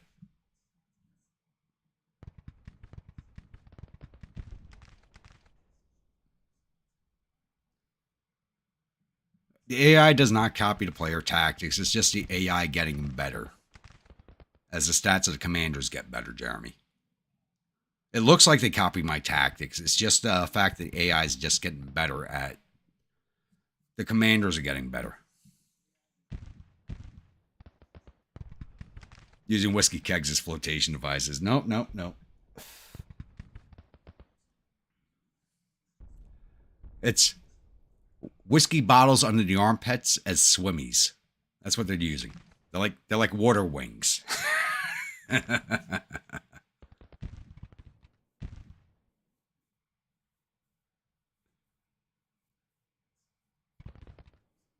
Like how they read my mind to withdraw the next. Yeah, that does happen.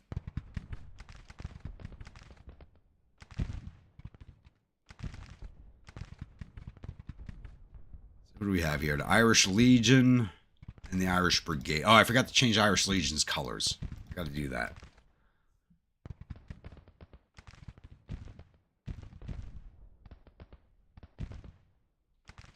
Hey, let's go grab Nicodemus Hill. No one's here.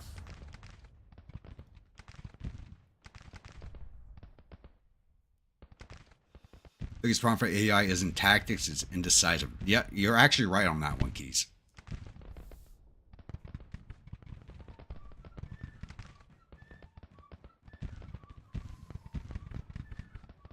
So we're going to take Nicodemus Hill, get ourselves some points out of that.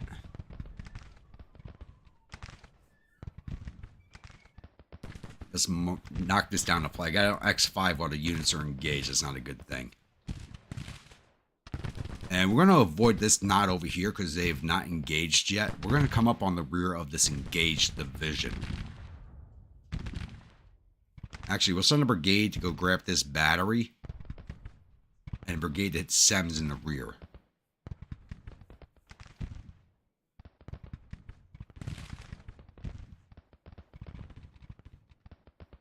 Nicodemus is a cool sounding name. I wanted to name my kid Nicodemus, but it's still a cool sounding name.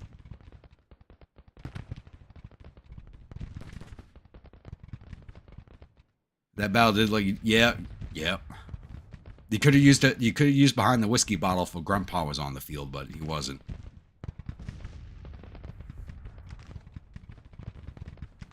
AA rank, just join into the conversation whenever you want. We're all adults here. It gets a little weird, but it's all in good fun. Don't let these boys scare you off. Time to wake Nicodemus.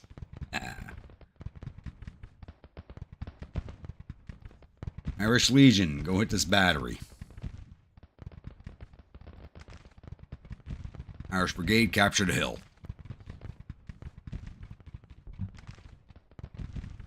Actually, this is Nicodemus Hill over here. Why the hell is the point over here? Because this is Nicodemus Hill. The point's behind Nicodemus Hill. That's a little weird.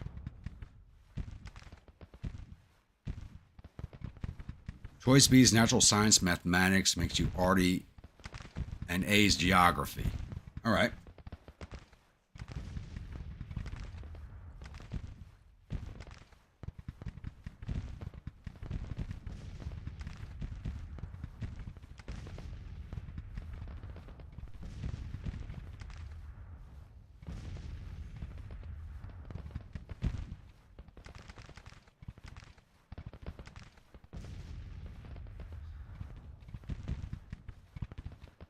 AI seldom builds fortifications when defending seem to do nothing while waiting to be... Yeah, that's true.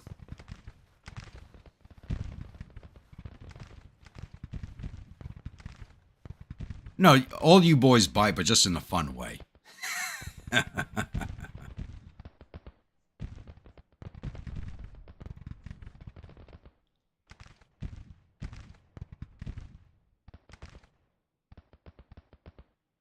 Pretty sure that's the one that chooses your spell sheet if you go to West Point. I'm going to take your word for it, like I said, but I'm still going to run a test on it tomorrow. Just that question answer. God, that's going to take forever. Because you've been doing that for what, half an hour now? If not longer?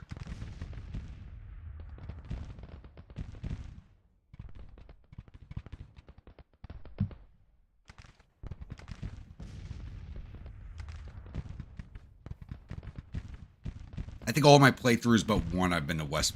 Unlike my last playthrough, I didn't go to West Point because I was a foreign officer in that one.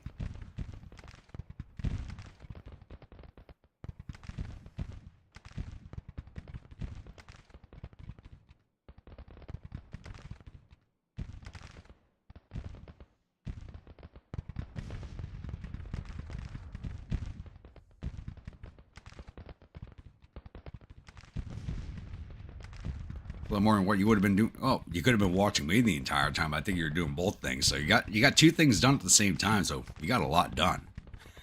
You got to look at it that way. You're multitasking. You got spreadsheets on how to get the good traits. Really?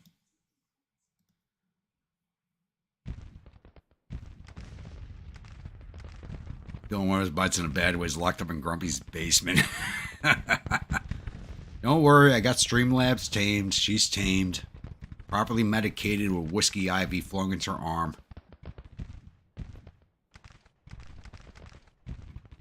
She's doing the right thing and being inviting to new people, and not chasing away everybody who says dirty stuff. Right, Nicodemus is almost captured, so we'll send the Irish Brigade at the rear of this cavalry brigade here in a minute.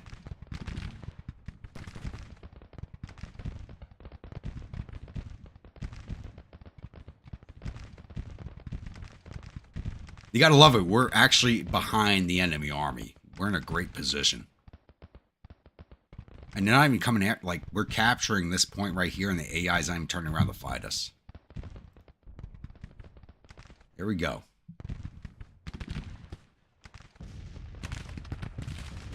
Let's move into the woods right here, and then we'll attack that cavalry brigade. Your artillery's not even facing us. We're about to volley them to death.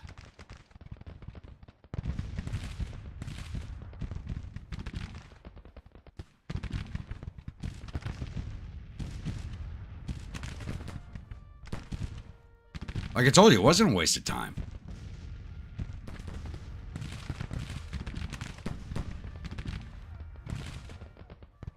Well, deployment was deployment. We just didn't go on the same roads as everybody else. That's it. Oh, the guns are turning to face as they saw us coming.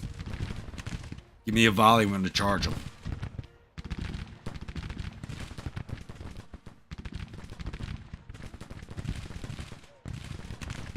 I always catch them with their pants down. I don't only catch them with their pants down, I catch them with that extra flap on the underwear open. Give me one good volley, boys. Let's go. Can't even see if they volleyed or not. No.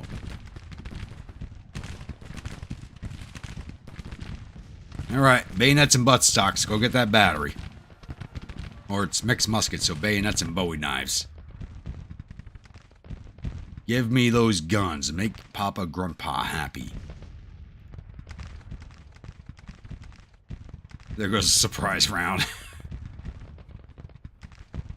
Prison gets you to West Point and it gives you 3.3 thousand prestige, 10,000. You get the money if you leave the army. The only way you get the money is if you leave the army and open your own business. That's something I know that for a fact. You have to leave the army and open your own business.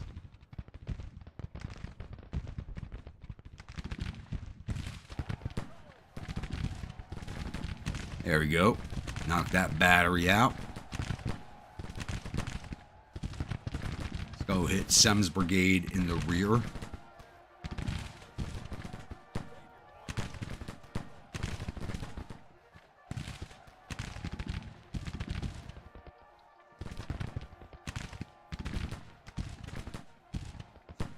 As Oddball once said, we got him by the arse.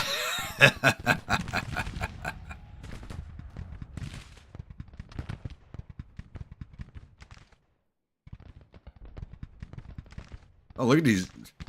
Irish Brigade is running up the road in a little knot here. They can't wait to get into it.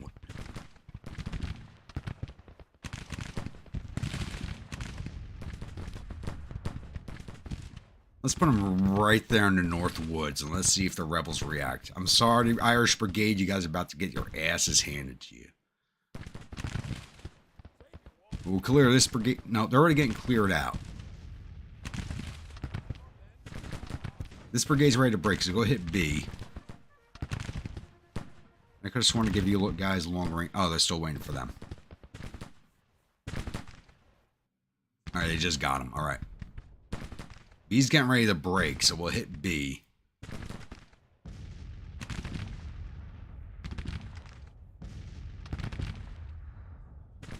That's why I got none but Irish in my division right now. Give them some whiskey and they'll fight to the end for you. Look at these boys. They are running for the fight.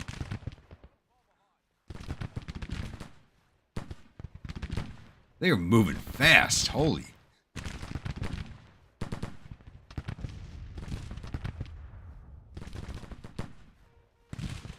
Now the Rebs are turning to face us. Get in there. Legion's doing the same thing. They are running forward. Wait, they didn't get the long range orders. Shit. That's not good. Come on. Why can't he issue long range orders?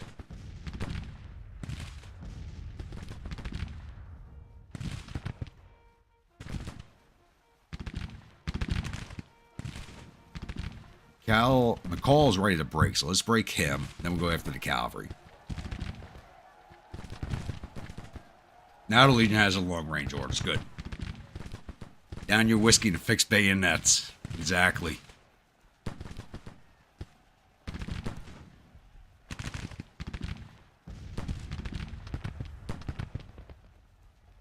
Last fight pissed them off. They didn't break. They just had to adjust their kilts.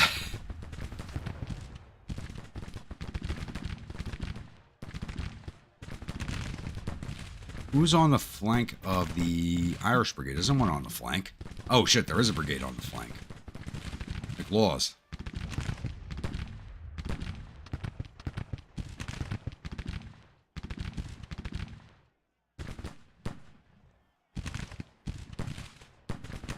That's exactly what I did tell them. All the whiskey was there.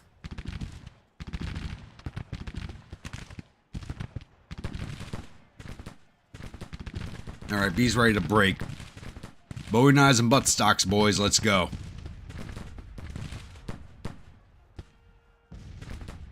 Or Bowie knives and broken whiskey bottles. Go gut them.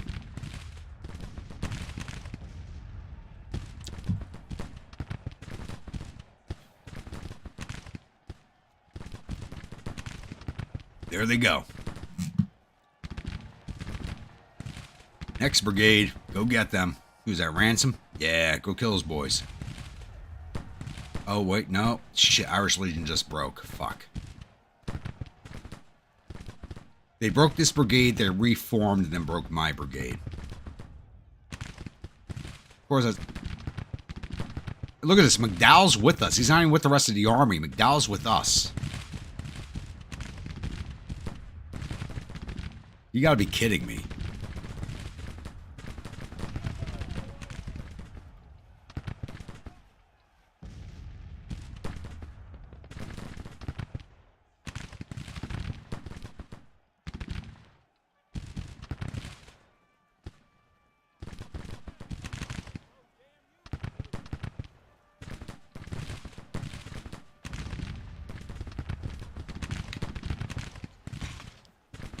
Well, with mixed muskets, there's no bayonets. They literally have, like, with mixed muskets, they have... What Where the hell's my cursor? They literally have Bowie knives as their melee weapon. They're armed with a variety of knives. Literally, that's what it says. Melee weapon, armed with a variety of knives. So it's broken whiskey bottles and Bowie knives. And the brigade just broke. Damn it. We literally just broke 4 brigades, and now our division's broken. Oh, come on. We're doing so well.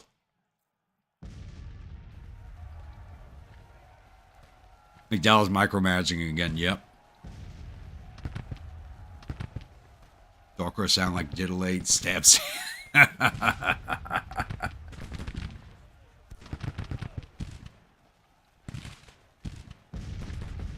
Oh, brigade reformed. Face McLaw. Get your lines reformed, boys. Who knows? Maybe we'll get lucky. McDowell gets shot in this battle.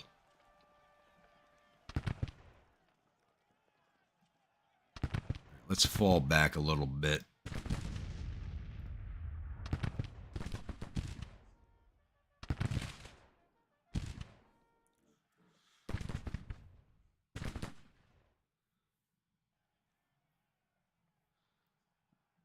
Oh, you know nothing about kilts, Jeremy. Kilts don't hide whiskey. The whiskey flask is part of the decoration of a kilt. It goes right in front of the codpiece. Literally. It's right there. On the kilt, the whiskey bottle or the whiskey flask is a codpiece. You know nothing about kilts. It's part of the armor.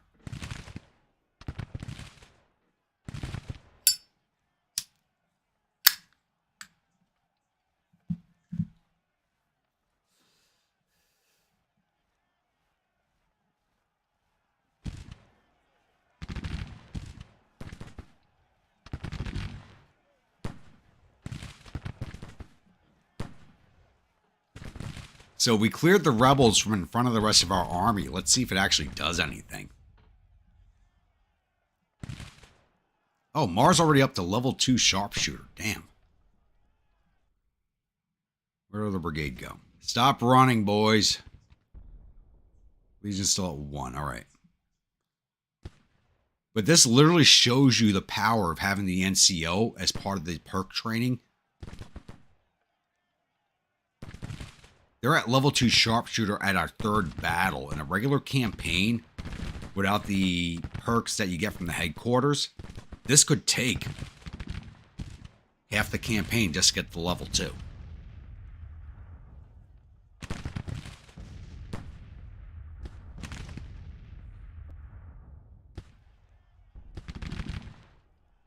Get an engineer with 550 prestige and 10,000 money. That's still not a bad grab. 550 prestige at the start. So you want the prestige and not the money. You can live without the money. You want the prestige. If you want to start as like a division commander, you need the prestige.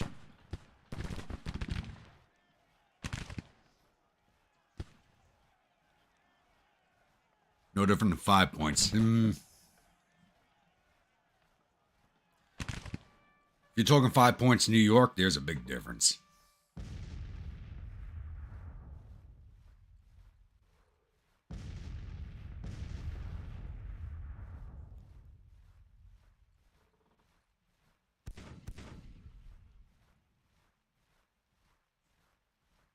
Left your ass off.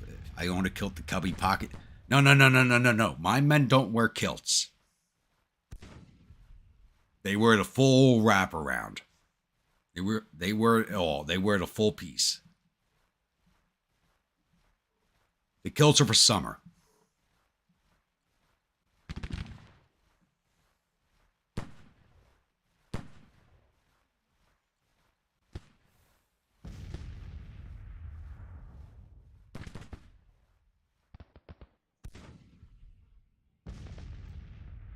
Like I was reading off, there was a patch earlier today. It didn't discuss anything about that. So a lot of it has to do with your question answers. Probably the prestige comes, did you pick to be a veteran or not? Because like I'm a veteran of the Mexican-American War in this playthrough. It gave me a lot of prestige from doing that.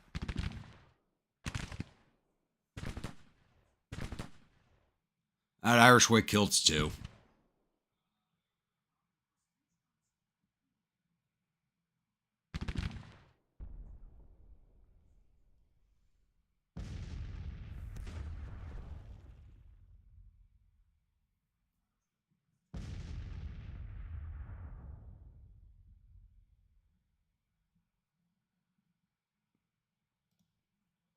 Actually, did not take a lot of casualties before they broke. That's bad.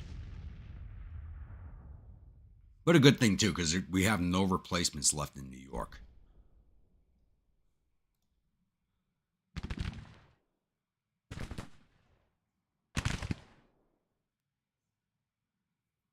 Like I said, it has to do with the sum of your answers. It really does. It has to do with the sum of your answers. The one answer, like you said, might give us whatever perk you have, whether you're infantry, cavalry, artillery, or engineer. And that was the main question at the start of this, the max prestige, the max money. You get the max money for leaving the army and doing your own thing and opening a business. Now, leaving the army and becoming a politician might give you more prestige. Like in this playthrough, I left the army and opened a business, which gave me a ton of money. Now, I left the army, became a politician, I probably have a lot more prestige than I had money.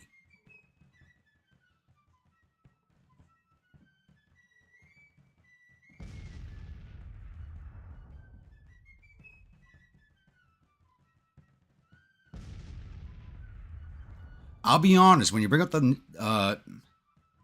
5 Points in New York, The Gangs in New York is actually a really good movie. They have some things that are historically inaccurate. Like Butcher Bill was already dead at the time the events happened, but he was in the movie I actually fully agree because Butcher Bill was a great cat. Real life or movie character, the man had a colorful fucking history. Great character.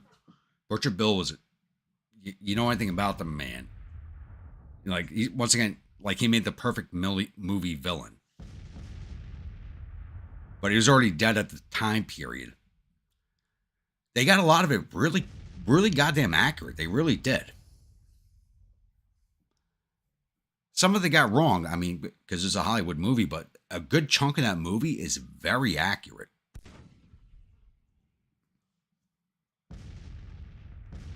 But one of the things they don't explain in the movie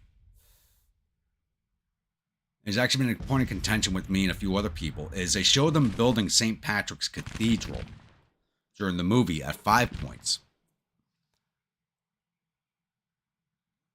In actuality, the Cathedral 5 Points was already built. It still stands. It's called Old St. Patrick Cathedral.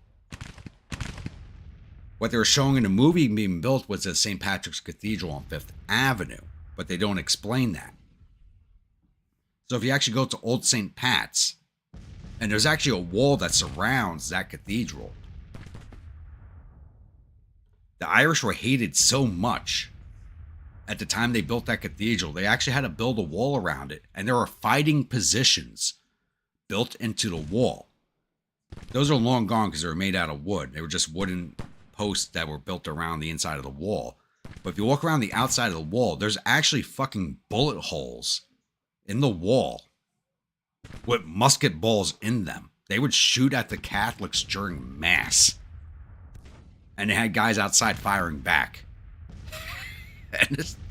And the city did not care. The city showed no care in the world.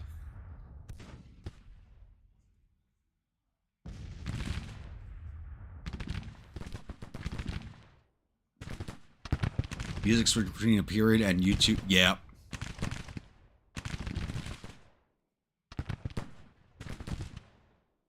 Well, the upper wrap's not. The whole thing is a blanket. The whole thing is a blanket. It's literally one piece. If you wear that type of kilt, I forget the actual name of it, you literally have to roll yourself into it. You got to lay on the ground and roll into the damn thing. It's a pain in the ass to put on.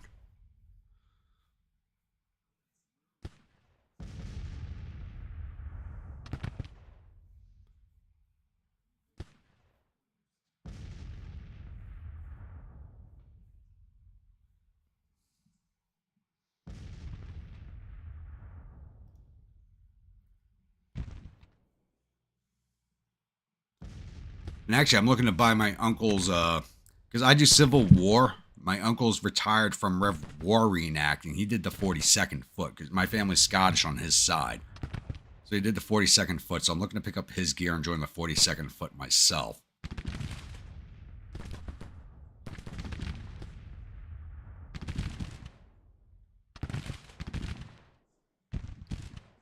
Something like... Jeremy, how much have you been drinking? You're almost starting to not make sense now. Yes, it is a great kid. Yeah. But look at your last sentence. I think you might have to look at how much you're drinking before you type.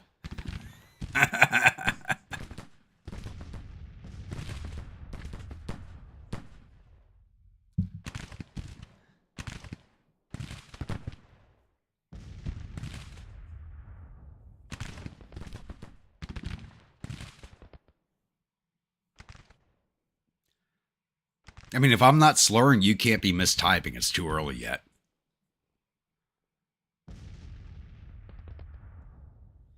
Holy shit, it's 11 o'clock already. Fuck me. I just saw the time. McDowell's actually moving the rest of the army into an attack. So, let's go, boys. The Legion is not reformed. The brigade's still ready to go. La Fala, yes.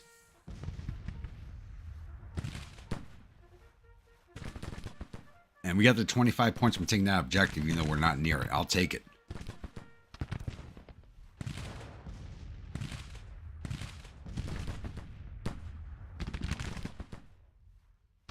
I'm just looking at that one sentence. So, period, a thing like Fedora more. Which, in English, would translate to something like a fedora. Oh, and they are retreating. There we go.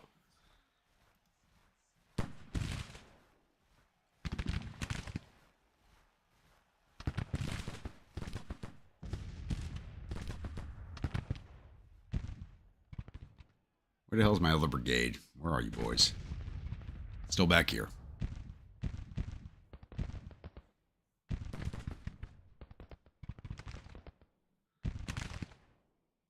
Would have been nice to bring them back, but the battle's already over. It would have been nice to get them up to level 2 on the sharpshooter perk.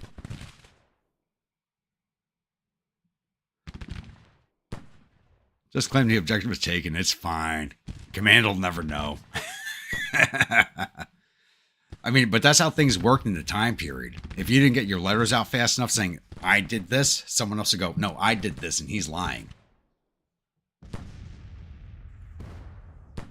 You see it all the time at this point in history.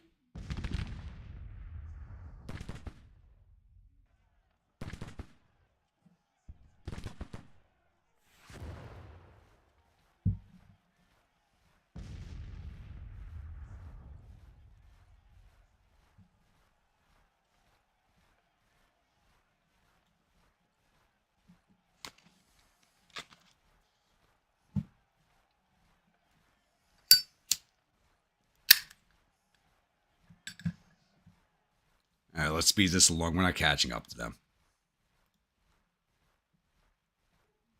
Wait, they're standing right there. Get some extra shots in, boys. Let's go. Get some extra shots in. Nope. They left.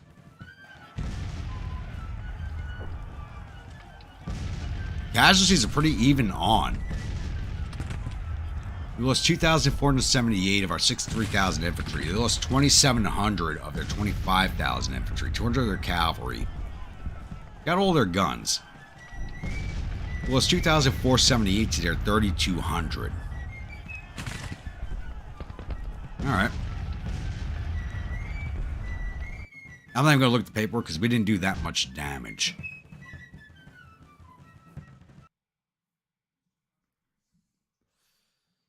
It's always a chase for glory and recognition. Makes you appreciate the guys that got the work done all the more when they did get the credit. It's very rare when they actually did get the credit. And you're right about that, Kelmac.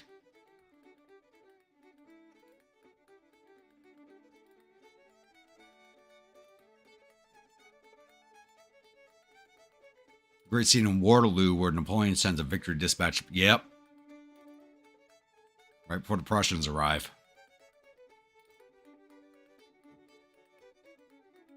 McDowell had to pull...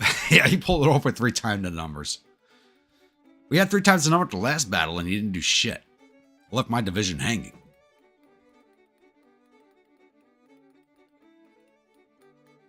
And then there's Sherman and his genius strike. If I burn all of Georgia down, there's no way people won't notice. Hey. There's no other thing like the American way of war. Burn it all. You gotta look at it this way. The American way of war is overwhelming firepower. And we kind of adopted that from Sherman. Now, do you do the mass casualty thing anymore? No, we don't. But overwhelming fucking firepower, we still do that today.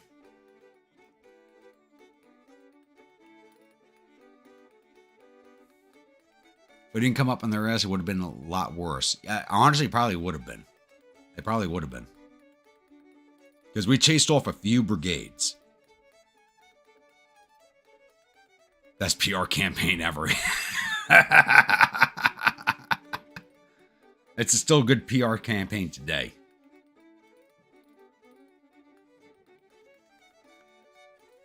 Okay, one thing, like I say to keep off my channel is the modern politics, but I'm gonna make this joke.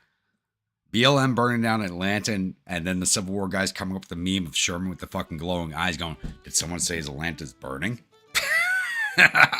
Best meme ever.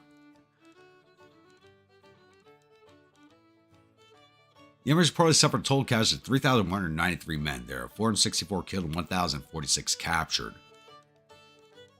We lost 2,478 men with 444 killed. So our deaths are basically equal. 406 missing and the rest are wounded. Alright. I'm sorry, the first time I seen that meme, when all that was happening, Sherman with his arms crossed and they had the red laser eyes and goes, "Did someone say Atlanta's burning?" I saw that and I could not stop laughing for almost an hour.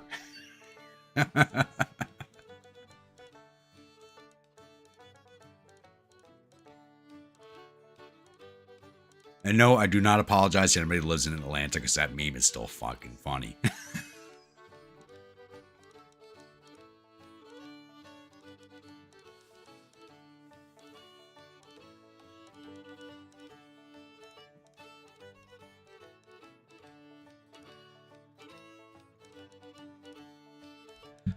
But the worst part is I've seen that meme pop up in threads in New York and nobody knew what the hell it meant. Nobody knew what it meant.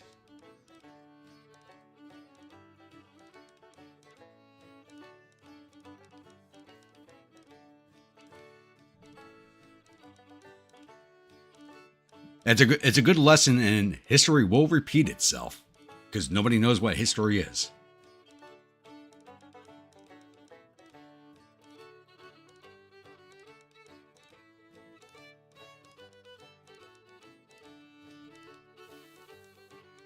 No one from Georgia considers Atlanta part of the South anyway. Oh my God.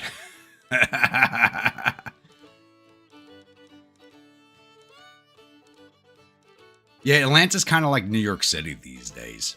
Well, all major cities are. Like, every major city, you can't like say they're part of that state anymore because they don't have the same values as the rest of the state. No matter what state you're in, the major cities don't have the value of the rest of that state.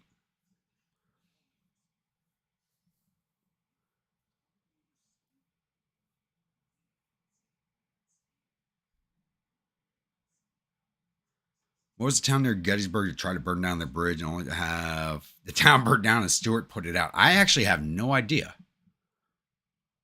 That's a good... Hold on a second.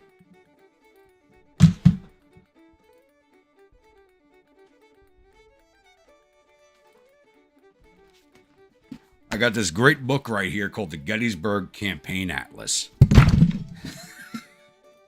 Yeah, it sounds heavy. It is heavy.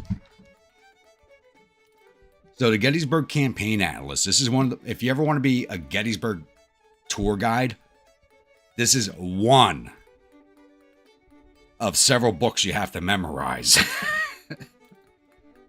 And it covers the pre-campaign, the campaign, and the aftermath. So, going to the table of contents here.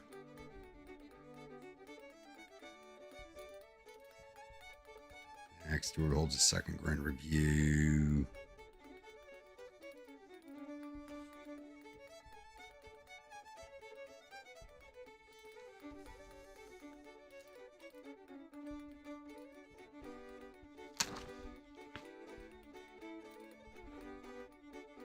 Because it starts with Brandy. Believe it or not, the campaign did start with Brandy Station.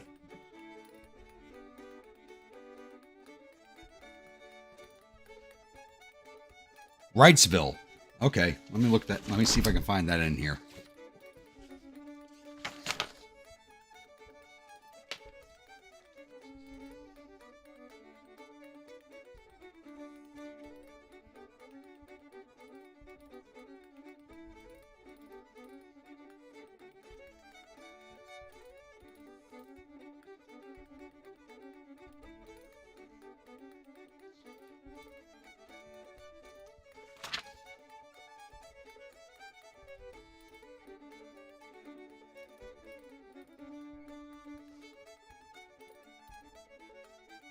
Pages 67, 71, 72. So honestly, if you're actually a serious learning about the history of Gettysburg, this is a book. You cannot order this off of Amazon, as far as I know. You actually have to go to the Gettysburg bookstore to buy this because it's a local print.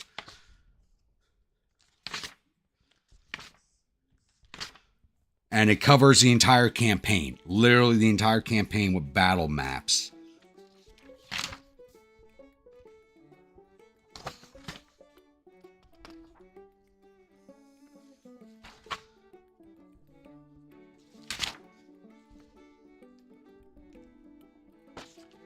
I'm on 67.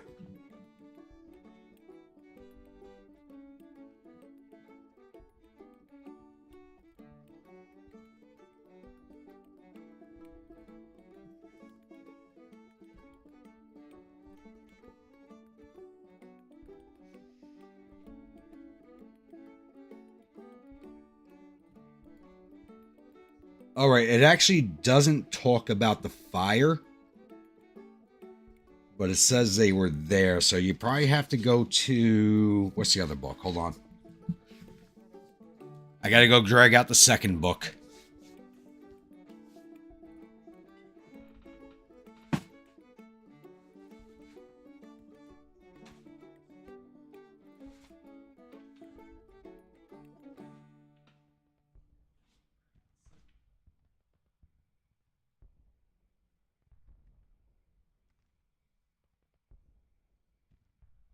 Oh shit, never mind. I lent it out. Fuck. It's called Decisions in Command. So you need the Gettysburg Atlas, Decisions in Command, and a third book if you're going to take the test to become a Gettysburg Battlefield Guide. So I think that story's actually in Decisions of Command. So the Atlas tells you exact positions, days of, with really good maps.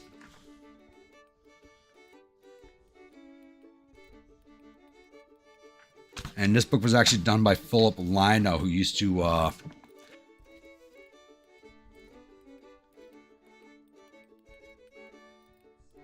No, you're right. No, Wrightsville is the name. Like the book tells the position of the units that were there. It doesn't tell you what they did.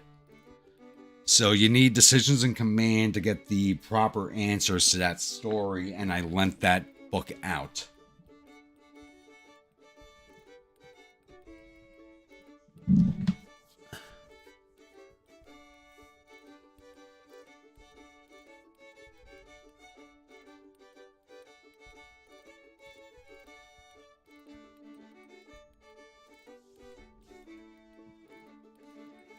Yeah, so Josh, when it comes to like Gettysburg, there's 2 books. There's actually 3 books you need to pass the test, but the 2 books they promote are the Gettysburg Atlas, which you just heard me drop on my desk, which a lot of people have never heard of. unless you're a serious Gettysburg person. You need that book, which has the pre-campaign, the campaign, and the post-campaign. They have all the battle maps. And you're talking decades of study went into that thing. It's not even a hardcover book. It's a paperback book on binding. That's how big it is. That's how much is in there. So it's not even a hardcover book. It's literally on a spiral binding. That's how big it is.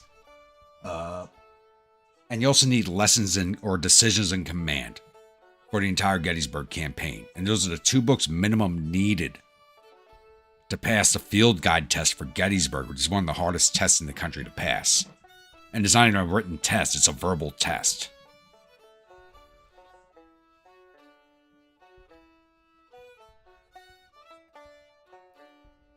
I feel like you get stuck for hours. Yeah. Like my bookshelf is kind of my bookshelves are kind of an organized chaos where I know everything is. But I do have to go and place everything to an order. Like, okay, this shelf is this period, this shelf is that period. These shelves are civil. I don't have it set up like that. It's just like books are here and there, and I know where they are.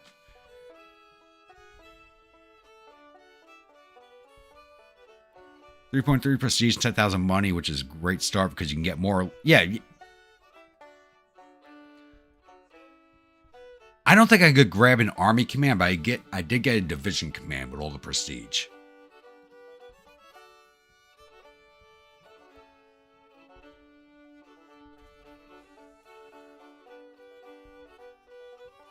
With that battle, we're actually not even in DC. They said that battle was fought at Frederick, but all the armies are down here at DC.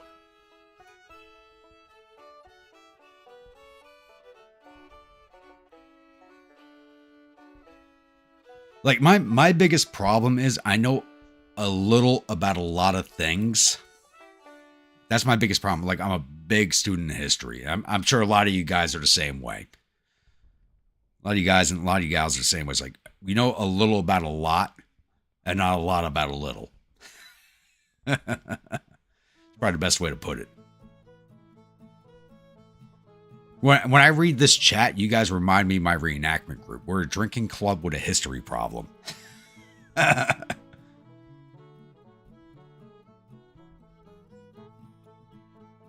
you do several speeches in a row and you have yourself an independent command. Exactly. Because no one wants to deal with me.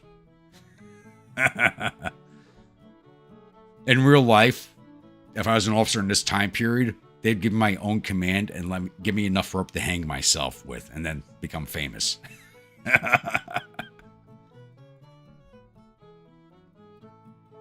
You can't do stuff like that no more.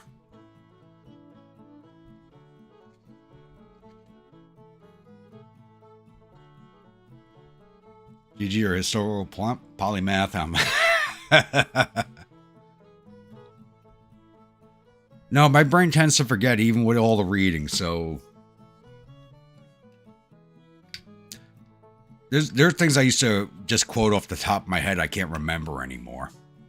I'm not even that old. So, and the problem is I know a little too much about a lot of things is my biggest issue.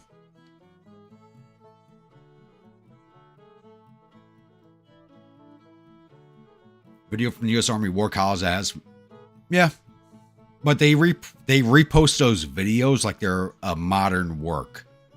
The War College reposts those videos every few years, so it looks like it's a new video, even if it's a decade old plus.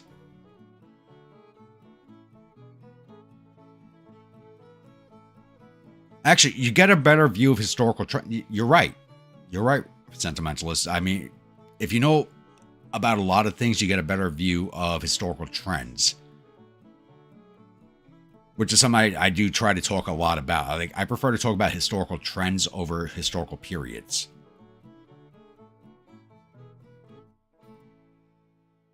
We just called Battle of Gettysburg, why Jeb Stuart ends up in Carlisle. Yeah.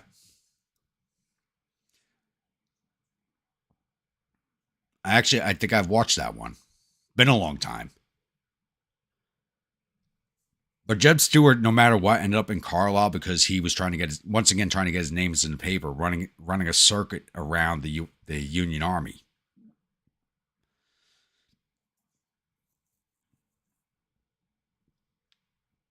though it is misrepresented in the movie Gettysburg because Lee gave him permission to do that. In the movie Gettysburg, it shows him not giving him permission to do that.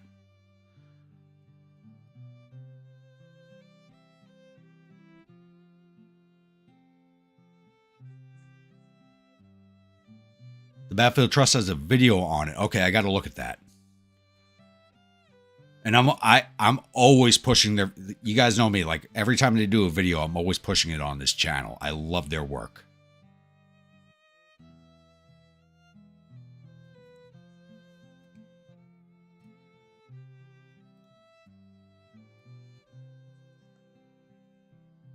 It gets a little hard sometimes, Eric.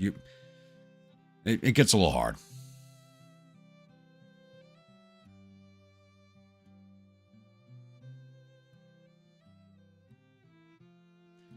Lowest way to get 3.3 proceeds to start is to get it all the time, but I have not while checking out the traits for you.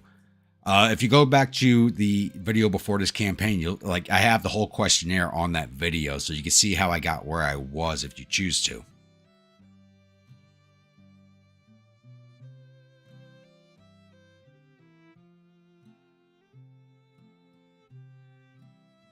I think if we get teams from this chat, we rock that show. A lot of us have a lot of strategic. Which show, Jeremy? Unless I missed something you put up there. I don't know what show you're talking about.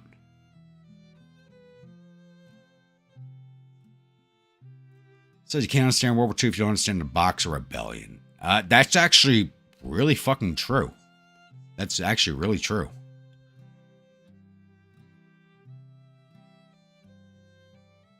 What show, Jeremy?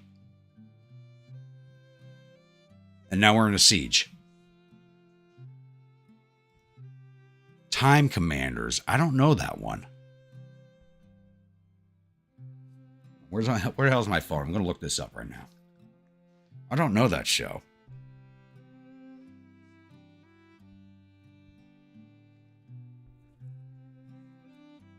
I can't believe I'm saying that. I got fucking 3 screens in front of me running all this shit. I got to go to my phone to look up something. Because all my screens are taken up. Oh, God.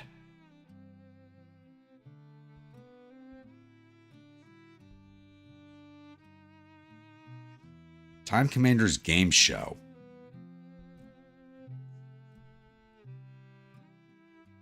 Eddie Marr presents riveting military strategy game using... What the hell? He was using Total War to run a TV show? Yeah. All these...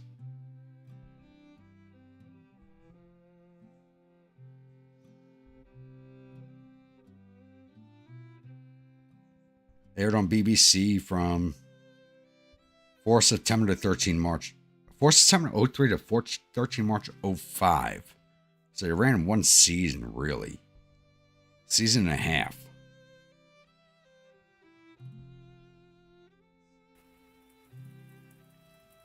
On BBC 2. Which means they didn't expect... It was on BBC 2, so no one expected it to survive no matter what.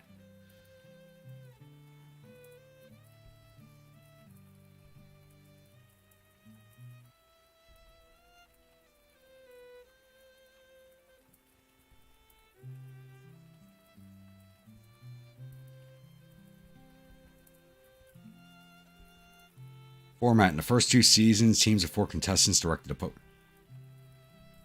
It was a big historical game. Historical war game show is what it was. Using Total War.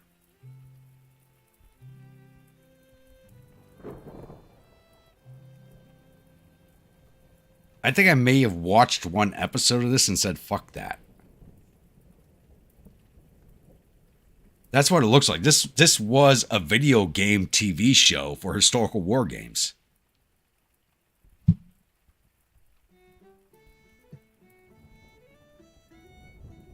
Time to get a 4th screen, yeah. Well, I got 2 major screens along with my laptop, so I may need to get a 4th one. A 3rd major screen, but... I need to replace my laptop. It's starting to show its age.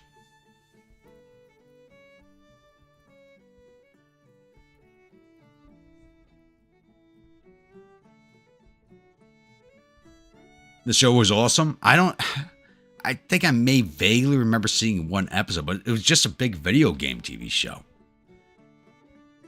Basically saying, hey, ignore these YouTubers, watch us.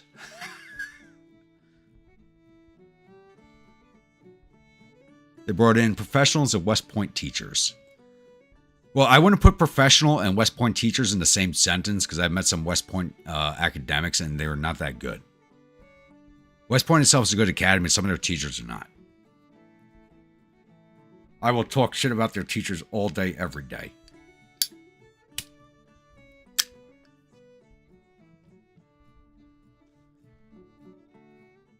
Never attended, but they have some great professors. I've taken some courses from some of the professors who taught there previously. They don't teach there anymore. And they're good professors. And some of the professors they have these days are not that good. Like the one who said he was not running a DEI class in front of Congress and everything that he posted was a DEI shit.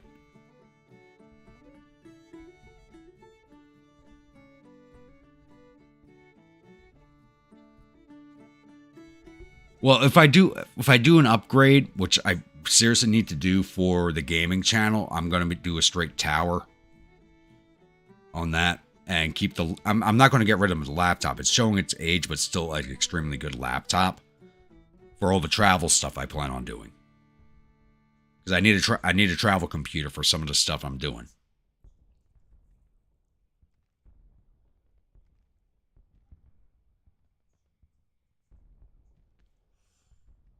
Exactly, Jeremy. They brought in officers that are teaching, brought in teachers who are teaching our officers, and they're not really that good.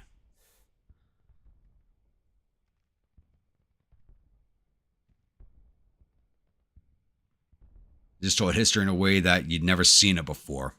Yeah, okay, yeah. But you have to look at what they were doing. They were basically making a YouTube channel for BBC Two. So, like most of us historical gamers, like historical strategy gamers, that's basically what we do. We're basically history nuts playing strategy games, looking to make a channel bigger into more of a history channel. Look at what, kind of like what VTH did. You know, we all start at the bottom and try to work our way into more of a mainstream setting. That's not what I'm trying to do, but like you guys heard me in the previous streams, I have all these ideas for other things I want to do besides this. They made families command battles. That's actually kind of historically accurate. That's actually pretty historically accurate. Dad's in command of the army. This son to that wing, that son to that wing. Third cousin, you got the reserve. That's pretty accurate.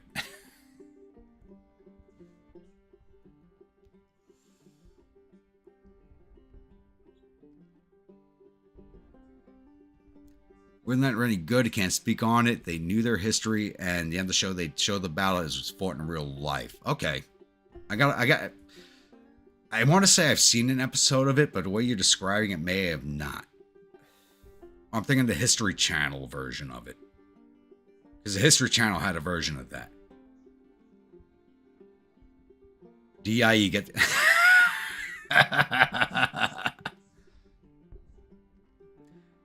No, the proper version is DEI, but DIE is a proper, acceptable way of phrasing it. Because that's what it does to your... As we see today, it kills your career.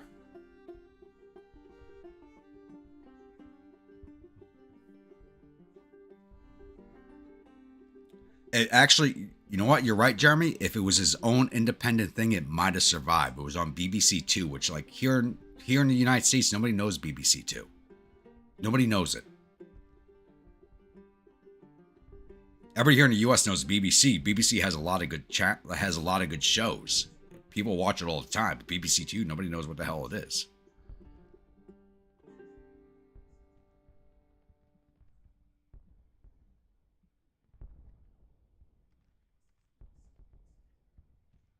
The History Channel show lasted less than a season because they literally did what he's talking about with the BBC Two channel. They used Rome Total War to represent battles that happened and tried to talk about history around it, and it just didn't take off.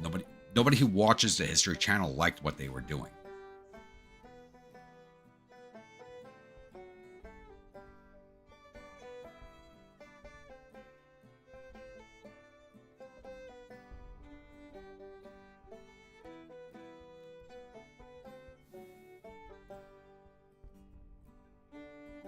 Found a show on torture or YouTube. Make up your mind. Both answers are acceptable. Forget what I just said. Exactly. Why it's with the baggage train. That's the way it was.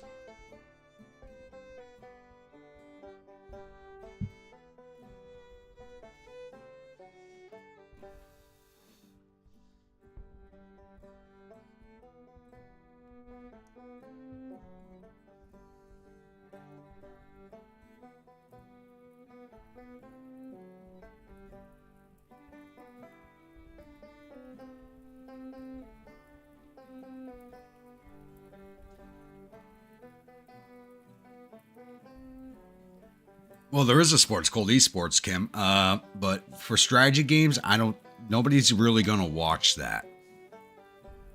Yeah, just esports. So, for historical games, I don't think there's much of a viewership level as there is for the first-person shooters, to be honest with you. There really is not. Generally, with the historical games and stuff, you're going into an older crowd. Love Time Team, I hate the new season. I hate the new cast. I hate them. Or I don't hate the new cast. I hate the new presenter. I don't like him. It has nothing to do with his skin color. I just don't think he's a good presenter.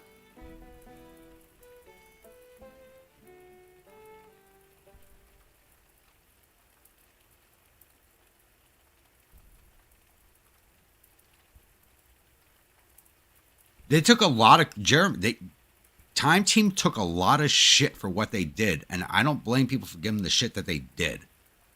But they actually went and investigated stuff that people were not investigating at all. Did they do it the right way? Yes, they did. But they did more in 3 days than you'd normally get done in a year, and I can't fully agree with some of the things they did. But no one else was investigating those sites.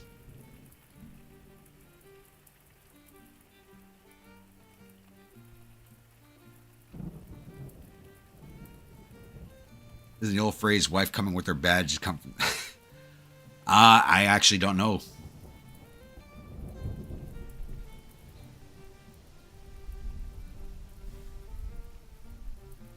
If you think about it historically and you read stories about the baggage train, wives with baggage, they had less baggage than their husbands did, honestly, a lot of times. They were taking care of the baggage. Tony Robinson was a great, like, the guy's amazing when he's a great actor, but when he started presenting historical shows, that's where he found his ground. Like I said, I just don't like the new presenter. I don't even know his name, but I don't like the new presenter. He's I think he tries to be too soft-spoken when he presents things. He doesn't have that excitement that Tony Robinson brought. There's no excitement when you hear him speak. He's very calm, very collective about it, very soft about it. There's no excitement.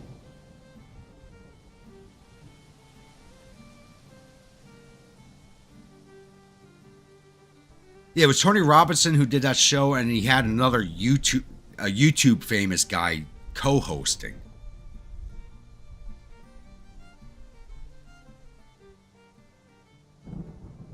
What was the show with Leonard Nimoy as a narrator? That's a good question.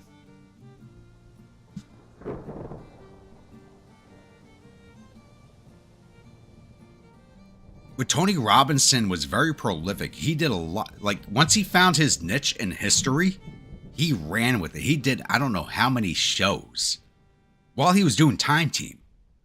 He was doing Time Team and all these other shows at the same time.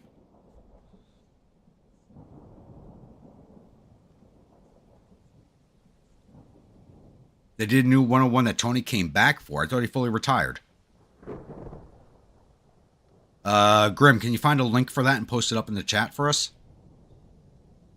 Is it on YouTube or on a channel? If you can get a link, put it up, please. I'd love to see that. Because I know Time Team did a 101 episode years ago where they dug out Bastogne. And while we were chatting, we lost DC. I'm too busy looking at chat. Damn you. It's not like I command the army anyway, so it doesn't matter.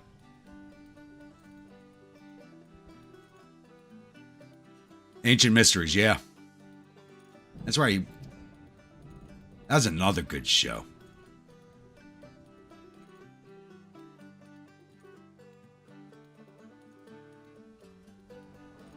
In Searcher with Leonard Nimoy, yes.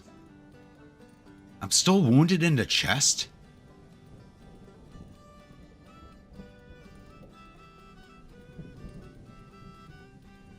It's only a month later, okay. Actually, I need another ordnance officer. Connecticut, Jersey. Originally, I wanted to go with all for like Southern officers, but there weren't any available, so we're just going all New York now. Boy, Pennsylvania.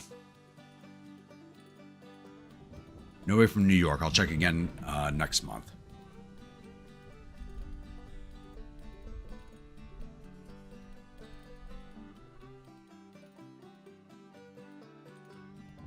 No, we're not there yet. I can push, I can influence the promotion for 179 prestige, but we're 92% of the way. There's no point. I might as well wait the month and let it happen naturally.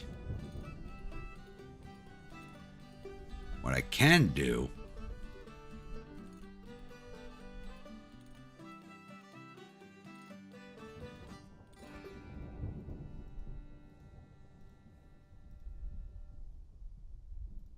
check up, see if we have weapons.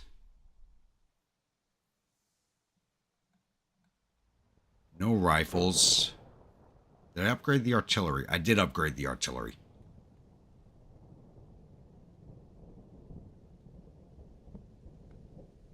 The 17 days away, they only picked up, they got 30 men and 2 guns. Oh my God. Ugh.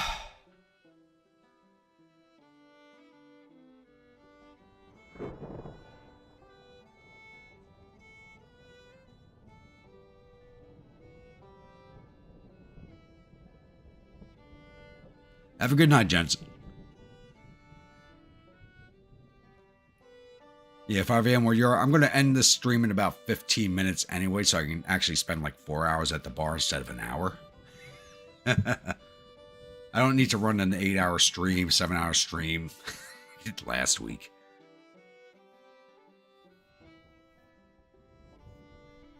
Nope, not yet. Not yet.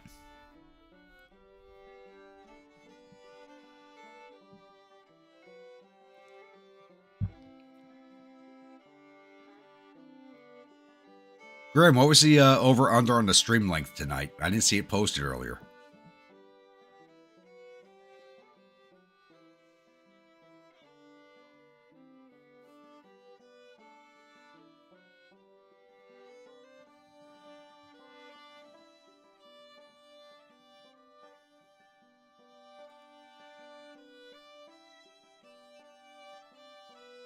You get a camp at 101 it was before it jumped into Normandy. No, they also did a dig at Bastogne, didn't they, on the original series?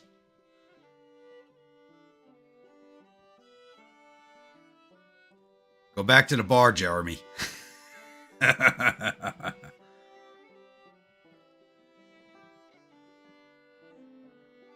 I'm sorry, I've made an executive decision. I need to keep the streams to around 6 hours, because they are god...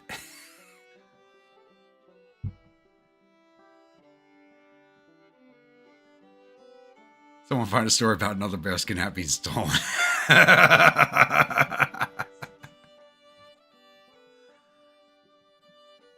I'm sorry, the 8-hour streams are a little much. I want to try and keep them down to 6 hours.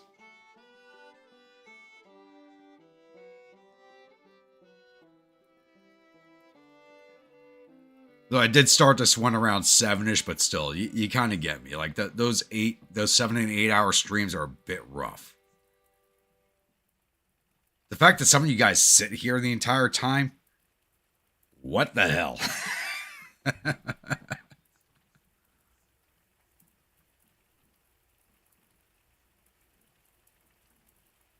I don't know. I feel like we got the debauchery out of the way a little early, Jeremy. I feel like we did that. Like all the debauchery is at the beginning of the stream. Usually this is the point we're hitting the debauchery, but we did it all at the start.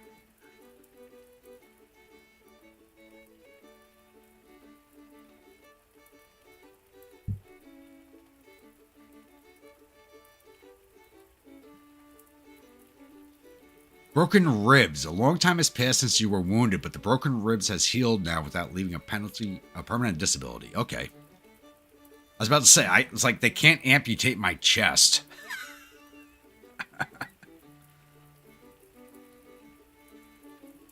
But I'm Grumpy Grandpa. Fuck it. Amputate my lungs. I'll grow gills and breathe like a fish, motherfucker.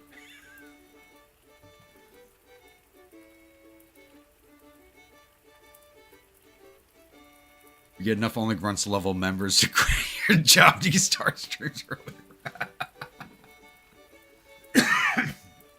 I hate to say it, I'll never leave my job. My job is where I get my medical benefits.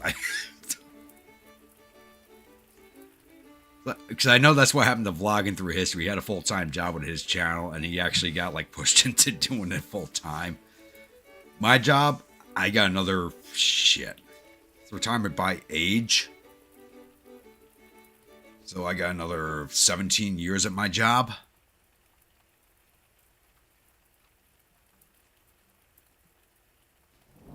Nice, a bearded lady must stop running on top of you.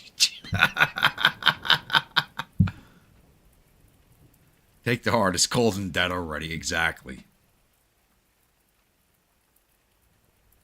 I mean, everybody thinks my heart is cold and dead, but listen to me when I talk. You know it's full of life and vigor and just hatred for the entire world.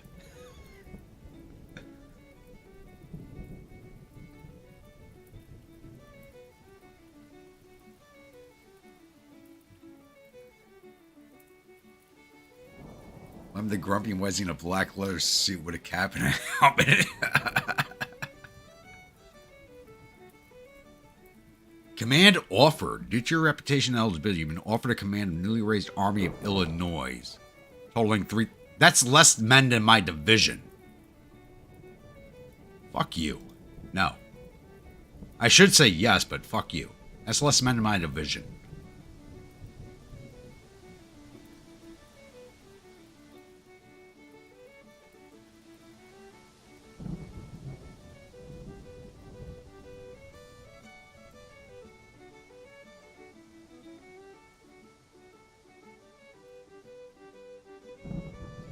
Oh, no. You guys got to picture me this way. The only way I'm showing up anywhere, wearing an all black suit, white shirt, black tie, black trench coat, high and tight haircut, my nice long beard. I'm not bringing whips. I'm bringing whiskey bottles.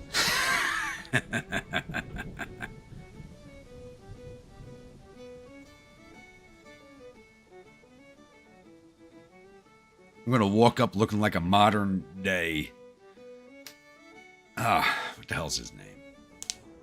I'm going to walk up looking like a modern day Odin carrying whiskey.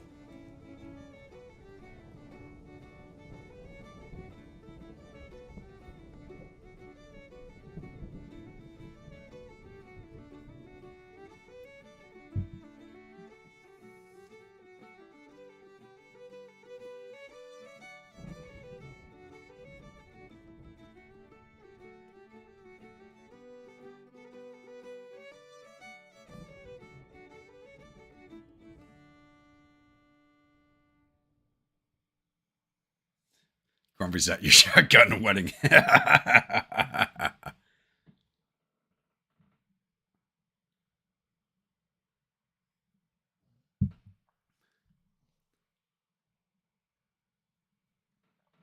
I don't do shotgun weddings. I believe in free love, baby.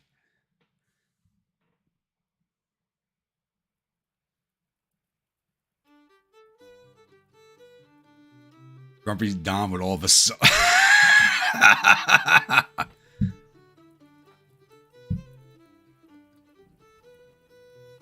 I swear to God, if I create that meme fucking level, you guys would fucking join it. Broke or not, you guys would join it just for the fucking shits and giggles of it. Too dark. No such thing as too dark, Dark Horse. You know that. I mean, Dark Horse Main 06. I have a good inkling what unit that was, so you know there's no such thing as too dark.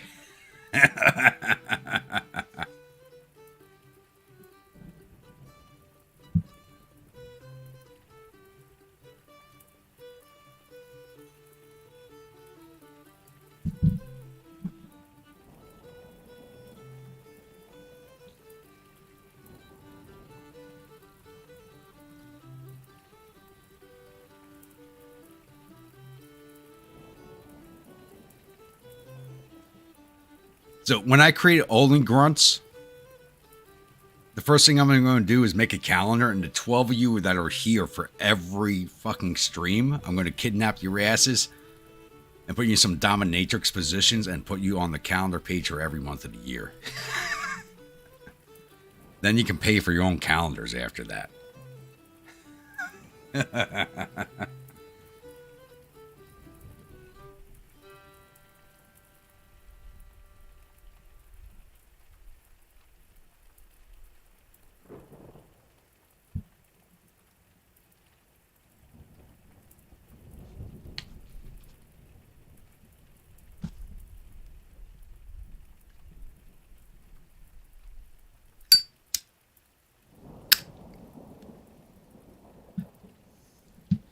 Just remember, when YouTube cancels me for all this fucking shit talking I do, the next channel will be called Only Grunts Gaming. Keep that in your mind.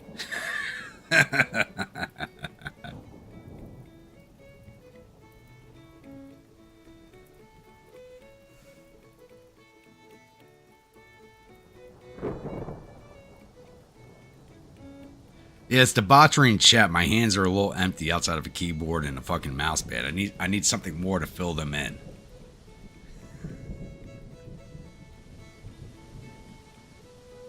So we got 5 minutes of debauchery left.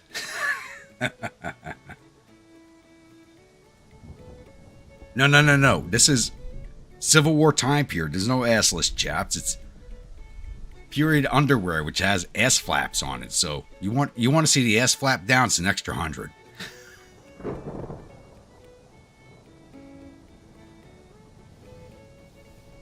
I actually think most of the silent watchers are left. Most of the silent watchers are left.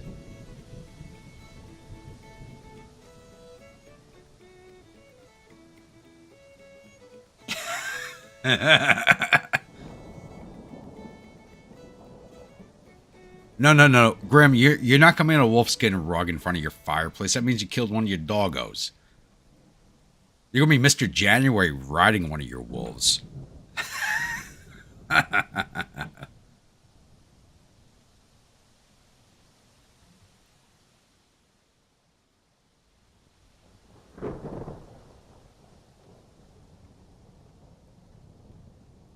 And there's going to be 5 feet of snow on the ground when you do it, butt naked.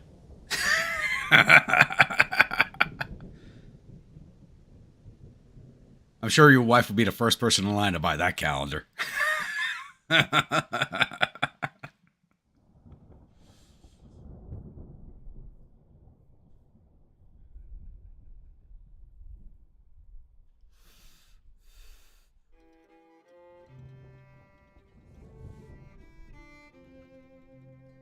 Sorry, babe, ass flaps, stay up.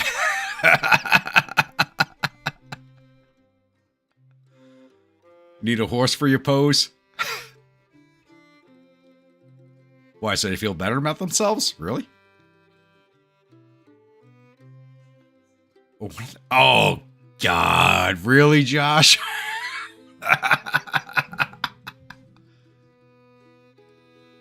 Onward, Buttercup, there is fuckery to spread.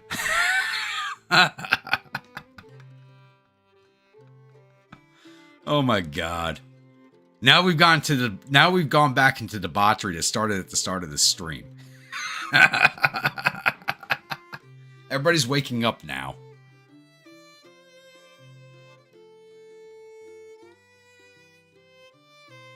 Whoever's standing guard outside briefing tent is listening to General Grump on his officers talking to wacky as shit. You're right, Kelamac.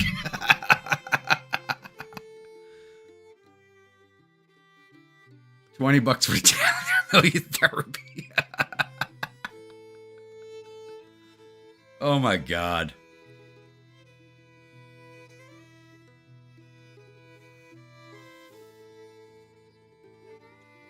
I am so tempted to start a fucking meme website called Only Grunts. Go kidnap all you motherfuckers and tie you up and do a fucking meme calendar for the fucking year. I am so tempted to do it right now. I'd probably make a ton of money too.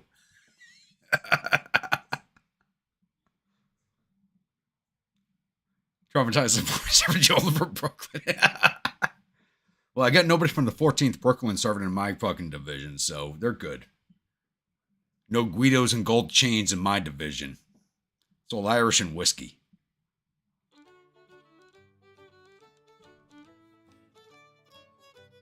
What month has a bearskin and a little Polish flag? Whichever month Eros wants. Probably December. Because if we're going to do bearskin and Polish flag, Eros, he's not here right now. We all love him. Hopefully he's having fun guarding the border like he usually does when he gets back. Yeah, December? Yeah, that's his month. And all he's going to be wearing is a bearskin hat and a Polish flag.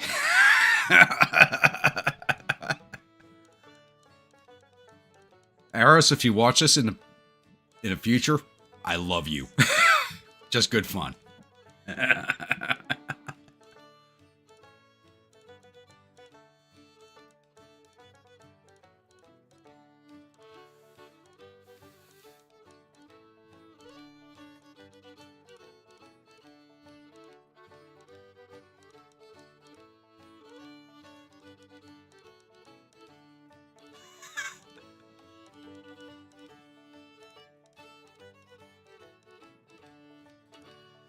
Well, if we do you in the summer, Jeremy, we'll do you with the kill. Till we get you in the winter, we'll do the tartan so you don't freeze your jewels off.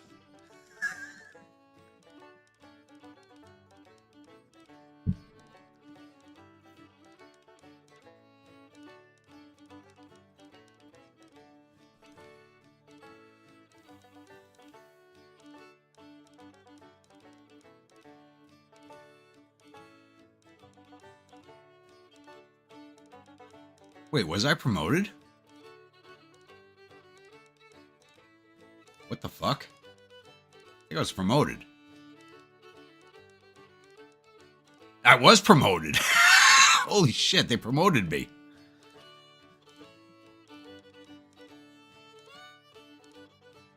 Goes to show you talking shit, get you promoted.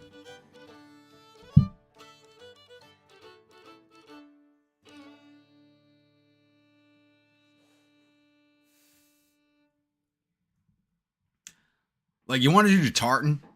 We'll do you in the winter. You can go bare shirt in the winter with the tartan on, but if you want to do the summer, we'll do you bare shirt in the summer with the kilt. Just give your boys a little breathing room.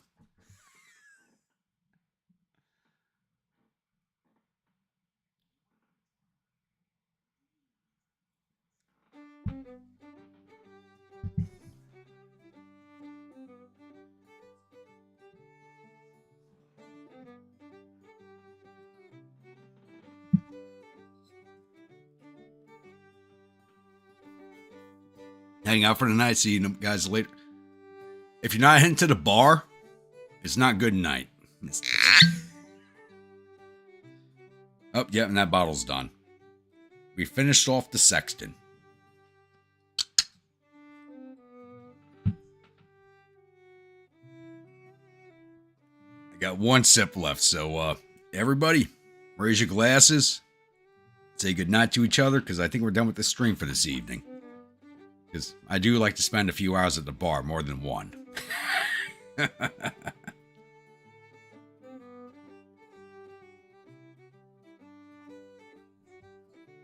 That wasn't even a full shot left in that bottle.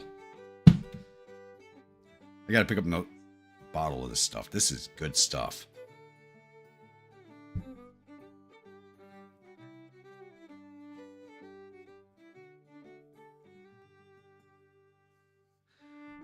Well, I'm not as drunk as I was last night, so I can walk to the bar and not take me 2 hours. So I'm not crossing the street fucking 50 million times trying to get there.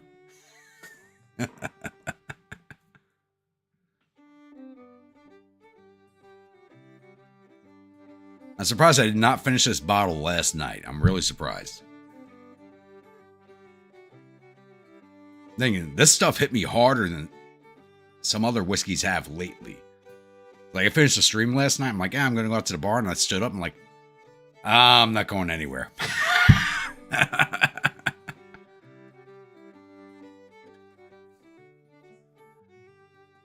So, usual closing. Once again, if you're a new viewer, return viewer, you've not yet subscribed, please remember to hit that subscribe button. If you do, remember that bell icon so alert the next video comes out. If you've been following the series and you're enjoying it, remember to bayonet that goddamn like button and butt stroke the comments section. Get that algorithm working in our favor. And I will see you guys at the next stream.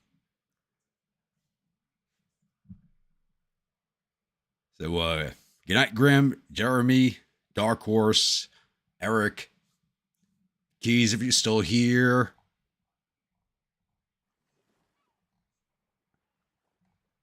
I think some guys are listening to us in the background and falling asleep, so. All my regulars, have a good night. And actually, the new viewers who joined us tonight, some of you guys hung around for a few hours also. I'll see you all at the next stream on Friday. Stay grumpy.